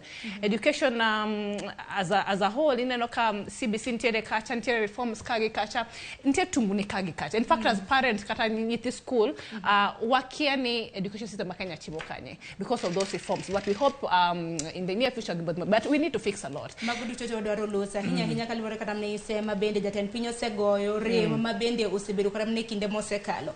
Walosa nina kotende kod weche mag doho Tabitha winjo kata mna kimulo moko kuom gi weche mag doho osebedo mathoth e kinde thuolo mar higa achiel ma osekalo nikech wang'ene mana Raila ne olalo ombulu mano bang' yiero maduong' noringo dhi e doho mano maduong' mogik e pacho kaendi mar Supreme ma bende chieng' tarik 5 dwe mar 9 mar higa mokalo jong'ad bura abiriyo duto te mago mag doho maduong' mogik e pacho ka nowacho ni yiero notim e yo mahuyanga. Bang' mano naneno ka ang'o motimore wanno ka Chere Rafogi ne ka bende nobalo e nyekra na chieng' mane lando duoko mar jatend piny ne gibalo kod commissioners wetege. Bang' mano naneno weche mag doho ma bende osechako nyaka sani ko nyalo kwano kata mana ukenge ma bende ji osedhigo de doho wach jolup jotend migepe nitiere wach mar GMO ka nitiere wach mar chik mar omenda nyaka ka manyako duche manyoro bende naneno ka jong'ad buche mamoko ma bende noyalo buche maket kod ma bende not me transfer. Awinya na pachi kotendre kod okenge mag doho daktari. Anyalo wacho ni judiciary ma jo walungo ni doho ingeni kanyalo pimo gi post election mopogo ma last 2017 ntiere pogruok to pogruok matemo neno ka en pogruok in terms of the telo mar ngama duong' ma en president mar doho maduong' ma Chief Justice nikech en approach mane predecessor ne nokawo ne antagonism gi sirikal tapani ne giduogi realize ni bedo gi antagonism gi executive no affect gi nikech as much as katiba ntiere mag separation of powers in terms of engagement gi different organs mag government gi negi yudo kotimore nade negi yudo ka no affect gi kori neno approach masani maybe ko metemo kawo and I'm just looking at it get into perspective and get otemo manyo a working engagement manyalo miyo jo Kenya yudo their justice kaka gidware, to jo judiciary be nigi a working framework gi executive magi nyalo work together. To in the process of timoma nitiere compromises mawuok, and some of the compromises gin moko makoro sana winjo naneno ka ondik kamoro kanyo ni jok mar anti sirikal doho jomotelo ni doho maduong' ok dwargi donaneno kodargi hata odiochieng' manyoro odargi. Koro ing'eni magi are institutional things ma could be informed by gik moko mawakia. Iwinjo they could be informed by gik moko mawakia. Maybe CJ otemo align ginene judiciary kata doho mond obed gi working mechanism gi executive but gibed antagonistic.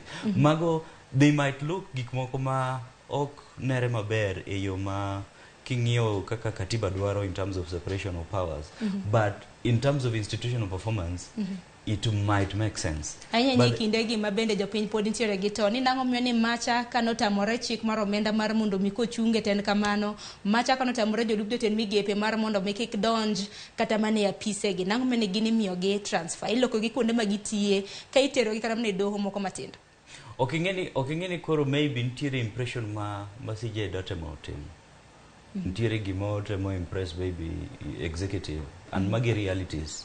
But apani Sharon be kanya medo. Magi realities mantiere. Gine realities mantie mawanya wacho. Ok defend gi, but I'm just looking at governance from the perspective. Yero kama na nyatabita manake nyalo meda mati. Apani daktari wacho wach madira.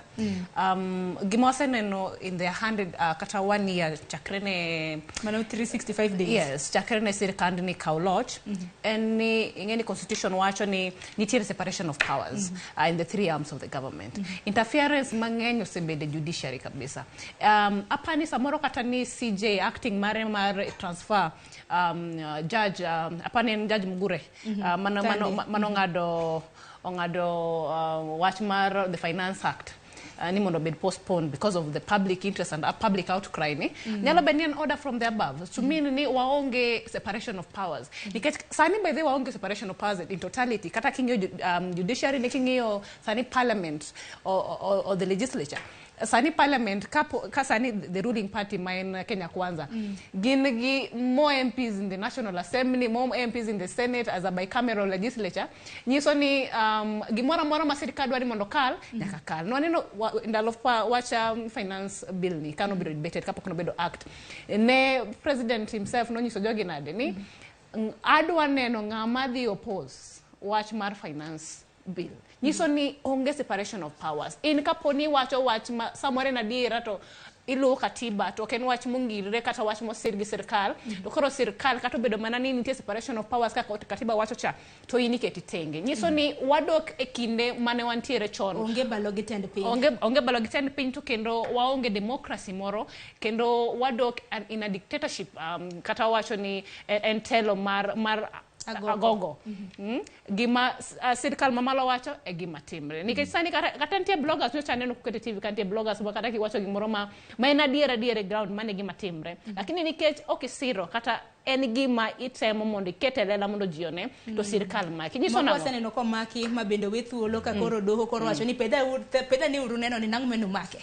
To koro onge. Koro gitemo mondo giketi gimoro ka kod kacha mondo kite sirka ineno kata nyoro na neno ka kome wacho ni Inspector General ma police wacho ni nogol maiti hospitande ni mondo itere streets mondo neni police negoji tena dia ni police no negoji kata international media no neno bi nyalenda kata cha nentiere pictures manigolo jiot nego to jitho madhare kata cha these areas people were killed jinoneg ndalo maandamano magi jok mane yuago high cost of living bet mogo mane ginyiso 100 days mapod sani meda idhoni magi gik no nyiso ni this street koro iyudo ni masirkal ma kaponi okiwach lugha margi to gini migoli oko angeni mathiso sibedo katimore kata na jodito mabendo sibedo kata sectors mopogore pacho kaendi chakre kata na kwang'yo jolup jotend kata na jotend migepe pacho kaendi. Wangi kata mana wariw nyaka governors, jod bura, MCAs duto te nikech gin duto te bende no yiergi mano chin tarik 9 dwe mar 8 mar higa mokalo. Duto te wadwaro bedo kwang'iyo. Nwalose kotende kod weche moluoro doho ka bende okang' ma bende nwalose nen kotende kod daro jong'ad buche mopogore opogore. Mugure Thande ni en achiel kuom jong'ad buche ma bende no daro odiochieng' manyoro. En mano chungo chik mar omenda bang' kane okia Mtata gi Lange notero wach baka mani doho. Wach mar chiemo motimo nyinyo jiemo Muguro Thande ni owuon bende nochungo dwaro mar piny Kenya mar oro chiemo mantiere gi nyinyo e pacho kaendi. Nogole kowuok e doho ma Milimani otere nyaka e doho mano ma Malindi. Kopogore gi mano jong'ad buche mamoko kane ng'iyo kata mana Edwig Ongunde en achiel kuom jong'ad buche ma bende nochungo jolup jotend migepe mar mondo mi kik donj. Ingeni nyaka jopiny penjre nango mine jong'ad buche gi gine ma igolo gi kanyo moko go dak gole. Ingeni gima nyalo wacho ni ingeni government kaka wawacho ni ginyalo bedo ni itemo gitemo force their way into judiciary, but I think gima pod anyalo emphasize en ni sirikal nigi tools ma ginyalo trade go mondo giyud gima gidwaro, but then irrespective pod kata mana judges gi kinyalo ng'iyo kaka Odunga ne tiyo. Odunga ingeni ni tere koni gi koni lakini kumitere no gima pod obro chung ne nango pod adier to nyalo kawo however long manyalo kawo to pod nikech ingeni ji ingeni nitie ga the court of law and the court of public opinion. Iwinjo? Koro the system of the court of law might not like you nikech the ruling miwacho, but the court of public opinion bro bedo kuomi. Kata mana jogi kuonde moter gino ka gi stand on the truth to kuonde ma pod ji bro luwogi. Ka case moro wuok ka tiwinjo mani kata tere mana Moyale kuonde miyudo nango nikech case nyalo bedo ka Nairobi ka adhi lounge case kure mana kuma ng'ano nitie. Koro gima wanyalo wacho ni irrespective kata gigi timore, stand for the truth. Irrespective, stand for the truth. To in the long run, gima bro konyowa fight kata mana advances matemo timoregi en jok manyalo bedo courageous mon ochung e adiera. Kata bedo ni systems goi, kata bedo ni ok gigoi, ta adiera pod itimori nade? Pod ichung'ne. To chieng' moro chieng'ne tundi, madiera ni chieng'ne otimango, chieng'ne wuoni. Mana gima kaka neno kaka notimore e sirikal mokalo, mantie jok moko manok dwa bedo promoted nikech ne gitimango, ne ginanti ang'o? Ne ginanti sirikal. A time notunda makoro notimnegi nade? Nodhi otimnegi promotion. Koro magi gik matimore, to gik matimore in every system. Every system, ibro expect that kind of thing. It is not unique. Waloso kata mane okang' makamano bang' chamo mo majatend piny Kenya bende nowacho ni bad migepe duto mag sirikal nego bedi chung kar kendegi, nego bedi gin independent. Lakini Tabitha kaka jalonyo weche mag telo dilose ang'o kotende koda independency ahinya mag bad migepe mopogore mag sirikal nyaka chop sani. Apani Sharon penjo maber to mae penjo makata jo Kenya mamoko bende osebedo ka penjo. To hapa ni duoko be gin godo nikech gineno. Ingeni magi ok mbaka mbaka romo lakini kata ogo mbaka kamano lakini magi gik manenre lela waneno katimre waneno kaka teko mar these three arms of the government kata wacha ni bat migepe mag sirkal gi waneno ko giti kamano. Kane President kata Ruto nodonje telo kamano mokwongo manotimo nonyeo leaders kata jok mano yier e kweth Azimio kata parties mamoko mane form Azimio bonyo nyaka parties mamoko boketo kacha ma paro ni gine payroll kata tie kaka otimo nege momio gin kode kacha. Koro jogi kata kaka nobedo ni jopiny no yiero gi nikech samoro na yiero ngato nikech na ero maybe manifesto mar party mar for example let's say ODM kata mar Azimio as a coalition na yiero gi nikech ne gin gi their agenda ne gin gi manifesto margi to adir nen manifesto mane nyatiyo ne jopiny. Koro an kaka MP mar awach for example ana yiero nikech na ng'eni kaka government ka form to mondo wa realize the manifesto kata achievement mar manifesto kacha to chakre a piny kaendi. Koro jotelo temo yier under Azimio kata moro yier under coalition nyiso ni gibro tiyo mondo achieve obligation kata mana gimane sirkal to nyisowa.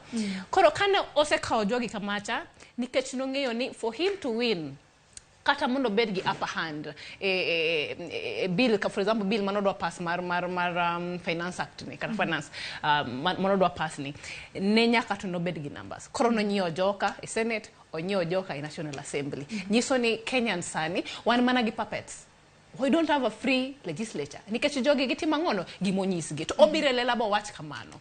Koro kaka war gi sirkal mas shareholding ni nyiso ni shareholders kende mokuongo ema yudo benefit. Mar ariyo kata sani watch mar IEBC as much as this ano okodo kata question Chebukati IEBC is a free body under the constitution to Chebukati nyoto mitelo ene jatend is it KRA she's acting I don't know if KRA CRA yeah of CRA I mean sorry allocation Ido nyisani ja Kenya mo odak awach ni village mo oranga katacha. Eno neno mano Chebukati no lando duoko. Aso Mamar Mary Chebukati ni to benda gani watch siasa nyalo donjo kata mana in a layman's way of thinking. Pono no ne gi lony mare. Koro nikech ne mana Chebukati cha. Koro enok mi okawacho ni an in fact by the way kaka ngama miyo asiro ni mine mondo mi tije kata telo kolingana koda ngono.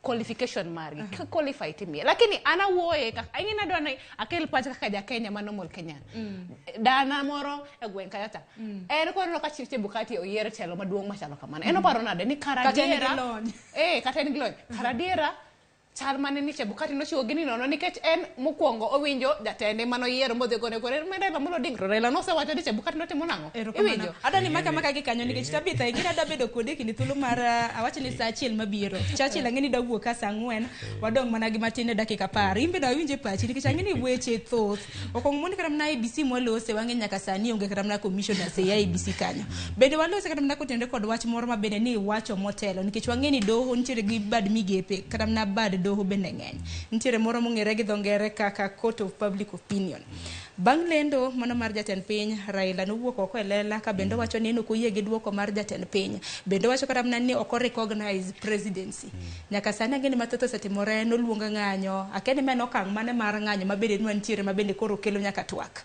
mano mar ariyo makoro landruok bende dhi chako odiochieng' makawuono e gwenge mag Bomas e kin thuolo mar dakika 10 ni in ma wiya mar mondo mi dong Tabitha podan kodika ingeni anyalo wacho ni kaka nikech be wawuoyo gi jowa bang' kura ji ok bi winjore nikech nitie jok madwaro ingeni ji dhi e kura mondo ji owen to every politician dwaro ga mana ni mondo otimre nade mondo bede telo to koro kiyudo kaka ne ji odhi to gik manotimore nosatimore Jazimio ero no wacho ni ok dwar ok recognize the president tineno gik mosakalo miet nyaka demonstration nyaka sani makoro wan gi bipartisan talks makoro endelea gi magi ingeni gima to magi gik ma wasa advise even before bang kura ka kura obed ni ntiere jomo difa gi matokeo mar kura no kata obedo ni onge ntiere ga gima nyaka bed miluongo ni political consensus gino en gima nyaka bedi kata kinano jo America kucho ka ngato yombo tiwinjo ga ni ngamo yombo gocho ne ngamo yombi mani ngeni political consensus gima jo Kenya gdo wache gdo luongo ni giluonge ni handshake to gidware political consensus no en gima muhimu sana nikech okonyo piny stabilize politically koro gini en gima nonego bene timore chon obed ni jo Azimio ne ok oyie gi kura kata ok ne giyie nikech ji wuok ga e kura ka ji opogore to pogruok ni kaka ng'amo yier ma jatelo ere kaka idhi riwo piny nyaka itim political consensus ok ochuno ni nyaka bed e TV gima ji neno be mano bende oseneno adier nikech bende wang'eni e gwenge mag Kadwadh Nam Chumbi kata jatend piny Kenya notimo limbe bende wach ne ntiere noromo koda mano ugai mar Azimio Raila Odinga kod mana en jatend piny mano mar Nigeria Obasanjo ok ingeni mano kore process mano kore is part of the process nikech ingeni political consensus ni okawo different iyo mopogore kata mana wawacho ni different dimensions e pinje mopogore e Kenya ka wabro luonge ni handshake America gibro luonge ni a call from the president elect gik makamago chon ni yudo ka koro opposition ng'amo yierno gidhi romo kamoro to giwinjore kanyo to gino rumo mana kanyo we kamera makawe onge koro gik matimore sani gin gik manonego beni osatimore taparo ni nitiere based on maybe advices manosabedo katimore maybe around manosabedo katimore maybe around kata mana jatend piny manoyier ne gitemo ng'iyo kaka ginyalo stabilize Kenya magigolo jomoko oko achiel kuom gi neno gai mar Azimio to koro with the time giduogi realize ni gima nyaka wang'i kaka watimore nade kaka jogi inyalo kele momiyo koro ineno ka bipartisan gi wuok mano gima okwongo mar ariyo monego beni wang'iyo especially ka koro wang'iyo level mag jomoko ma ing'eni nikech yiero ni ing'eni ok en mana presidential kende ntiere governor ntiere MP ntiere ang'o ntie gimiluongo koro political consensus ni ka koro bedo gi trickle down effect piny kuchocho ntie jok moyier ma maybe kata sirikal masani oseyiero to ma challenge ma actually adwa miyo jomoyier sana ka kwanza jomoyier e Luowa ere kaka gikelo political consensus ni kuom jowa mondo kony jowa nikech ing'eni jopiny manoyiero kata manokoyiero president kata manoyiero president gima gidwaro en ang'o dongruok yiero be nosekalo higa achiel mokalo gidwaro dongruok gidwaro livelihoods ere kaka omi tich kata omi tich gi president masani kata nidhi mi tich gi president kana Azimio owin ere kaka tich momini ne dhi kelo livelihoods ne ji koro magi be gik monego beni wang'iyo nikech in the long run wabro bedo gi reforms gi mok nego beni wasemo na jatend piny Kenya kende kata na governors jod bura MCAs ginduto te nikech ng'ere reforms gi wabro bedo go e national level king'iyo kaka wan jowa and awacho gini with a lot of passion with a lot of independence of thought iyudo ka wasabedo forefront e klama mag democratization Kenya ka but the moment ma ka wasayudo gains okwa benefit jomoko ma benefit manolo kadier koro we need to unego wabed na strategic wang'iyane ni to gigi ero wa advance wa advocate for openness of society mar Kenya wa build democracy mar Kenya but in the long run ang'o mabiro nwa kaka jowa Churchill awinj mana pachi kaka napoka kao jofwambo wetewa mabende nitiere oko kacha mar loso gi jofwambo county mano ma Homa Bay anya na pachi kaluore kod twak mar odiochieng' makawuono ang'ene mokwongo nosetore sani koro odiochieng' makawuono twak chakore Azimio bende nowacho ni twak makama nego bed ni rumo bang' thuolo mano mar ndalo 30 kweth ka kweth nitiere gi gik magidwa ni gilose mabende ok giwinjore ni gilose viang' an gima nyalo wacho ka wadhi kachacha Kenya and this is I'm being very selfish. Kenya and a country is multi-ethnic. So all these segments drive agenda gi. Koro nego wadhi kachacha ka we have the overall objective mar loso Kenya maber. But nego wambe wabed gi our own specific objective ma wadhi drive kachacha. By the end of it all ang'oma wadhi yudo Maguru chote waburo bedo kwa losa hinya ng'eni wadhi bedo gi Tabitha e okang' mar ariyo kweth mar Kenya Kwanza dwaro mar gi bende gene dwaro ma bende chiegni gi jopiny king'iyo kweth mar Azimio dwaro mar gi kaluore kod pek mar ngima gi mamoko waburo bedo kwa twake watudra gi Alabich abiaduoga winj okang' mugi kata mna ote mintiere godo ne jopiny nyakoro mga juang mana kaka kinde ka kinde chenro mar mbaka oromo waja tudre gi jofwambo magwa e counties mopogore mar mondo mi japiny in min kacha bende chiwe pachi kaluore gi thor wach mwantiere godo gi sani achiel kachiel nyaka county mano ma Homa Bay hadi tudra gi nyawadwa Ali Abich kiwinja amusi ni misawa county ma Homa Bay uchiwo nado kiny makawuono jopiny wachango higa achiel tok yiero ahinya kaluore gi chenro ma bende waloso kiny makawuono Sharon oyawra ahinya kendo wachiwo makare county Homa Bay kandi wabago twak kod moko kuom jodak e county Homa Bay kandi kalure kod twak mwadhigo nyime mbaka oromo e Ramogi TV okinyi makawuono ka odiochieng' makawuono tarik 9 dwe mar 8 en higa achiel nyaka ne piny Kenya yiero maduong' manobagi tarik 9 dwe mar 8 higa mar 2022 ka odiochieng' makawuono en higa achiel nyaka yiero maduong' time pacho kaendi wadwa go mbaka kod jopiny kaendi wang'eni to gin ang'o ma ginyalo wacho higa achiel nyaka ne yiero time pacho kaendi to bende Sharon waseneno ka riwruok mar Azimio la Umoja osebedo ka sundo mondo tim lokruok duol ma ochune bago yiere pacho kandi IBC kendo en achiel kuom gigo eko ma dhi bedo e mesa twak ma sani koro chakore odiochieng' ma kawuono Bomas of Kenya kinde kweth makwedo ma sirikal mano Azimio la Umoja kod kweth mar Kenya Kwanza kalore kod gigo eko ma Azimio dwaro mondo time lokruok mar ria duol mochune bago yiere pacho kandi mondo ng'ur mosebedo ka neno higa ka bang' higni abich mobago yiere pacho kandi odog chien. Achiel kachiel an ka kod achiel kuom jodak ma Homa Bay kandi ibiro chako gi nyingi tinyiswa ni en tarik 9 dwe mar 8 piny Kenya nodhi oyiero higa mokalo. Ang'o manyalo wacho ni osetimore e piny Kenya higa achiel tok yiero maduong' manobagi higa mokalo? Erokamano Ali, gi nyinga iluonga Fredrick Ochieng' Odhiambo, an jadak ma Homa Bay. Kwawuoyo higa achiel tok yiero ma higa mokalo, anyalo wacho ni mar county government osebedo maber ma Homa Bay, to kadhi e national government, so far pok aneno ka national government omiyowa gik mane gichikone gidhi miyo jopiny.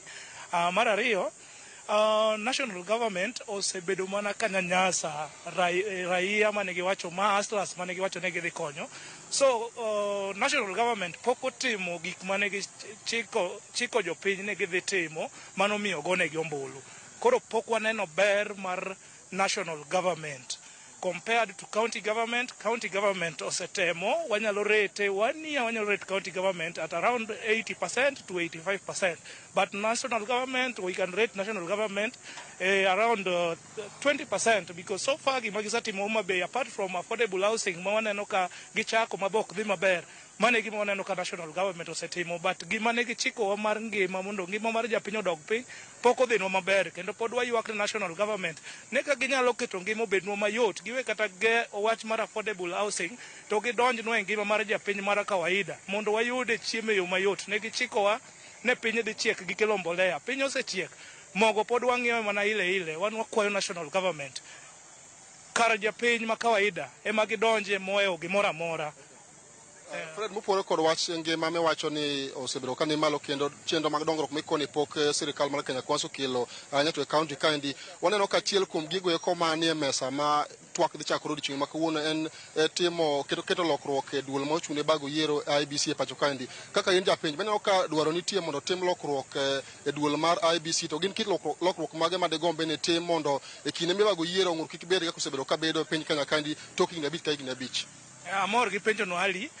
Kawuoyo wach mar IBC emoketwa kama wantiere ka. Wamor ne President gi Raila Amolo Odinga ne giwinjore ne giloso team madhi bedo piny mondo olosnwa gigi mondo yiero ma Kenya obed maber.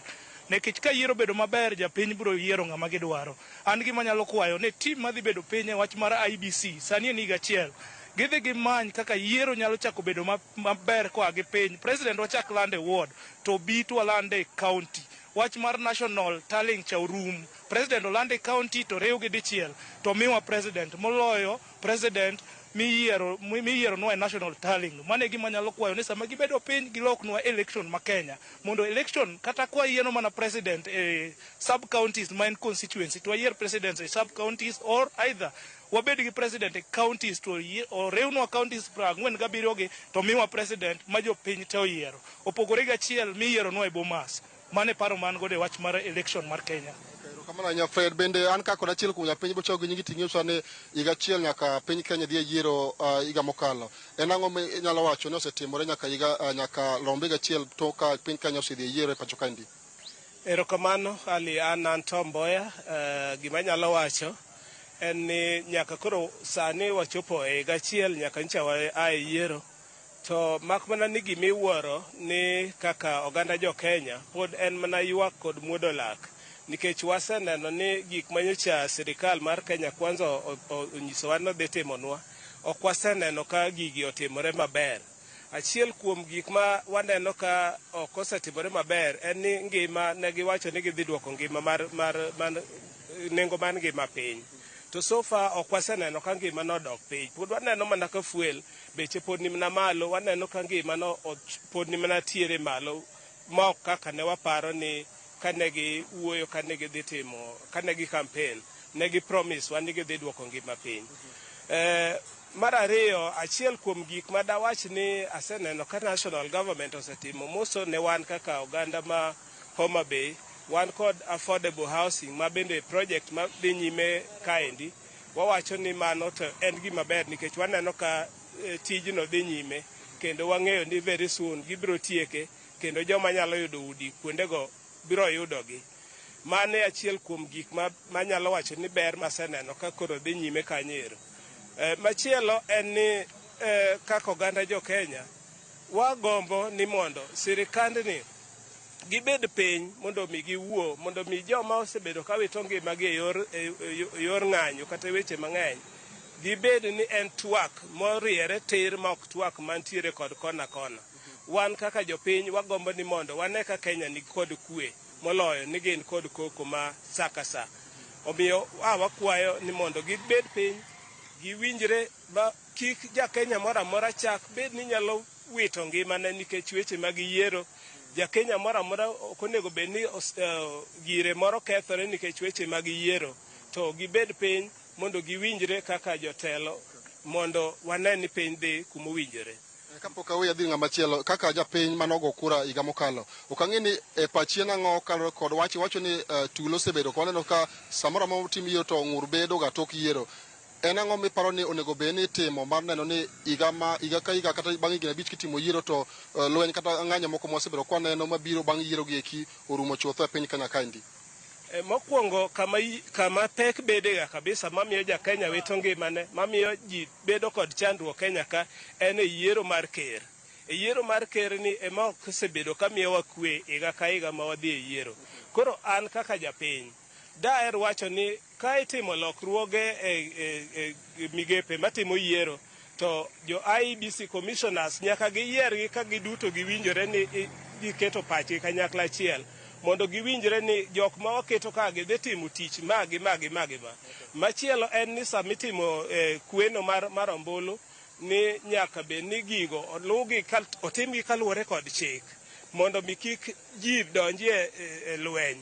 Nikech ka otimgi makoro moko chochni sanie waneno ka riwruok mar Azimio wacho ni gidwaro ni mondo audit otim mondo ng'e ni tang'o mosetimore nyaka ne mamiyo gini chiko kelo lweny. Nyaka bedie ni nitiere chochni mane nitiere sava and therefore sava ni bende nyaka bed ni en gima nyalo kelo kwe nikech sava itiyo gi pesa wa kaka jopiny kinyiewo gi kendo gitiyo kod pesa mang'eny kabisa.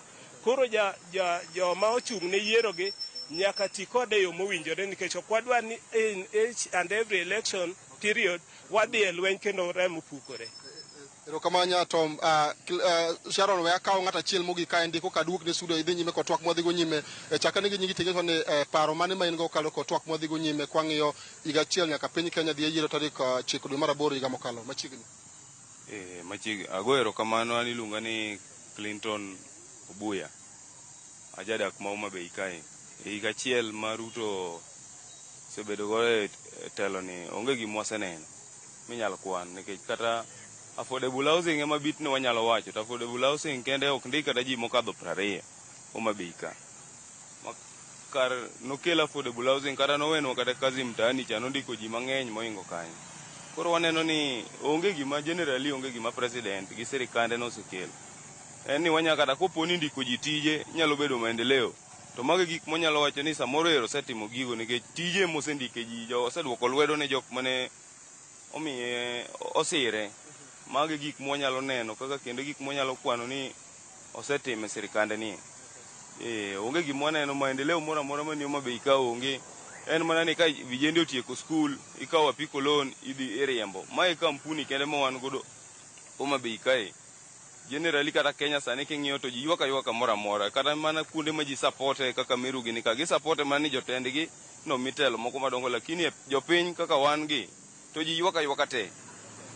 Aman kane aneno pacha maber aneno ni jatendwa ma en Raila Amolo Odinga wane wanajeshi ne akwaye ni koyie to oweya piny ndiko kochamo wasetemo yigi gi ng'anyo ni to jogi nego wanega wane magimo wa gi lweny ni. Koro akwaye ni koyie to oweya kik jogi kaw ngima watiek wanono ombuche pod odok mana piny ka oweya weche ng'anyo gi los kwe makende makoponi kwe no chako tamore to embo we ji hinyore te nyaka polise mineno nego wagi gimbe onge kuma ginyiewe mogo kata mana siling moro 50 gimbe ginyiewo mana mogo bei matek. Koro akwayo no weya ji te ohinyre.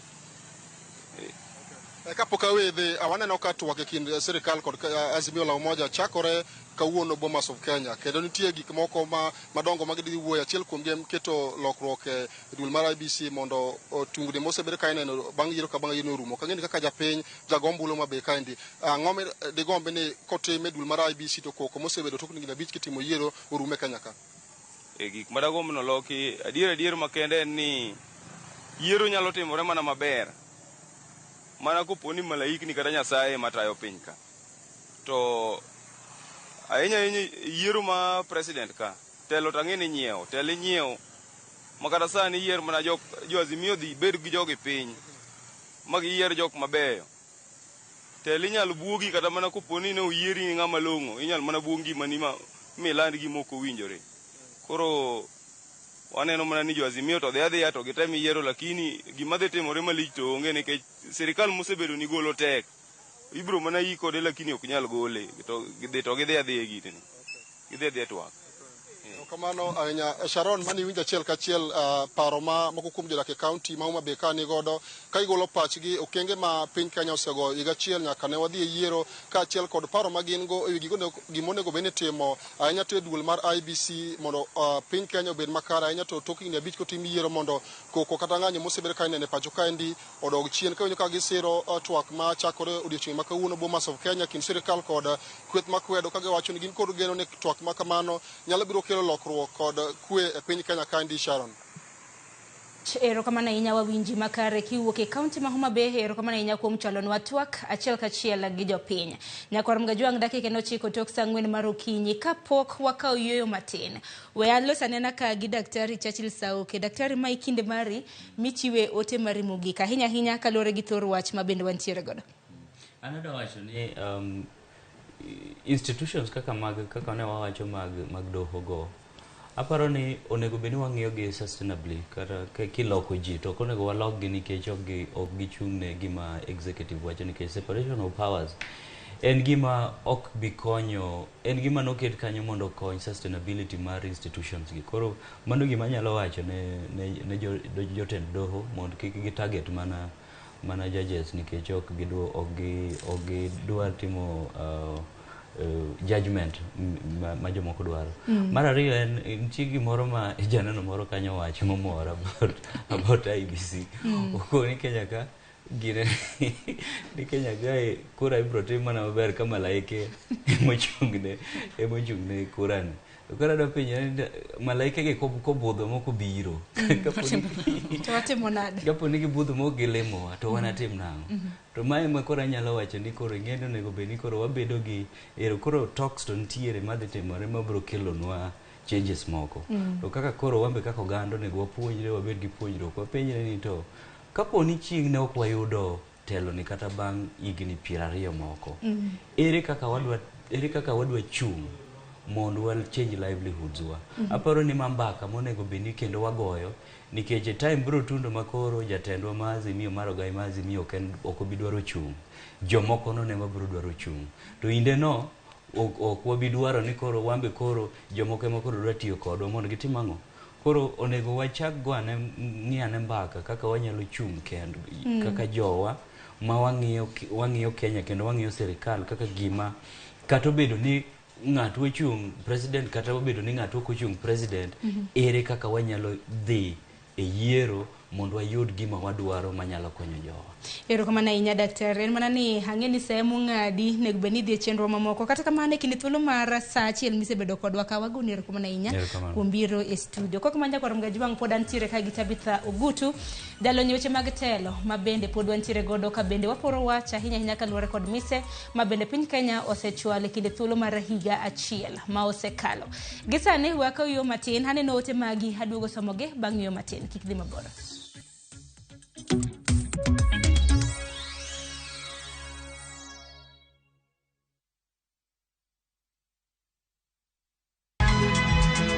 Nyakwa Ramogi. Wachaka nigi weche matimore sa. Gige dongruok en gigo eko ma en hakini, ok en gima miyo gi mich. Buch jopiny. Adier gima dhi mbele sani, Trevor dhano kech nego. Alo, bera ahinya, udhi nade? Wadhi maber Musa, pinjari penjo mi ibni godo no mar senator. Tich adek ka tich adek, tudri gi jalendo Trevor Ombija jandingo panga jonyakach dendo nombija taya nyakwar guoko cha pesa. Sadek otieno, mana Ramogi TV. Kik bai. Welcome to Shabekila. Play Shabeki Virtuals on Shabeki.com for a chance to win huge cash prizes from low stakes. Jisetie stake na how much you want to win. Kuna penalty shootouts, defender and so many virtuals only on Shabeki.com. Shabekiland, the easiest virtuals in gaming. Not for persons under the age of 18. Betting can be addictive. Play responsibly. Shabeki.com is authorized and regulated by the BCLB license number 416. Shabeki.com.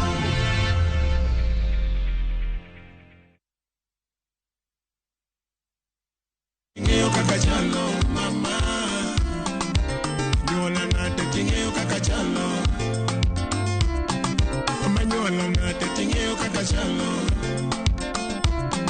sama koso pesa tingeo kakachalo. Amedo nyisi ni kidwaro winjo thuma mar Alilo eskiza kod inyalo diyo *811 *343 ash ibro yude yo makare. Ma wane Ramogi TV. Ramogi TV en od jothumbe duto magonagi. Ero uru kamano.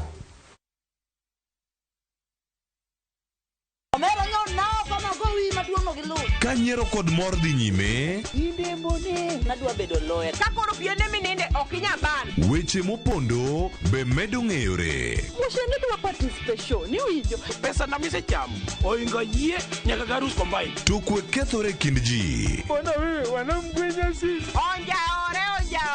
Ma town, to ng'ato ka ng'ato temo mana tony. Yani mtaani saniji tema pek. Dinga dala.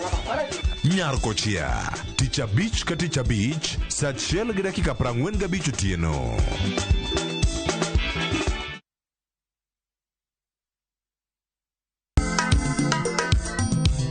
Ma e chenro makelo ni danji malie. Kik od belo bai. Wakelo ni be. Angomiri. Aliye juu. Fuata. Ma e chenro makelo ni duond yawuoto nagi. Apuro puoth ngima, apuro puoth poetry bende apidho kodhi. Duond mine Nyalo. kod ohala. Ng'at mochako ohala nikech ng'ane no ochako. Gino gidhi mabor. Mbak ndalo. Wuoyo goganda mar onagi.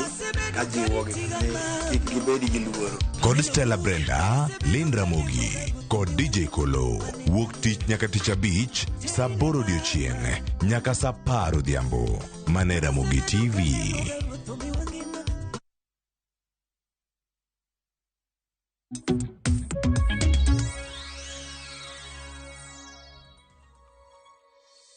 Nyakor mgajwanga neno ka sare ngoma piyo matamre gi nono. Dakika na paga bich tok saa 4 mar okinyi. Machiegni okang' mar 2 wadhi nyime gi twak e chenro mar mbaka oromo kiny maka wuono waloso kotende kod mise mabende piny Kenya osechwalo higa achiel tok yiero maduong' ma pachoka mabende kaparo ni notim chien tarehe 9 dwe mar 8 mar higa mokalo chieng' maket kod mano mar higa mokalo. Nyaka sani osebedo kwa lose kotende kod mise mopogore opogore. Ka bende gi sani nwantiere gi welo ariyo. Achiel kuomgi osewuok ka kalore kod weche mok nyal geng'.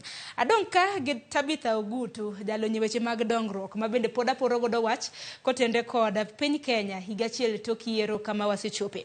Tabitha harwaki okang' mar 2 machiegni. Erokamano. Ang'eni mathoth waselose ahinya kalore kod mise mopogore opogore gi sani nikech wang'eni bang' yiero maduong' ma pacho kaendi jotend kweth mano Raila Odinga nokoyie kod yiero mar jatend piny osebedo kara mana koseyo tend piny Kenya kwanza ahinya kalore kod pek mar ngima. Nyaka sani waseneno ng'anyo manoseneno sani lalruok dhi chako Bomas. En gino marani ni seng'iyo lalruok ka bende dhi timore. Kenya kwanza nitiere gi mise maggi ma bende gidwaro mar mondo gilose. Azimio bende nigi margi. Mano mamiyo ni wadwa ni walose. Thuolo Azimio chiwo thuolo mar ndalo 30 mar mondo mitwak maket kod mano otieki. Koka mano to gidoke pap. Apani kumane Kenya ochope cha ndalo mano wantie weche mag maandamano to maandamano cha kani nene kaka ja Kenya kata piny mangima noneno ni macha no ken mana maandamano mar Raila Amolo Odinga kata Raila noko dhi maandamano dhano no wuok bodhi maandamano to nyiso ni ingeni Sharon odichieng sangwen ka yudhe moloyo 1,000 kata 100 kata 20,000 owuok kata neno dhano mang'eny kama chabo wuok bodhi e street kata odhi gomo kata odhi ng'anyo nyiso ni jogo ni kuma rach mogik nyiso ni onge tich nyiso ni jogi kech kayo nitie msemo moro kisungu wacho gani hungry people are hungry people ng'ama kech kayo en ng'ama wacho ni en asira sechete nyiso ni kaka sirkal onge kaka sirkal mora ma wiye longo onge kaka inyalo govern kata inyalo bero jatelo mag jok man gi kech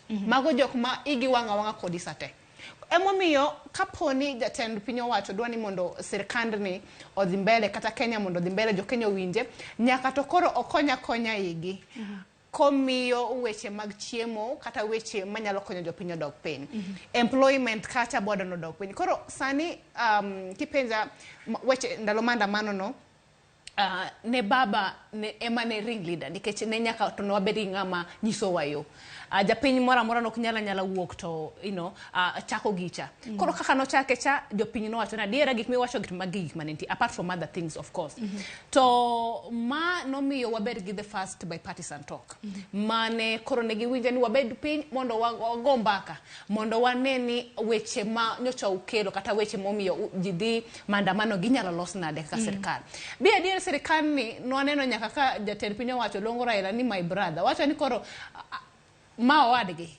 kaka owete wewe mondo wawuo wane kaka wanyalo gero Kenya kumora achiel kala ni mana wach mar en mana wach ma nikech wang'ene na kram na kapok lalruok makamagi mano lalruok mokwongo kweth mar Azimio nyalo paro lalruok margi mokwongo notel kanyo gi senior council mano tiende amulo kapok lalruok makamagi no neno wang'ene na kit ng'anyo mabende nobede nikech ng'anyo makamano noluongi dwe mar 3 gi kweth mar Azimio to ne gi ng'anyo nang'o nyalo paro kono mana ka Raila Odinga nyiso johera mage mondo wuog oko ka romre margi gi ng'any ka gidhi kar jot mar jatend piny nikech ok giyie kod telo mare kuongo moni kaka nodonji apis bang' man waseng'eyo kaka ng'anyo makamano osebedo ka neno nikech kada mne ng'anyo mogik mabende koro neno mabende yawa no lalo ngimagi ne ng'anyo mabende koro giywak kaluwore kod pek mar ngima koro wach jatelo mabende kaka nodonje kar jot mar ten piny nok losi mane mwalosi bende gibe partisan monotore sane lalruok mabende dhi chako kawuono apani kana ntiere achiel kuom twak matimo Ramogi kaendi ne wawuoye wachni to ne wawacho ni weche mag high cost of living kata ngima moidho mar jopiny gi weche mag composition kata loso mar commission mar IBC kata commission matayiero Kenya kaendi kod wach mar ng'iyo sava kata ni mondo wang'e adiera kaka wan jok manogo kura ne Azimio kata jok manogo kura ne Kenya Kwanza ni ng'awa manoloyo adier mondo sava mondo yaw nikech ni wacho ni kaponi jatelo ni emano kata Ruto kata president sani emano yombe weche mag yiero ere gimomiyo sava ok yaw koro weche gi kod mamoko emano miyo koro ji nodhi gomo kata nodhi maandamano maandamano wan koro to king'iyo matut jogi ne gin jok ma ne ogoyo ne jatend coalition mar Azimio kura to magi jok mane kanose igamo kalo sama chal kama kanose lan kata weche magi yiero ne timo to gini no omako dho chunygi kendo jo Kenya mang'eny ne uzuni kata no kwako piny koro ne gidwaro gibende ni adiera gidwa ng'e adiera koro nitie jok manodhi ne gidwa ng'e adiera to kata kamano ne waseyie kara ni ero ine ker mar piny to ere gimomiyo kara ni nyisowa kose bech mogo ni dwoke piny ne kata bech ngima ni dwoko piny mana ne jok manogo ne kura nikech wach mogo no bende kata jatend piny Kenya nodonjo niwacho ni noyudo empty coffers sani higa achiel ma osekalo pod agulu ni pod iseyo mana tend sirikal mokalo to coffers manoyudo ma empty ni Sharon gidhiga bayo mag pinje mamoko gidhiga ng'ono empty coffers mane giyudogi and Thanksgiving ma odhiga makao over 10 million kodhi Thanksgiving achiel county ka county ni enitimega nade and empty coffers manoyudo pesa mano onyiogo MPs kata jotelo mag coalition mamoko gi nogol kanye ero kama na inya Tabitha makama kaparo gi kanyo nikech mano bende wach mabende odwaro mar mondo miwalose nikech jatend piny mano William Ruto ne wacho ni mana odonje telo noyudo ka pek mar ngima na nitiere sani en thuolo mar higa achiel chakre ne odonje telo Ang'eni nochamo muma mano chieng' tarik 15 en mana ni sani dong koro bang' yiero wach mana ni higa achiel pod pek mar ngima pod ywako mana empty coffers osuru mwachoko osebedo kadhi kanyi itiyo kode yo machalo nade mane wach mabendo duogo twake koko manya kwa Ramgejwang adhene achiel kachiel nyaka kaunti ma Kisii wantiere gi nyawadwa kanyo Crispin Otieno. Crispin kiwinja hamusi ni misawa kaunti ma Kisii ochio nade jopiny giwachang'o kotenre kode higa achiel tok yiero thor wach mabende wantiere gode studio gi sane. Oyore nya Sharon manaka kiwacho antiere e bobo ma Kisii kama antiere ni antiere kamilo godi daraja mbili apaya mawuok Kisii kochimo Migori momiyo adwani mondo alos kod jopiny jogo mantiere kama wantiere ni mondo gilerwa ni higa achiel nyaka ne yier kata sirikal masani donje telo ang'o ma uneno kosebedo be ineno kantiere lokruok ahinya kaka un kaka jopiny ang'o ma uneno ni onego time yo makare to ang'o ma bende pok obedo yo makare kaka nyichu paro. Ma en Gordon Odhiambo kani daraja mbili maisha osebedo matek kopogore gi kaka igni mamoko na seneno kata presidents mamoko no osekadho maisha tek onge gima wawinjo maber kata sekenda achiel. Koro wan wakwayo mana ni jogi mondo wuo e yo moro maber mondo mi giket maisha obed maber. King'iyo kaka sikul sani ni nyithindo dwaro ni odonji joma dhi donje e university gik moko tek ma kata mana janyuol kende ok nyal. Kwa hivyo wakwayo sirikal ni mondo gibed piny gipang kaka ginyalo tiyo kodwa e yo moro maber nikech wan e jopiny to jopiny man gi teko to piny ema nyiso sirikal kaka malekeo kaka onego bed ni piny dhi. Sani kata dang' ichak wuotho daraja mbili kar kae kioji kata mana ng'ato achiel iyudo ka maisha tek sawa. Koro an gima kwayo jogo ongi mpangilio maber mondo mi giketwa yo maber ok gik moko mi promise wa nyaka higni adi wagombo. Waloso gi jomoko nyiso ni iluongi ni ng'a alafu ini iwachang'o kaluwore kod twak ma wan go kawuono. Iluonga ni Gideon Omondi. Gisani aseneno kaka maisha tek kaka wanene wachandre koni gi kochande mano. Erokamano wacha kuja. Gi nyinga iluonga ni Vincent Ochieng'o Uko. Gisane nyaka nego kura lokruok mwaseneno onge kaka wajo Jua Kali. Ruto nowacho ni Jua Kali sekta nitiere gik magitengo. Koro ne gitengo to gik magitengo onge mosekonyowa kata achiel. Wahinyore ka winjruok otamore to mana kaka baba nosewacho ni tarik achiel wadok e ng'anyo. Wabiro madok. Sirikal be soyudo kawacho ni kane gidonjo telo ne giyudo ka gik moko kata pesa ne onge mar sirikal moromo. Unu wachang'o wi wach? Pesa ne onge to magi chulo ji mondo kik dhi e ng'anyo to nitie. To magi duok go bech gik moko piny to onge.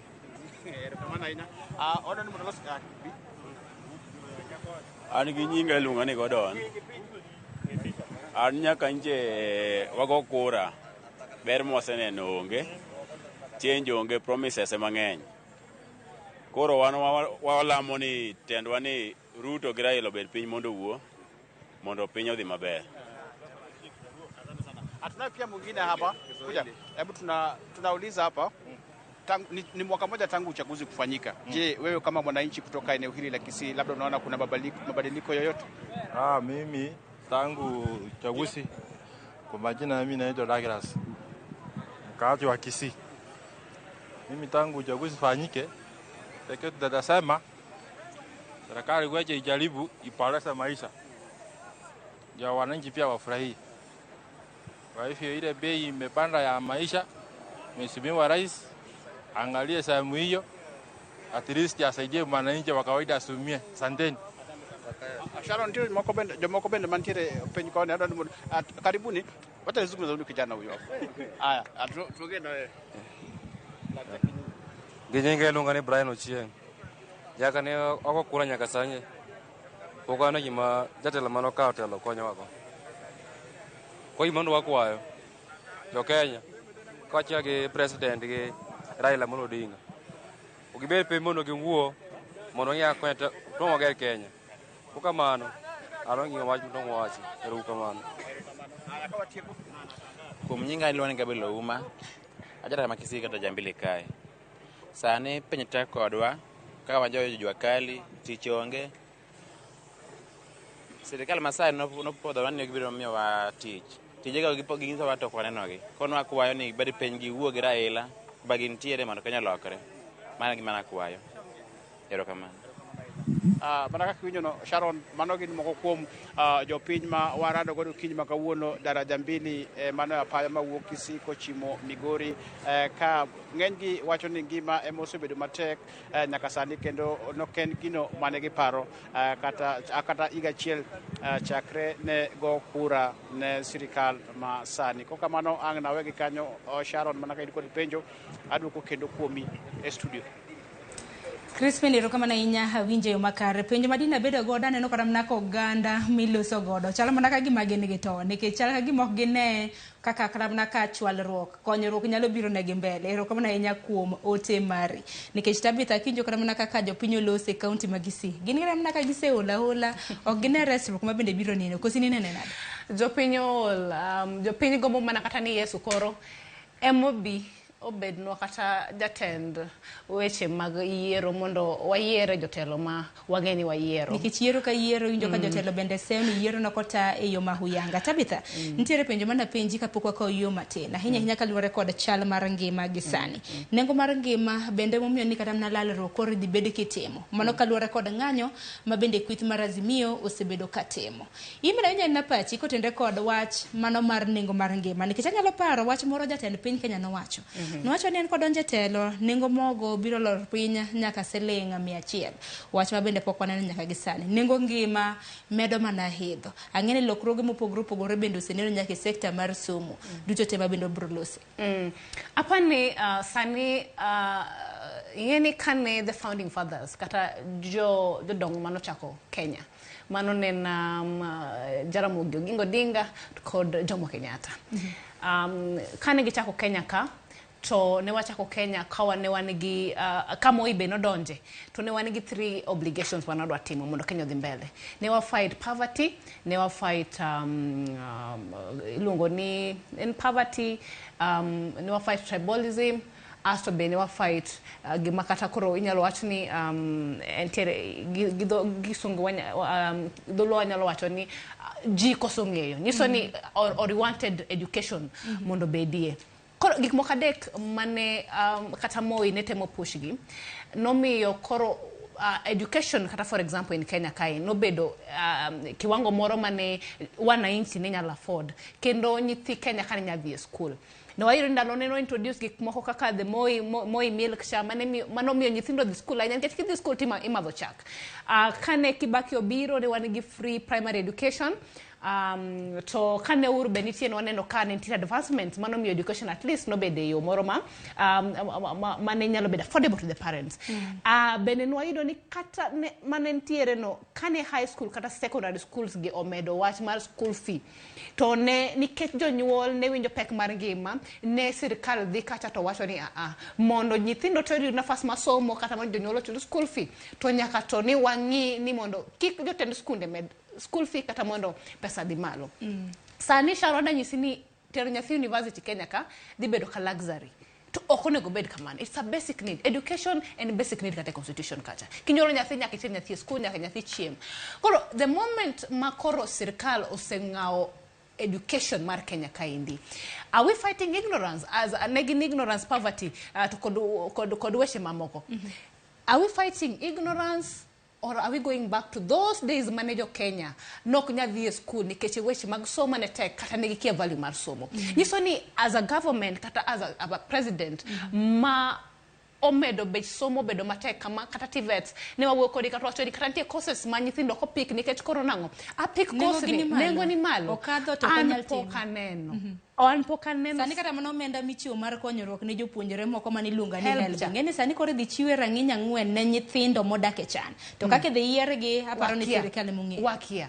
So what are we doing to our students? Nyithindo gi gine nyithindo mabende every year we are churning a big number wagolo nyithindo mang'eny university mokse graduate to sani 100 kata 1 year later 365 days gima sani president wacho ni odwaro ni mondo wager affordable housing up engineer affordable housing wadager for 5 years to kapo ni for example affordable housing aneno moko igero ngara kata moko bende oyango diche oyango projects moko be waneno kan nyoto no oyango projects mano oyango chonka apendi affordable housing ka apa ni gedo gato rumo aso nyithindo gidokure to ereg momi onego bedna this for example asomo bedo daktari to kayud teach ni inyisa as an opportunity as an employment opportunity mani singo ni bo create no in the affordable housing nyoro neno kata mna lendo mabende no chinyal kora mna paro jatend piny Kenya ka bende wacho ni thuolo mag tije pinje ma oko osedre madiro milion 1 pacho kato thuolo mag tije go ni kanye to ka pinye ma oko ka bukre ni wuoyo to wacho ni gin pok ne gi wacho gima chal kamano in fact pok ne gi have such conversation didi mwasa yudo ka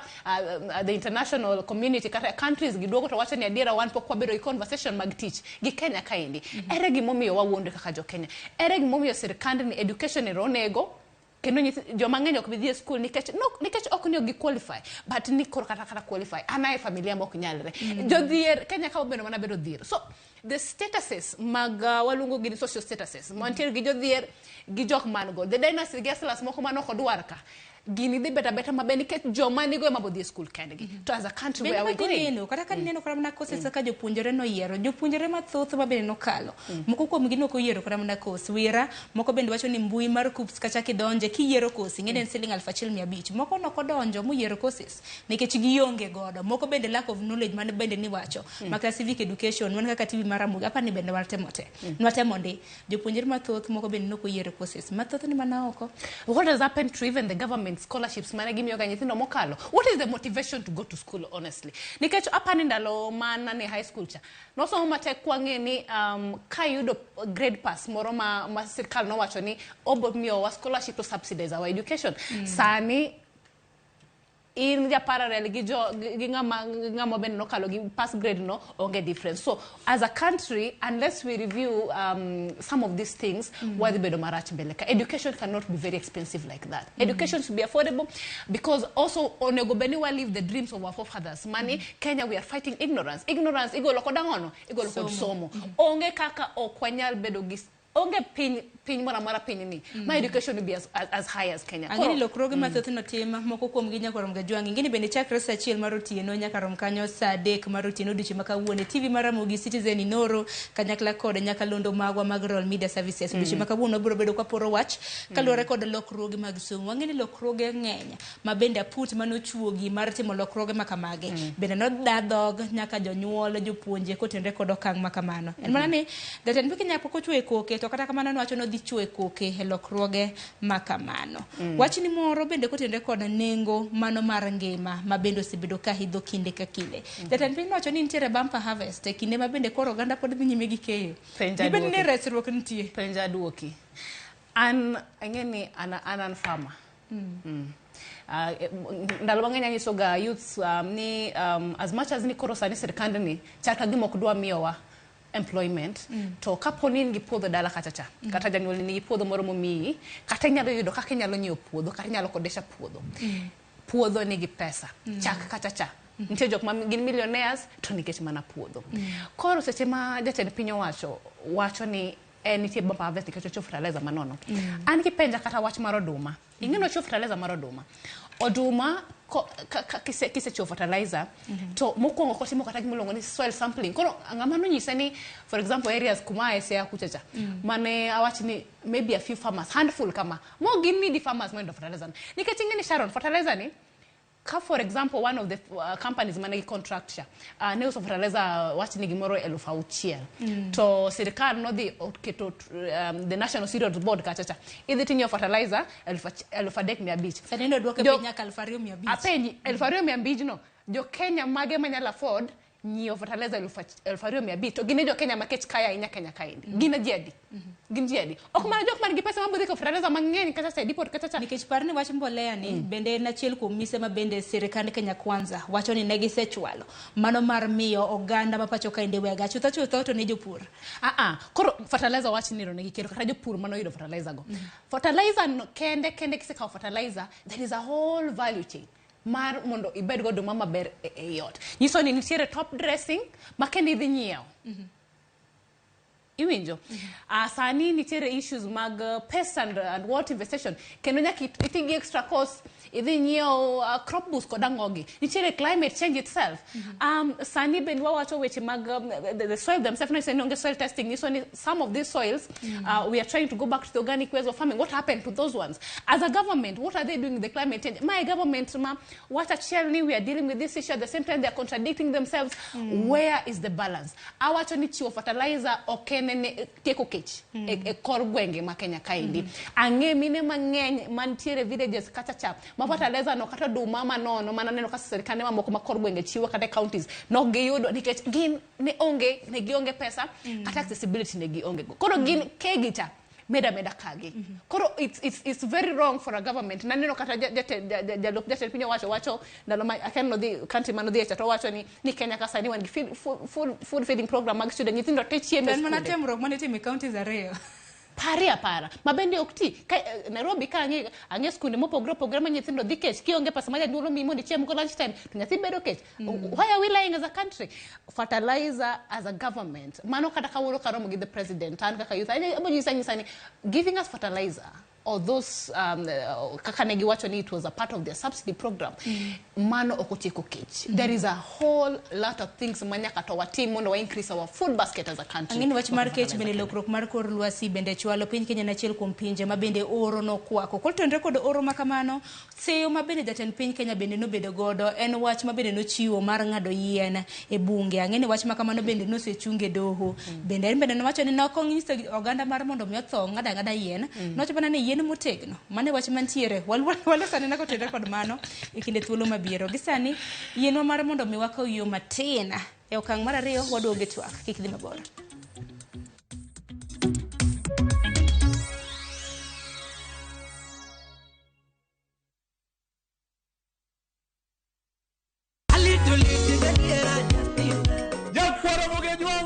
Chiegni e show mamit maraktari ma iluongo ni Ramogi Night wakelo go ticha beach seche machal kama. Ka in jahera mar luo benga kata ajawa wakelo ni ngolo mobedo piny mayueyo mana mo. Lungani kolo con instrumental kaberni be inyalo lungani boy handsome within and without. Boy handsome moment away aroji bed and breakfast sama pekni tilungani ngenja the entertainer. Kaka pile nya Ramogi wacho ni kete manaka. Ramogi Night, Teacher Beach ka Teacher Beach, Sangwen Otieno. Veke Ibambe na View Travel. Masai Mara or Amboseli from 14K, Savo or Samburu from 24K, Mombasa, Diani or Malindi from 14K, self-drive deals from 3K, Dubai and Zanzibar from 560 USD, Mauritius or Seychelles from 1,000 USD, South Africa and Thailand from 1,080 USD, Malaysia, Singapore and Egypt from 1,200 USD, and Maldives and Santorini from 2,000 USD. Call 0703 254 254 for bookings.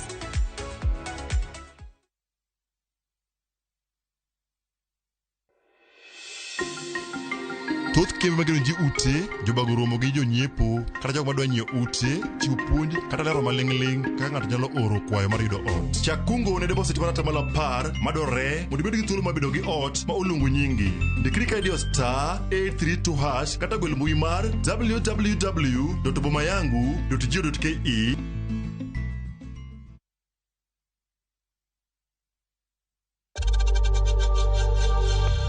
We know times are tough, so save money by buying airtime from M-Pesa to any network with zero transaction fees. Dial *487*2# and get your airtime PAP with zero transaction costs.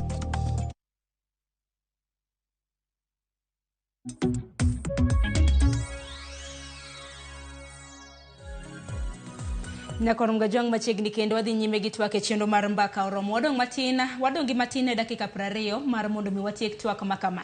Kata kamano ote sibedo kiora no katothu ote mabendu oro anoko wacho ni watemo chiego mana dhola mabende nosechango wanong'e mana toki gachiel gik mabende osetimore pacho kendi dong ber kwa paro kama nene gi kama bende wasechopa hinya kaluwore kod mise mabende piny wacho osebedo kachwalo. Ote sibedo kadonjo wabiro mana yiero moko kuom ote mabende wanyalo somo. Mana kinyalo ketina moko kuom gi Injinia Lazaro Kanyambok.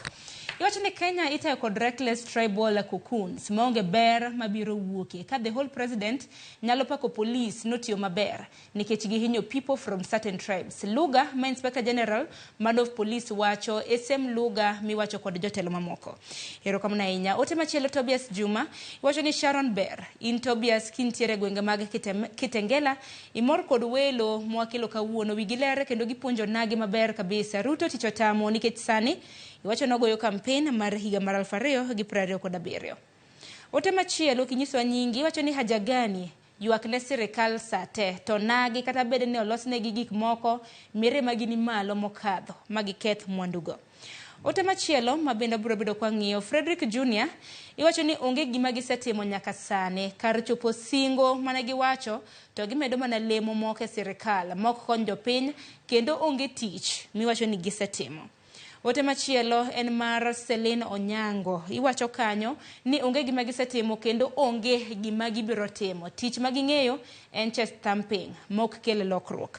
Asomo temo gik mano mar beti kiwuok Migori aparo iwacho ni in gimikwayo en ni Ruto oduok mana ochume penya eka wabro mor kode. Aparo ni yuak mabendo oganda osebedo ka yuak ni Nyakor Mgajuang kata mno Uganda mabende jofwambo magwa no dadhogge en kaluwore kod pek mano mar ochumi. Kaparo ni Nyakor Mgajuang mabende dwe mar 8 ni parni kine payroll Tabitha kaka an parni giko mar jumane mano giko mar dwe ni ng'ado osuru nyade mano mar chik mar omenda en wach malich en wach ma kata gweno koro apani ma sirikal ma kaka jawinjo kata janena chielo wacho ni sirikal matiyo ga goko japuonj ma already yudo ni jopuonje mang'eny mondo gi team development gikawga gimiluongo ni loan asto bedo financed koa e pesa gi ng'adogi.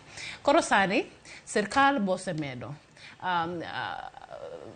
ginene osemedo taxation already jok mainyre kaka jopuonje they are underpaid ka japuonj ema puonjo bipuonj nyaka president to japuonje ni king'eyo joma bedo underpaid gin jopuonje to kod police mabende sani itiyogo marach asinyiso gi gitiyo mabergi.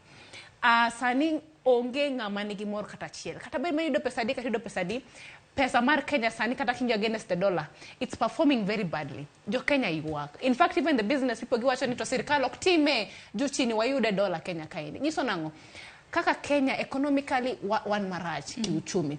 Kenya kaka jopiny onge faida mwaneno kata pesa mwatiyo. Owuon bende nowacho ni kata na uchumi marach mabende piny Kenya wantiere godo nowacho achiel midhusi mar covid mabende nantiere. Wacho mag modhi bende samoro bende nochwalo kinyo kata na kaka jatend piny Kenya ne wacho. To kora penji kata kamano ere gima watimo kaka piny. Ing'eni debe ni wacho ni okay there are those international crises momiyo piny chalo kama the dollar chalo kama. Sani dollar be 150 anyisi against Kenyan shillings. Koro what are we doing different as a country? Manyiso ni adiera kata bed ni the international market chalo kama dollar chalo kama indi. Lakini kaka piny mar Kenya ere gima watimo economically to make sure ni wabende watemo leverage on gik ma wan godo mondo wakonyre kata wakonjo piny. Koro omedo inyowa to othiano to bendo ko badhe to kodhi ing'eni jopiny gin jok moko mamia yani ing'iyo japiny bi wach ni adira Kenya ni wadake ga joluo dak ga mopogre gi joma moko kose jodaga nade nyono kana ne Central Koni to onyiso jogo ni mandamano manyacho luong ni kata ni weche miyuake gi mago weche ma jo azimio kata jok mano kelo maandamano gi wacha nikech koro gidwa ni go sirikal ne gidagi yie ni nologi kendo gidagi yie ni Ruto en president na neno kama Mudavadi wacho Mudavadi kaka prime cabinet secretary mokuongo position mare ni en position wachamo pesa mang'eny Kenya kaendi ma obende nyaka chiege ni gi position mabende Kenya kwanza dwaro mar mondo miyo losi apise ni elalruok mabende nyaka wawe wach ni nikech en achiel kuom jok apart from the 50 something CIS mano yerka gine jok machamo pesa to onge portfolio magi maber magitimo ere tofauti between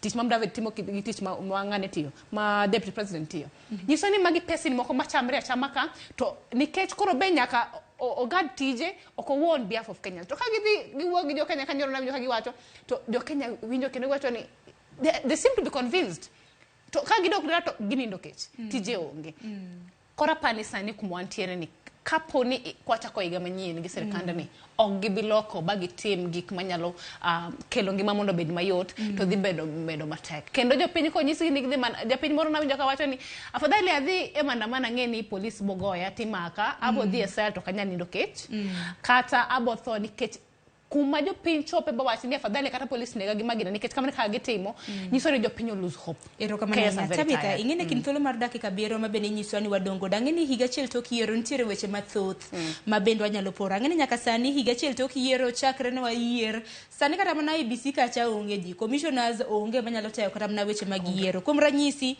nitiere kar chugor bura mano ma Banisa mano mantiere county ma Mandera jaod bura mare no tho gi jotelo mamoko bende oselalo ngimagi kinde mamoko ben nwaneno kata na chieng' wuok tich MCA mano mung'ere kaka Elijah Osiemo mano MCA ma Nyamaiya mantiere Nyamira bende nowito ngimane mano bang' ka bende noseyudo masira mar apaya iwacho ni koro kata na ka jotelo makoro osebedo kata na kalalo ngimagi nyaka sani kar chung'od bura wards mopogore opogore onge kod MCAs wira nikech waonge kod IBC commissioners sani landruok mabedo osebedo kadhi nyime gi achiel kuom okenge mandeg beni lose nikech to nobedo Azimio wacho ni commissioners nyaka yiere yo makare mok nind gi sirkal anadiera to penjo mama bonya penjo kanyo en how sure are they ni kata koro ingeni pasolo dhano wayiero kata Azimio kelo joge Kenya Kwanza keloge wabedo gi selection ma commissioners yo mayanga to how sure are we ni jogi dhibo serve for interest mar Kenyans but kata kamano wach matimre masani wayudo ni nitie jotelo motho kata moko notho to onego bed ni constitution Banisa ni dwe mar adek mar higa ni nyaka sani dweche buo the constitution wacho ni Kenya we have a representative type of democracy because we can have the option of direct and indirect koro wan wabedo represented indirectly kolure gi jok moyiero mondo dhiyo ginene kata koro jopiny ma Banisa gi for example gi jok mamoko mane jotelo gi othogi ginere ngama present grievances gi so that means we are going back in terms of even representation of the people because function budget and then oversight representation on legislation they are the ones who are suffering and kaneno kaber so apani ma watch ma kaka ne joge wacho 30 days is even more nikech gini dine watieko chonde beni goodwill nentiere dikoro sani waonge watch ma bipartisan dikoro wase decide way forward and I'm just wondering no chuno ni nyaka the former president man Nigeria manyaka bike nyaka koreka wangeni internal issues mondo beni wa solve how are we looking nyocha for the very first time pinini nyaka na chak winjo news Kenya pinini e kaneno ni nentiere the president mar Tanzania no biro Kenya kaendi so the president and the state house is denying ni noko biro. What are we really doing as a country? What are our ties international with international relations? Apani sani wan kumarach nyaka wayen wan kumarach igani 1 year since election since na wayero jatelo wasebedo kwatiyo marach. Kwa se ye kanyo binya ka president ochako ye kaka neno ko chako yeni to mondo okelwa e table kaka jo Kenya naka jaten piny kana lose gwenge mag Masawa ngene doche makawuono tieko limbe mar gwenge mag Masawa kaka na senyisa nyakwaro mgajwang limbe mano chako chiengeso mano mar juma mokalo kata naka no loso chal ka gima koro ogore piny nikech kata naka winjo ni twak e kinde gi mano Kenya Kwanza gi Azimio chal ka gima koro chal ka gima issues kata na weche ma Azimio dwaro mar mondo migi lose yie mar lose mana kaluore gi wache weche mag handshake mosruok mag bende kata mnogai mar Azimio wacho kinde ka kinde gi nok gidwa mar ariyo bende gi weche mag ng'anyo koka mano to bro winjo dwaro mago mag Azimio daktari nen kata no wacho gimoro achiel ni kata in other countries developed countries kapo ni nitiere wach bang tulo kata ka onge wach bang yiero kantie tulo to gidoga piny to gibero gimoro ni consensus and waneno ni wanyalo tiyo nade kumoro achiel man that is what this a gentleman gentleman agreement for the benefit of the Kenyans kata benefit of that particular country koro mano kulongo ni handshake to kapo ni ingeni na winjo ka jatend jalup jatend piny wacho be na winjo ko gwelo kumoro kata to wacho ni apani president onyiso jatend piny wacho maruto ni ingeni jo central oktiga maber gi betrayal e momiyo kane former president Uhuru Kenyatta no betray to ne wamiye adhabu kuom siri nikech nosekedi kaendi. Koro obende neno kogo siasa mondo obende kikweye oko. Koro magi jok motero siasa kacha onge development agenda. Koro en mana siasa ma apani ka beto nego rum to mondo jogi chak tich. To wach mosruok mabende koro lokore wer nikech koth mar Kenya Kwanza nyaka jotelo magi wacho ni gino gidwa mosruok. Azimio ka bende wacho ni gidwa mosruok. To bende jopiny nyalo bedo godo kama gi jotelo mamoko nikech chakre kinde mar mosenindo mano mane jatend piny Kenya pacho kaendi Kibaki waneno nusu mkate. Waneno kinde mar Uhuru waneno handshake. Sani koro wantiere kinde mano mar Ruto. Emo mene samoro jopiny jotelo samoro de wacho ni sako so samoro gisoko wach handshake ni. Mabende giwacho ni ok gidwa.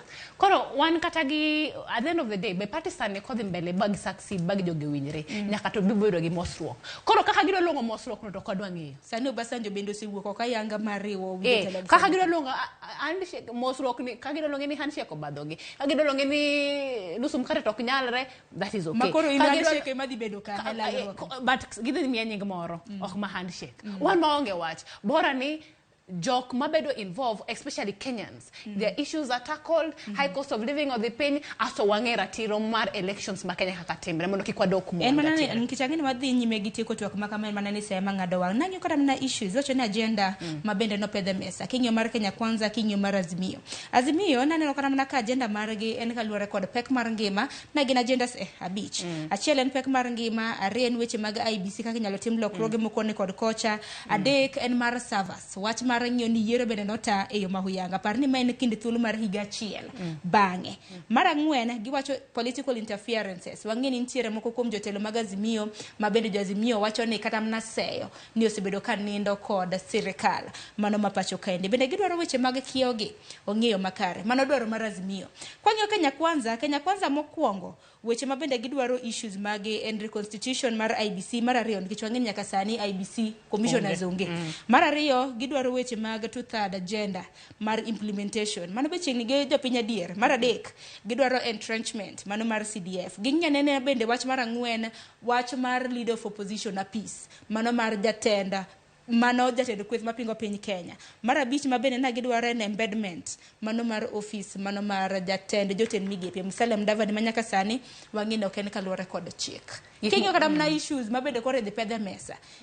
Kiwinjo kata mana Kenya Kwanza kaka lose gidwa lose wach mar pek mar ngima o gidwa lose wach mar servers to akli bedo.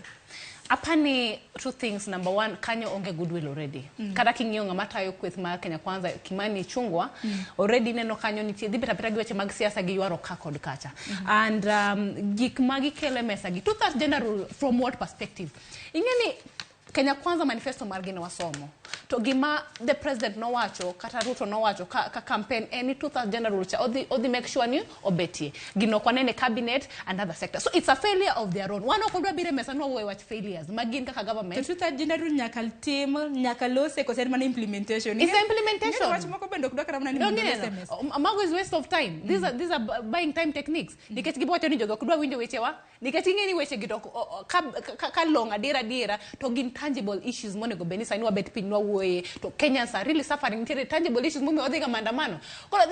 These are pulling time technique. Gidwaro ni ginyo sa mondo kendo wadao kacha di jo Azimio gidwa no winjegi lakini gino gidwa winjoji. Lakini king'io maber. How does the office magine manegi create mar Musalia Mudavadi concern the people of Kenya? To gine manegi create marenge mama sani jopiny wak machamba. How does it concern us? How does it concern us ni jo gidwaro ni for example gik moko magiwacho kanyogo? How does it concern the common Kenya? Two-thirds gender rule sani nitiere framework monego beni monochwe constitution nitiere article 37. Where are the scorecards? Ero kama na inyata beta ngini twak makamano wanyalo dhi godo nyaka machato nga hinya kaluwore kod higa achiel tok yiero mise mosechwala kanyakla kod mamoko. Adwa nwatiek twak makama gi wach mogik. Apani wachna mogik anyalo wacho ni kaka Kenya wadhi marach. Youths ma Kenya kama are the majority of voters. And I ni mondo youths onge powers magin godo. Power ma gin godo maduong' nikech wane mang'eny gin mine gi yudhe en dhiga election voting kachacha to gigo kura jotelo ma nyalo kelo change. Koro sani wang'ichuru maber kabisa. Kata mana ka ngadi kata mana mesa ka jokanya par abich mawuok e Kenya Kwanza gi abich mawuok e kweth mar Azimio. Ineno kata mana rawere kanya. To mine ginadi. Mine taneno ka Kenya Kwanza oketa 2 Azimio oketa 1. Why? Is that two-thirds? Watieki. Dongi neno kanyo. Already there is the disparity. Koro adwa ni mondo jo Kenya watemura tema kama wanyalo asto kaka ngima tekni.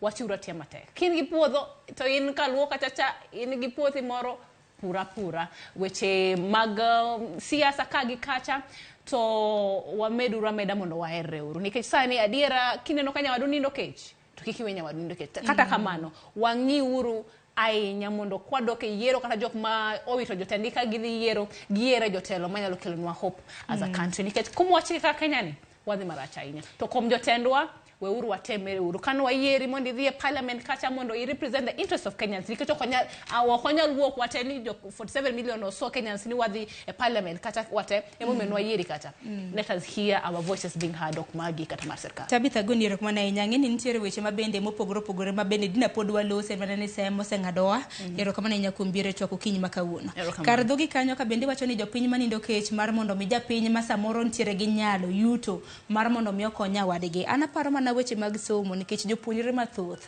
nang'eyo kata mana nonro e gwenge mag Nyanza jopuonjre kata mana bende nokondikore mariero courses to dagi timo maber gima na litna mogik moko bende wacho ni ok giero courses ni gionge siling 1,500 magidonjo go e mbui mar KUPS gi chul kacha wach moro malit iwacho ni nyakwaro mgajuang kin malo to ng'anya wadu nitiere pinya inyalo neno yo minyalo tinge godo malo Tabitha hero kama na inya nyakwaro mgajuang kanyo bende makelo wa giko mar twak dakika 2 kende modong mar mondo mioro msa beach mar Onyango chenro makama nochako sa 10 mar okinyi gi nyawadwa Cleophas Oluoch gisani watieke gi kidienya mano mar mbaka oromo kaparo ni midhiambo makawuono chakre sa 1 TV Maramogi kanyakla kod TV mamoko kaka Inoro Citizen gi nyakalondo magwa mantiere Royal Media Services ka wadhi bedo gi twak makende ahinya mar nyochala mano mar weche mag somo ginore mag bende gi dongere what is only the big conversation korikete mana kanya kwa Mgajuang mondi ng'ia nena matuti ni kaka janyuola ang'eni jumani nyithindo moko seloro sikul moko bende dhika loro ing'eni ni lokruoge mopogore mabende aput mano chuogi mar kelo lokruoge ahinya sekta mar somo gin mage mabende osechako tiyo mathoth kuomgi ibro bed kiporo ni kanyo chakre sa 1 nyaka sa 3 mar otieno koka mano anakoyo ni odiochieng' maber warad kendo odiochieng' makinya ka Ruoth Nyasaye otelonwa nyinga en Sharon Ng'ao orituru masane